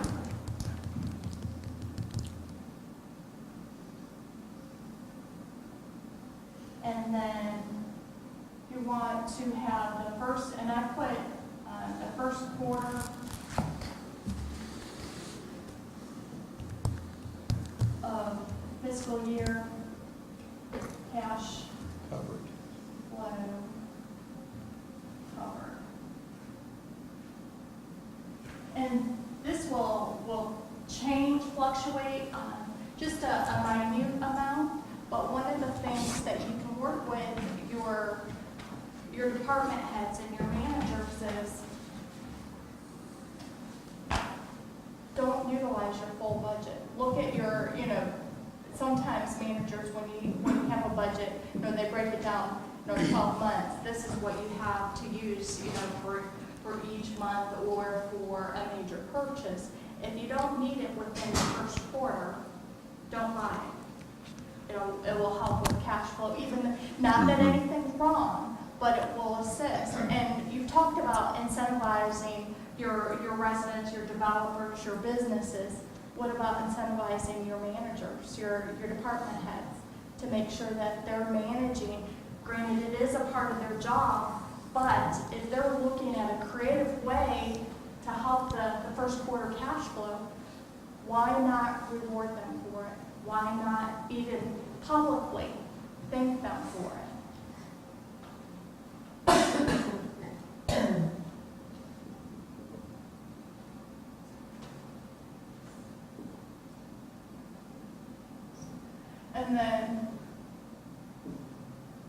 And it goes back to the advocate. We're going to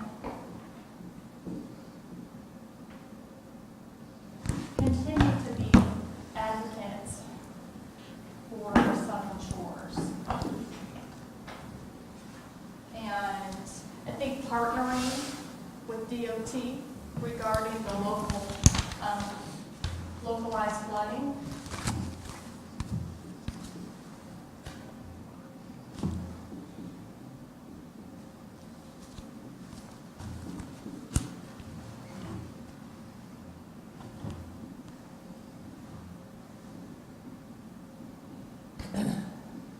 And also, you want to, regarding local flooding, but also how can they help you with the neighborhood cut through?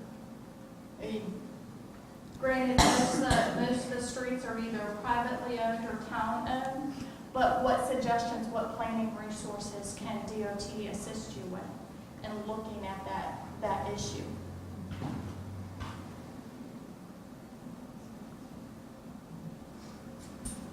I'm going to put access management. Because they may have tools that they're able to assist you with.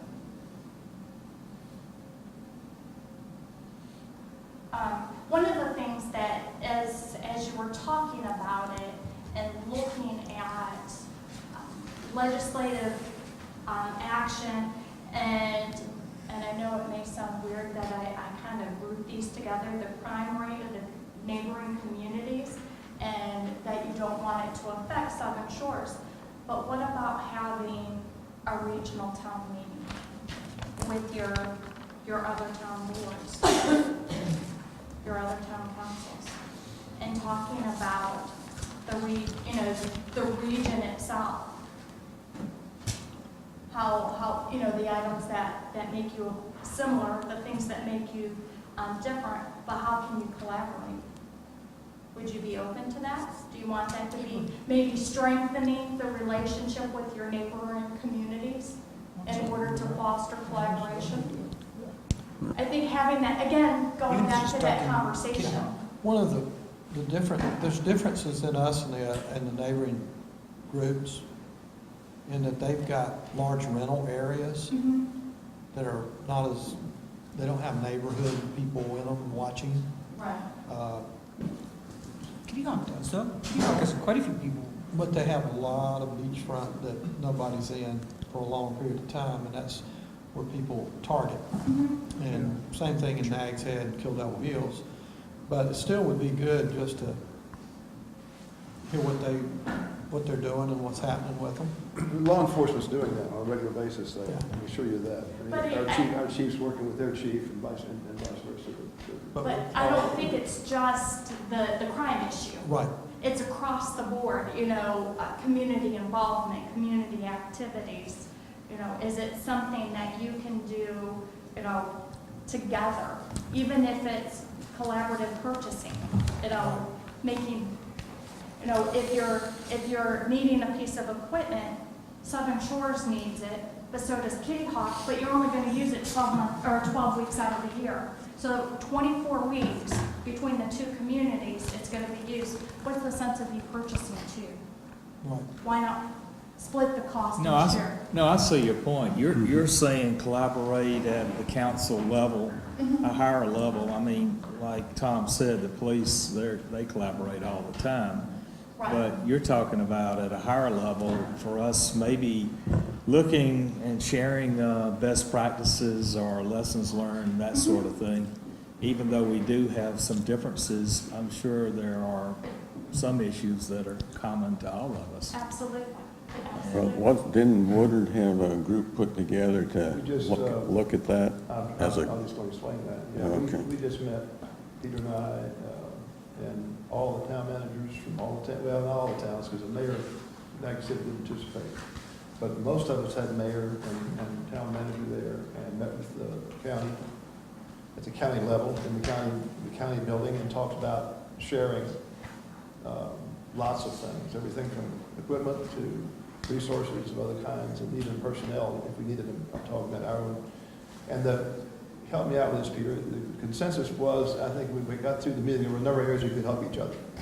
There definitely were, but for the majority, most of the towns, the impression I got was most of the towns were pretty content with their operation and the way it was going, and weren't sure they wanted to get involved in sharing, for example, fire services or police services. They wanted to keep their own autonomy. Yeah, I wasn't necessarily leading to that. I was more of sharing best practices and lessons learned.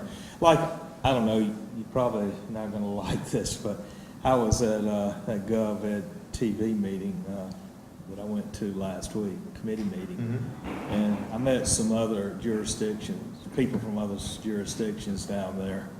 And they said, you keep up the good work in Southern Shores of having all this discontent and problems, because that takes attention away from us. We like that. And I said, no, that's not what we're trying to do. But point is, we can collaborate. Even on that small level, we could be sharing, best practices. But I agree with you. I think it's a great idea. You know, from best practices to, we're talking about a great deal about advocating for Southern Shores. Really, when you look at legislative issues, it affects the entire coast. So there's another area that you can collaborate. Anything else? You feel good? Yeah. You don't feel good, Gary? We have a history of territorialism in Dare County when it comes to sharing services. We tried to do that with the county and the school system over recreation and mowing and things like that. And it always comes back, there's territorial issues, and I don't know why people get hung up on that. I think they tried to privatize it for a while for recreation and the schools, and they didn't do it the way they'd like for them to do, which I think is a contract and an issue for whoever's managing it. They should be setting a standard.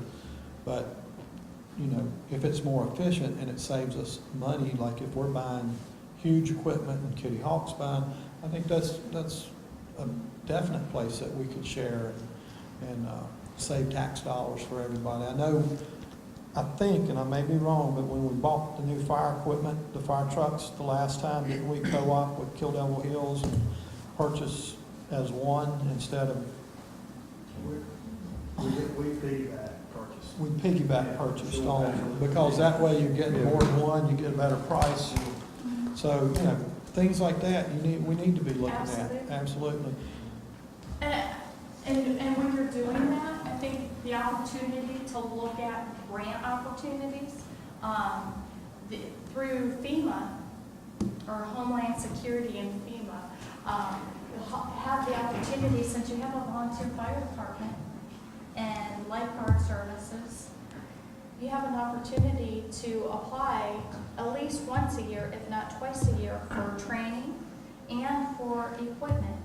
And you can collaborate with other communities. Some communities are able to get brand new fire trucks, you know, or their SCBA's, closed breathing apparatuses. So I think that also, when you're having the best practices in that conversation with neighboring communities, you have a lot of opportunities. And I will tell you, as an agency that receives direct federal funding, we are told on a weekly basis, collaborate with outside agencies. Your application is stronger and will receive more points if you're doing so. So I really urge you to look at this. And if you want help in doing that, I'd be more than happy to help you do that. So we're looking at this, and neighborhood cut-through traffic, we're looking at that through the other issue, the opportunities that we have, and through our weaknesses. Financial planning. This will be through your budget retreat.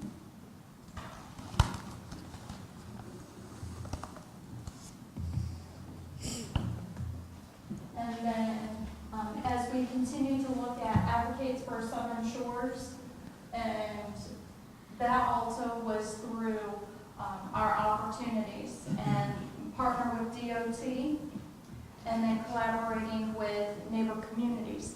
We've gotten some good work done on things we want to achieve, and looking at just your SWOT analysis. Any questions on that? Are we all in agreement on these items? Chris? Gary? You're good? Fred? Yeah, I wanted to ask you, are you going to provide us a summary report of all these actions?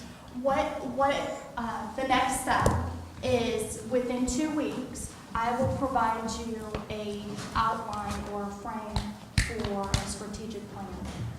I've asked Sheila to send over the two visions, the old vision and the one that was adopted a few years ago. Right. And work on outlining the action plans that we've come up with, the action steps, and then looking at what our actual goals and objectives, how they lead back to your vision statement. And then I'll give you a week to 2 weeks to review those and get any changes that you would like back to me. And I'll be more than happy to come down and talk with you and go through that if you would like. And then the last step would be to formally present it to you as a council and then the public. And you guys have done such good work and hard work. I would recommend to you that you formally adopt your strategic plan as you go into your budget retreat. So you really emphasize what your financial goals are based on what your strategic plan says. I agree. Is she going to send you the land use plan? Yes, It on has the a vision statement in it, website. so my thought is, so That they way. all align, and you don't have one stating one Right, thing, it's all and then a the vision same. plan stating something else. Yeah, Yeah, it's all the same, yeah. Yeah. so it's all the So, same. so everything's in agreement. All that information's on our website. Yeah, and your procedures and Everything. everything. Good. Absolutely, absolutely. So, and looking at, I'm gonna come behind, not that I'm being rude, but looking at your action plan items, and possibilities. We want to upgrade the community, in involvement or committee process through applications, not just who we know and how we know them or what their special interest is in the town. We want a diverse group being involved in the town. Selection process, there needs to be an objective criteria for that committee process. And we want there to be opportunities to reach out to multi-generations, and that's a must. And looking at flexibility, be it utilizing technology or changing the times when committees meet. And then if someone has an interest in a subject matter, be it the environment or finances or planning or architecture or design, let them be involved in their specific area of interest. Are we all in agreement? Yes? Shake your heads? Yes. Bobblehead. And if that means revitalizing some of your current committees, there's nothing wrong with that. You as a council have the right, yes, there are contracts that you've already signed and those projects are moving forward, but there's nothing wrong with changing some of the committees to make sure that the intent and purpose of those projects and those contracts are moving forward the way that you want. So you're saying if there's a committee that's already in place, You can add people to that we committee can add people to it? through that process. Okay. Just like we talked about doing with the code bureau. Well, I was thinking about Southeast Dogwood Task Force, because that's where the greatest problem was with selection. That's where someone said that if you were pro-environment, you got blackballed, and that wasn't good. Now, I'm not. Do we really know that, though? Huh? We really know that. Yeah, we do know it. They said it. I was there. I heard it. No, I'm talking about with the committee as it now exists. I don't know that, I've been talking to some of those members just in passing. I don't see any absolute direction. They're trying to get answers for the council. I don't know there's any environmental bias on there or not. I had no way of. The selection it was, Tom. I'll tell you, these people here will speak up. I guarantee you it was. I haven't been to one of their meetings. So I can't speak. I went to the selection meetings and I was appalled at what I heard. There was no selection criteria whatsoever. If you had a Save Our Tree sign in your yard, you were automatically blackballed. They said it. I mean, I'm not going to quote names, but it was not a very fair selection. Now, I'm not saying they're not good people on that task force. There are. There are a lot of good people. But there are a lot of other good people that were excluded, and I don't think that was fair. And I think before you make any changes, make sure that you have criteria in place to make Exactly. sure it's objective. It's not because they're good people or, they lived here for 35, 40 years. It's none of that. It should be, what do they bring to the committee? What are you rating them on? What are their backgrounds, their qualifications? What are their interests? Those sort of things. And get a cross-section of the community, not just one group that these are good people and we like them. I mean, that's not justification for a committee. And that's the kind of stuff that causes discontent in the town, because they see that's an unfair process. And that's the point I'm trying to make. And I think that's what we've been talking about, processes not being in place. I agree with you 100%, you know that. And yes, it has been discussed in the community. Whether it was or not, I don't know, because I did not apply for that committee, but I know some people that did, and they told me they were not selected, but they got very low scores, and some of those are, in my opinion, good, outstanding citizens in our community. But that's neither here nor there. I think this process and having a formal process in place is what we need, not just for that, but for all things that we do as a town. So we've got that kind of documentation, that we've got it open to the public. The public's got input. There shouldn't be a question and answer session on selection. And the final selection probably should rest with this council, or whoever is on the council. as far as- And generally, it would. And generally, it would. I think one of the things, even going further on what you've said, Gary, is it protects the town. Well, And it makes you good stewards of the resources that you have available. and if I remember correctly in my training, Fred, that's, all committees are formed and approved by the council. Exactly. The council runs the town. Yeah. I mean, not the day-to-day stuff. No, they do the policies and Exactly. procedures. They give and then they direction to the dictate. town manager. Yeah, absolutely. I mean, and it's not just an opinion or policy, it's the law. I mean, you go read the statutes, it's very clear. And you have them in your books. Yeah, That's, we have them in that's our why I book. put them in your agenda packet. So you understand what your responsibilities are. It's your responsibility to adopt the policies, the procedures, and give the direction. Say, Peter, here's the policy and procedures. Yeah. Now go do the work. Right. Not just Peter, but your staff, and make it happen. And so, and it's not easy. It's not easy sitting in your seat. Well, and there will be hurt feelings. Yeah. What's that? There will be hurt feelings. I agree that there's nothing wrong with the 5 society. But in the end, there will be people who are selected and there will be people who aren't selected. Yes. I mean, and that's life. I mean, that's just. But when you There have were an people open selected and process, people not. but when you have an open process that is objective, Mm-hmm. while there may be hurt feelings, as long as the process is transparent, Yeah. those hurt feelings go away.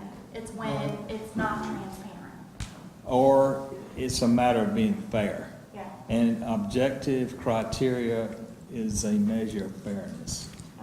You didn't get selected because you didn't meet the criteria, I'm sorry. Or you were selected because you excelled in it. I mean, and it's got to be objective, it can't be personalities. Absolutely. And that's what I'm pushing for. Debbie, you had a comment? Good. Thank you. So we're all in agreement moving forward with that action plan. And then we're looking at the next items. Number 1 on the list, creating or re-implementing the vision statement, that we have a unified vision statement, not 2, but 1. Not one that was passed by resolution and then one that's in the land use plan, making sure that as a council, your identity is what the vision, and the town's identity is what the land use plan identifies. And if you need changes, then change it to make sure that it's conducive for the town. And then a strategic plan with goals and objectives. Obviously, that's what we've been doing today. And a part of that is making sure that we have infrastructure planning and that all the processes are transparent, and that is a must. I think today has been a good step towards that. And then we need to be proactive on the legislative side, particularly with the General Assembly. And we've identified some resources that we already have available through the League of Municipalities, from the county, and the opportunities to build relationships with your legislative representatives, be it the individual themselves or their staff, and building a legislative accountability. And making, a part of that is making sure that your legislative representatives are included in your sunshine list for your agenda packets. And it may be not just the agenda, but the entire packet, except for whatever will be discussed in closed session. And a part of the infrastructure process, seasonal cut-through traffic. So,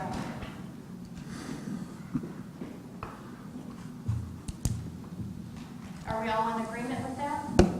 Number 1, vision statement. Strategic planning with infrastructure planning, legislative Update. updates and accountability. Yes. And then looking at protecting our environment through the promotion of the need to protect our environment, incentives to the business community, to our residences, to our residents that live here, and looking at the need, it needed that our ordinances will be updated, that will provide flexibility within, and I'm going to write flexibility in that.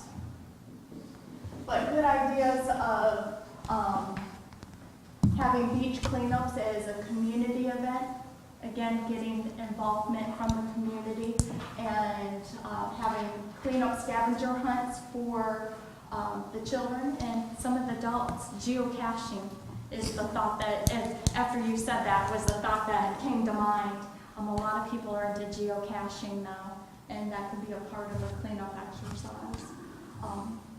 And kind of goes back to what we talked about here, capital planning for the environment, the needs of our environment, beach nourishment, and flooding, local flooding, and then natural disasters, making sure that we're planning for those.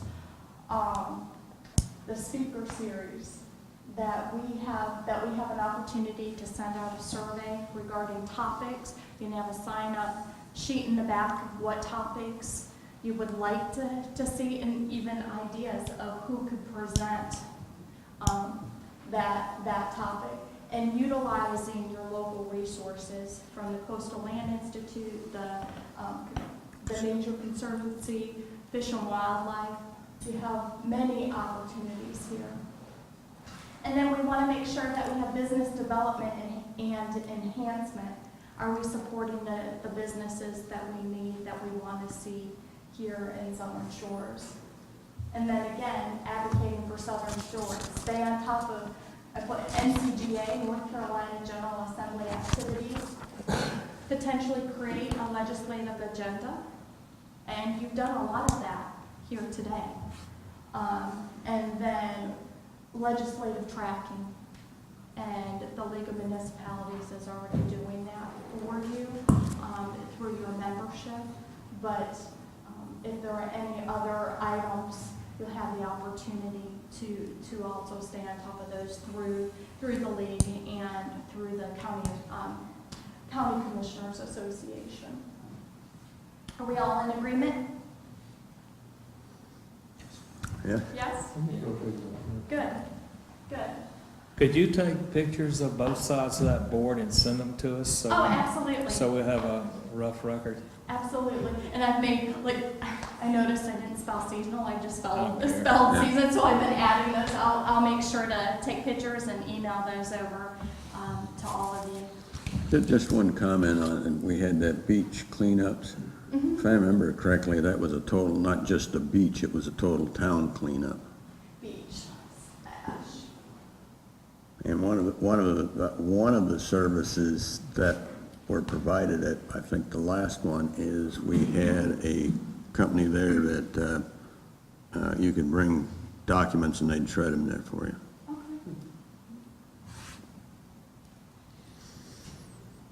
Because I utilized it.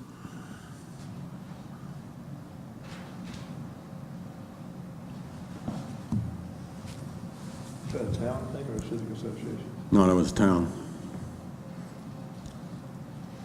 Matter of fact, there was a drawing, you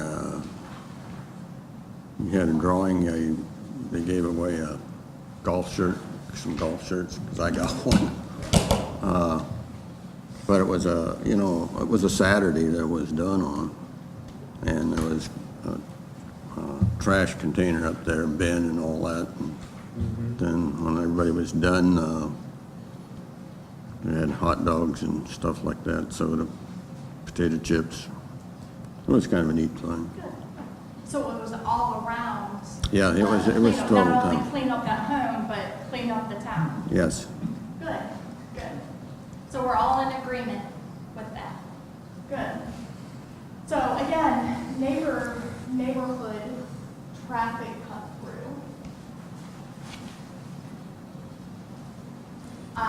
The need for financial planning or continued financial planning, maintain the 1.75 million reserve as a minimum.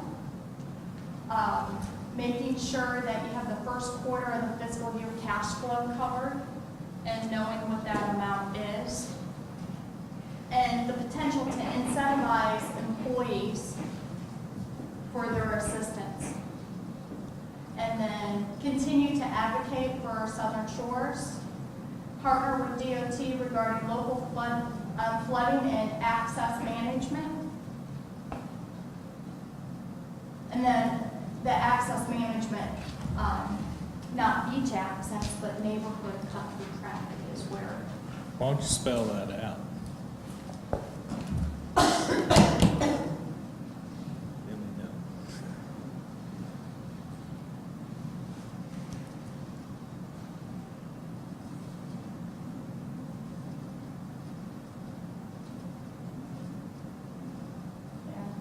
And then collaborating with neighboring communities and foster best practices.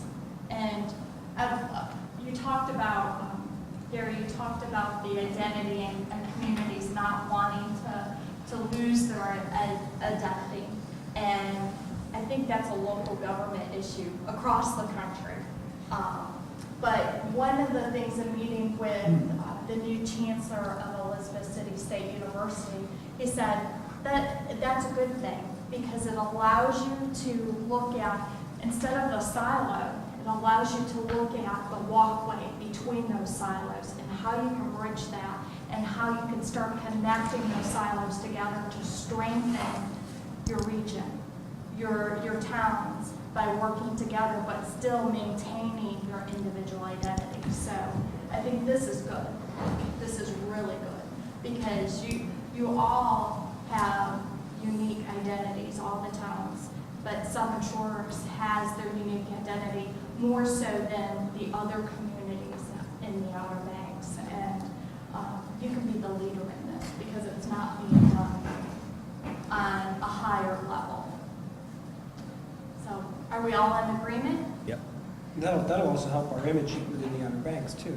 Yes, absolutely. Because that shows, okay, and I'm just gonna put it up that we're ready to rock and roll. We're serious about being Southern Shores. We love being here. Our residents love being here. Our visitors love being here. But we are going to be the leader in the communities in the Outer Banks. We're going to be the one, we're gonna set the bar high and partner with our other communities. And you've done some heavy lifting today in the work, and I applaud you for that. And you know, all of you continue to be as serious about what we've discussed today and moving these projects forward and the vision forward for Southern Shores. You're going to be able to do that and many other things as well. And thank you for the residents for being here. I truly, truly appreciate it. And do we have any other comments or any other items you would like to add to your first draft of your strategic plan? If there's not, Mayor, we could adjourn. You could take a motion to adjourn. That's great, thank you. I would like to add one thing before we adjourn, though, just a follow-up to kind of calm the waters a little bit, literally. We are working closely with DOT, not just on a once a week or once every 2 weeks, but dialogue back and forth by emails and by phone. And they're very concerned. They know our issue. They understand what we're dealing with. Their hydrological people are looking at our situation on Dogwood and Highway 12. They have some potential solutions to the problem, which we're waiting until they iron out the bugs before we probably start, advertising that. But there are some things we're going to be doing. We want you all to know that. Not the public as well as council to know that we are actively working on that. Thank you. Do I have a motion to adjourn? So moved. Second. Second? Thank you. Any discussion about that? Did she get through everything she was gonna do? Yes. Yeah, because as we were working, we were doing our goals and objectives. Okay. Well, let me ask you then, what are our goals and objectives? I mean, what are the priorities? Maybe I don't understand. Your priorities are, number one, your vision statement and your strategic. Okay, I plan. understand that, but I mean like core values, what's our primary goals? We'll have to look at what your vision statement says Okay. and take your goals right from your vision statement. That's why it's so important that I get that. And then when you're looking at, one of your goals is your environment, your ambiance. So that will, your goal is to make. So we named probably 7 or 8 things. So what do we need to do? Prioritize those, say the top 5 or something like that, or do we go with all 7 or 8? Well, one of the things I would recommend is that you go with all 7 or 8 of those and put deadlines and responsibilities and budget items with that. Some of them correlate, like your advocacy correlates together.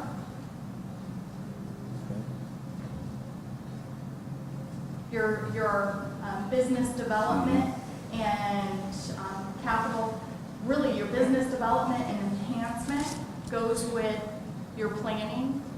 So what it needs to do is categorize them and then put the supporting Correct. activities under them. And we'll be able to do that with your vision statement. Okay. So you gonna make the first cut at all this, or? I am. As, I don't know, did they see the proposal?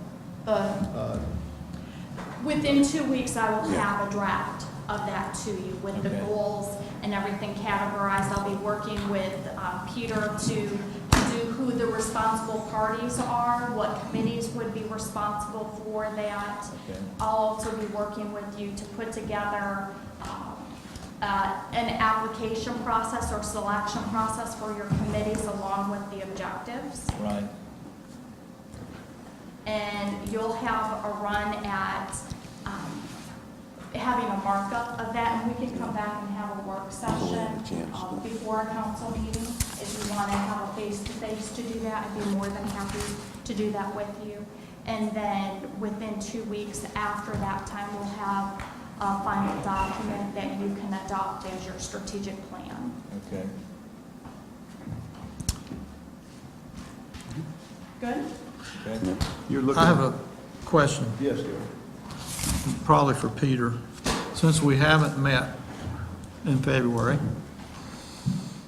is there any business items that we need to address while we're in session that are urgent? That anybody? Okay, y'all are good? Well, we'll have, some, as things arise, we'll make recommendations, we may put them on for March first, but right now, anything that's been. I think, I just, you know, Peter hadn't had a chance to speak today. Sorry, sir. I probably should have. I know, but I wanted to check, because, you know, we haven't met since January, and the big topic was the House. And I know we missed our February 2nd meeting, and just wanted to make sure we didn't have any items out there. yeah, there are some concerns we need to get on the agenda and get discussed. Well, go ahead, you mentioned. Code right's one of them. There's a lot of discussion going on about that, and we really need to come to terms on it, because the public's been misinformed. Now, whether you think they have or not is a different story. They think they have, and if it's perception, then there must be some truth to it, and we're going to have to address it. And second, I have concerns about rules of procedure, and I think that's something that we need to tackle. We need to take a look at, especially for committee appointments. I think the appointments have been made without the input from the whole council or the approval or vote of the whole council, and I think that either the rules of procedure need to be modified, or there's got to be some changes made, because there are things being done without the full council approval, and we can't have that. That's not in the spirit of the law, nor the spirit of teamwork and playing together. And it's got to be addressed because there's some things that are being done that are not exactly fair. And that leads again to transparency. If we're not following the rules, or the rules that we are following are not in accordance with the purpose or the charter for a council, then we got to fix them. And so I didn't know if we were going to try to tackle any of that today, or if we're going to bring it up in a regular meeting, but it's got to be brought up because it's. And were the committee appointments your only concern within the code of procedures for council? That's the primary one. And I think that the committee appointments are done in keeping with our rules of procedure. I know, but our rules of procedure are not in accordance with what North Carolina law states. I don't question that. I'm having to go by what the rules I'm operating under. And, No, I'm and not. council there's never been a committee appointment made. The council wasn't advised of that committee appointment. It's not being advised, it's being approved. You nominate me for a committee, and that's fine, but all these other folks have got to agree to it. If they don't agree to it, then I can't be on that committee. Yeah, well, our procedures right now don't require that. And then if we need to rewrite our procedures. I know they don't, but North Carolina law does, so law preempts any local rules or procedures, and unless the town charter says otherwise, and town charter doesn't say anything about how committees are appointed. So why don't we, as we work on Is that right? Yes, sir. the committee appointment process, why don't we include that under code of procedure? Yeah, right. So I can do that and work with you to do that if you would like. That would work. Now, I agree. I think we spent a lot of time discussing this, and I agree with Fred. There's an awful lot of people who are upset about this, and I don't think that's necessary. I think to the extent that we can make people feel better about it, they may not be happy with the result, but at least everybody gets a chance to hear it. Then I think that's fair, and I think, frankly, I think we're all kind of, unless we address this, unless we talk about it, we're kind of wasting the council's time. Right. And I'm personally, I don't want to spend time talking about this. Let's all come to a consensus, or not come to a consensus. Come to a 3-2 vote and say, here's what we got, and then live with the result. So I'm in favor of just getting it out there. Let's talk about it, and let's move past it. And those people who in the community who may be complaining now and may be upset now, at least they'll have that. They'll have their time to speak, perhaps. And then, but at that point, in my mind, then this gets to kind of some of the positive and negative comments by the town. That's where the elected officials have to make decisions, and they're going to have to live with the decisions that the elected officials make, even if they may not like them. But I agree with your transparency. Well, that's on the transparency, but I think, aren't we talking about the committees within the appointment of the council, not our other subcommittees? Yeah, well, and that's a question. I mean, I don't know, how do we want to do it? I don't have an answer to that. How about I find through my resources, Yes. the City County Managers Association, the School of Government, find out how other communities are doing it. Yeah. Yeah. And I know how the communities I've worked in, that the mayor appoints but council approves. And, but I will make sure we use the best practice. That's fine. I don't have a problem with the mayor appointing, but I do have a problem with the council not being given the opportunity to approve. That's my issue. Is that a change from what we've got? Yes, a change, because, for example. The way committee, the individual committees, planning, public safety, finance, and what's the other one? CIP.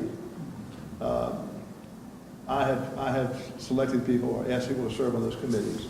that I felt were qualified or had shown interest in those committees. I get those people's names not from my best friends list. I get it from either staff members or civic association officers, about people they recommend because they have an active interest in the community. And that's fine. And I ask them to serve, and they ask them to serve for 1 year. If they want to serve longer, and they're happy with that, we let them serve longer. I advise council, after I've asked them to serve, and they've given me the, okay, they will serve, I tell council what I've done.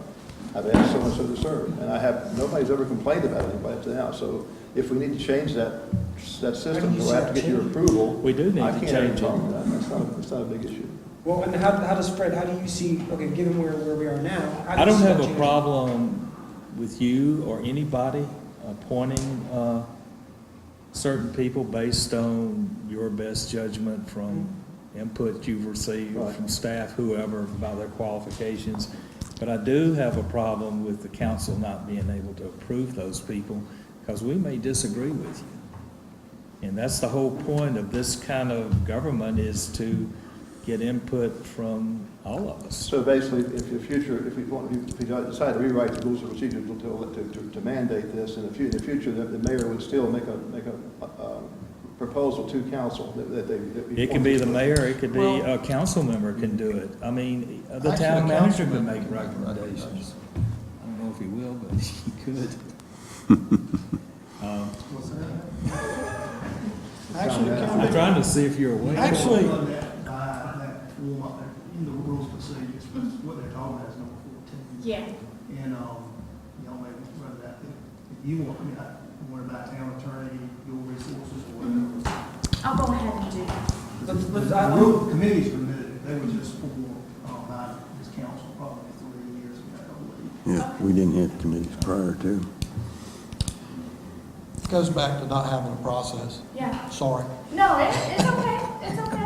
Well, no, actually, that's not true. There was a process. No, there's a process. There was a process. No, there's supposed to be a formal application process, and I don't think we have a formal do we have an application process? Yes, we did. Do you have a file of folks that want to be on committees? Not at the present time, because we haven't been able to get. Then we don't have that. We haven't been able to get any volunteers. Last time we put out a call, we didn't get any volunteers. Because, you know, that's what they were talking about when we're talking about having a process. Right. Then you go to those applications. I want to be on CPOA, or I want to be on capital improvement or finance or whatever as a citizen. And you pull from those folks and say, okay, here, I've got 3 candidates right here. And 1 position open or 2 positions open, and you pull from those and then you bring it to the council, and the council approves it or not. Well, the same process is for us being on standing committees. Exactly. It should be brought to the council for approval. Well, but I think in terms of filling out an application, Peter can address that better, whether it's been done or not. And I think that's not a bad thing no matter what. But to the point of there hasn't been a process is not actually correct. There has been a rule of procedure that has been followed. We may not like it, and that's different, and we have the ability to change it. We definitely want to look at the legal implications of our rules of procedure relative to other governments and relative with the town attorney. No argument. But to say that it hasn't been followed is actually, No, it's not. it's not true. It has been followed. We just may not like I it. follow the procedure. As it No, is. no, I'm not Told I was supposed to saying, follow. I'm not saying you're not following the rules of procedure, but I don't think the rules of procedure are correct because the statute says that, Well, that And that we'll the get that. council That's a good approves. Well, let's We'll get that let her get that Clarify squared We'll- away, We'll go from there. And I and think then we can make an whenever they intelligent did a decision. rewrite of that section, they took out the part where the council approves. And that goes along with, according to the School of Government, that goes right along with what the state law says. The council appoints everything, Yeah, or has to approve. I'm not arguing that, and I'm perfectly happy with that. I'm just saying that I followed the rules that were in place that I thought That we I had, followed. and so we're gonna go take a look at it. I think it has and led then to a we can- misperception, though. Then we can What's move that? from I think it there. has definitely led to a misperception. These rules that are currently, we have now, which perhaps need to be changed, have led to a misperception that you're hearing, and we've heard, that people aren't being involved, and I think that's where we need to correct it. Well, what I I, agree. Make sense? I agree. Yeah, and I think that's an easy thing to do. Right. I do too. We'll get the decision Okay. And it'll bring it back to you and move forward. And If we it needs- adjust our rules of procedure accordingly. And If we need to. and if we need to, let's I'm for following this moving forward. I mean, in the sense that we have these committees now. I think that in most cases, some of them are pretty cut and dry. I mean, certain people have already gone to meetings, and I know you've been to one, and if you're willing to continue to serve on it, that's great, but maybe we vote on everybody. I think you should. Let's just kind of hit the They should be reset button. voted on and And you're still- go through the process. I Even mean, if it's just the motions, I'm perfectly comfortable with you on it, on that one committee, so I would vote yes, but the point would be we go through that process. Right. No, I agree. That's my whole point. And it's all about transparency. At the Exactly. end of the day, That's what I'm- communicating what you're doing, and rules have been followed, but, But in this case, what we're hearing is we may need to change the rules. yeah. For whatever reason, we'll get it. But we'll double check with the school of government. Well, I'm not 100%. I want to hear what she has to say on the legal side of it, what other towns are doing. I'm not saying we don't change it anyways. I just want to hear it from the lawyers. We asked that question. We asked that question. Huh? We asked that question We at the did. School of Government Resource, and we got a straight answer, and we had several. They're a Well, wonderful resource. Let me just say this. She would not answer it. She deferred to the attorney in the back of the room who came up and gave us the answer. And I too, I think we should all defer to the attorney in this case, whatever they say. And I usually go right to Fleming I about. have a chance to look into it, I'd be glad to give you And she'll send you to whoever. That makes sense. He's my go-to guy. You want to come back to us I will, by 2 weeks? within 2 weeks with that. So that'll give us enough time to. What's that? Are you good with that? I'm good with that, as long as the process is fair. Leo, are you good with that? Are you good Yes. with that kind of? I have no problem with it. I was talking to some of my friends in Nags Head, and they follow something similar to what we're talking about. But regardless of what other towns do, whether they're right or wrong, the spirit of the law says the council runs the business of the town. You didn't understand my comment. They are following what the spirit of the I law don't is. know if they are or not. Yes, they are. I don't know if they are or not. Yeah. Well, let's wait and see on that. Mayor Either way, Pro we Tem can- and I talked we're about it, gonna and she follow sent the me the spirit of the law. information, and Yeah. they haven't spelled out. The council has to approve their committee members. I have a motion. There's a motion on the board. To adjourn. A second? I have a second. Is there any further discussion? You good? No. You good? All in favor? All in favor? Aye. Anyone opposed? You guys know. You good? Ayes have it. I don't care. All right. Thank you.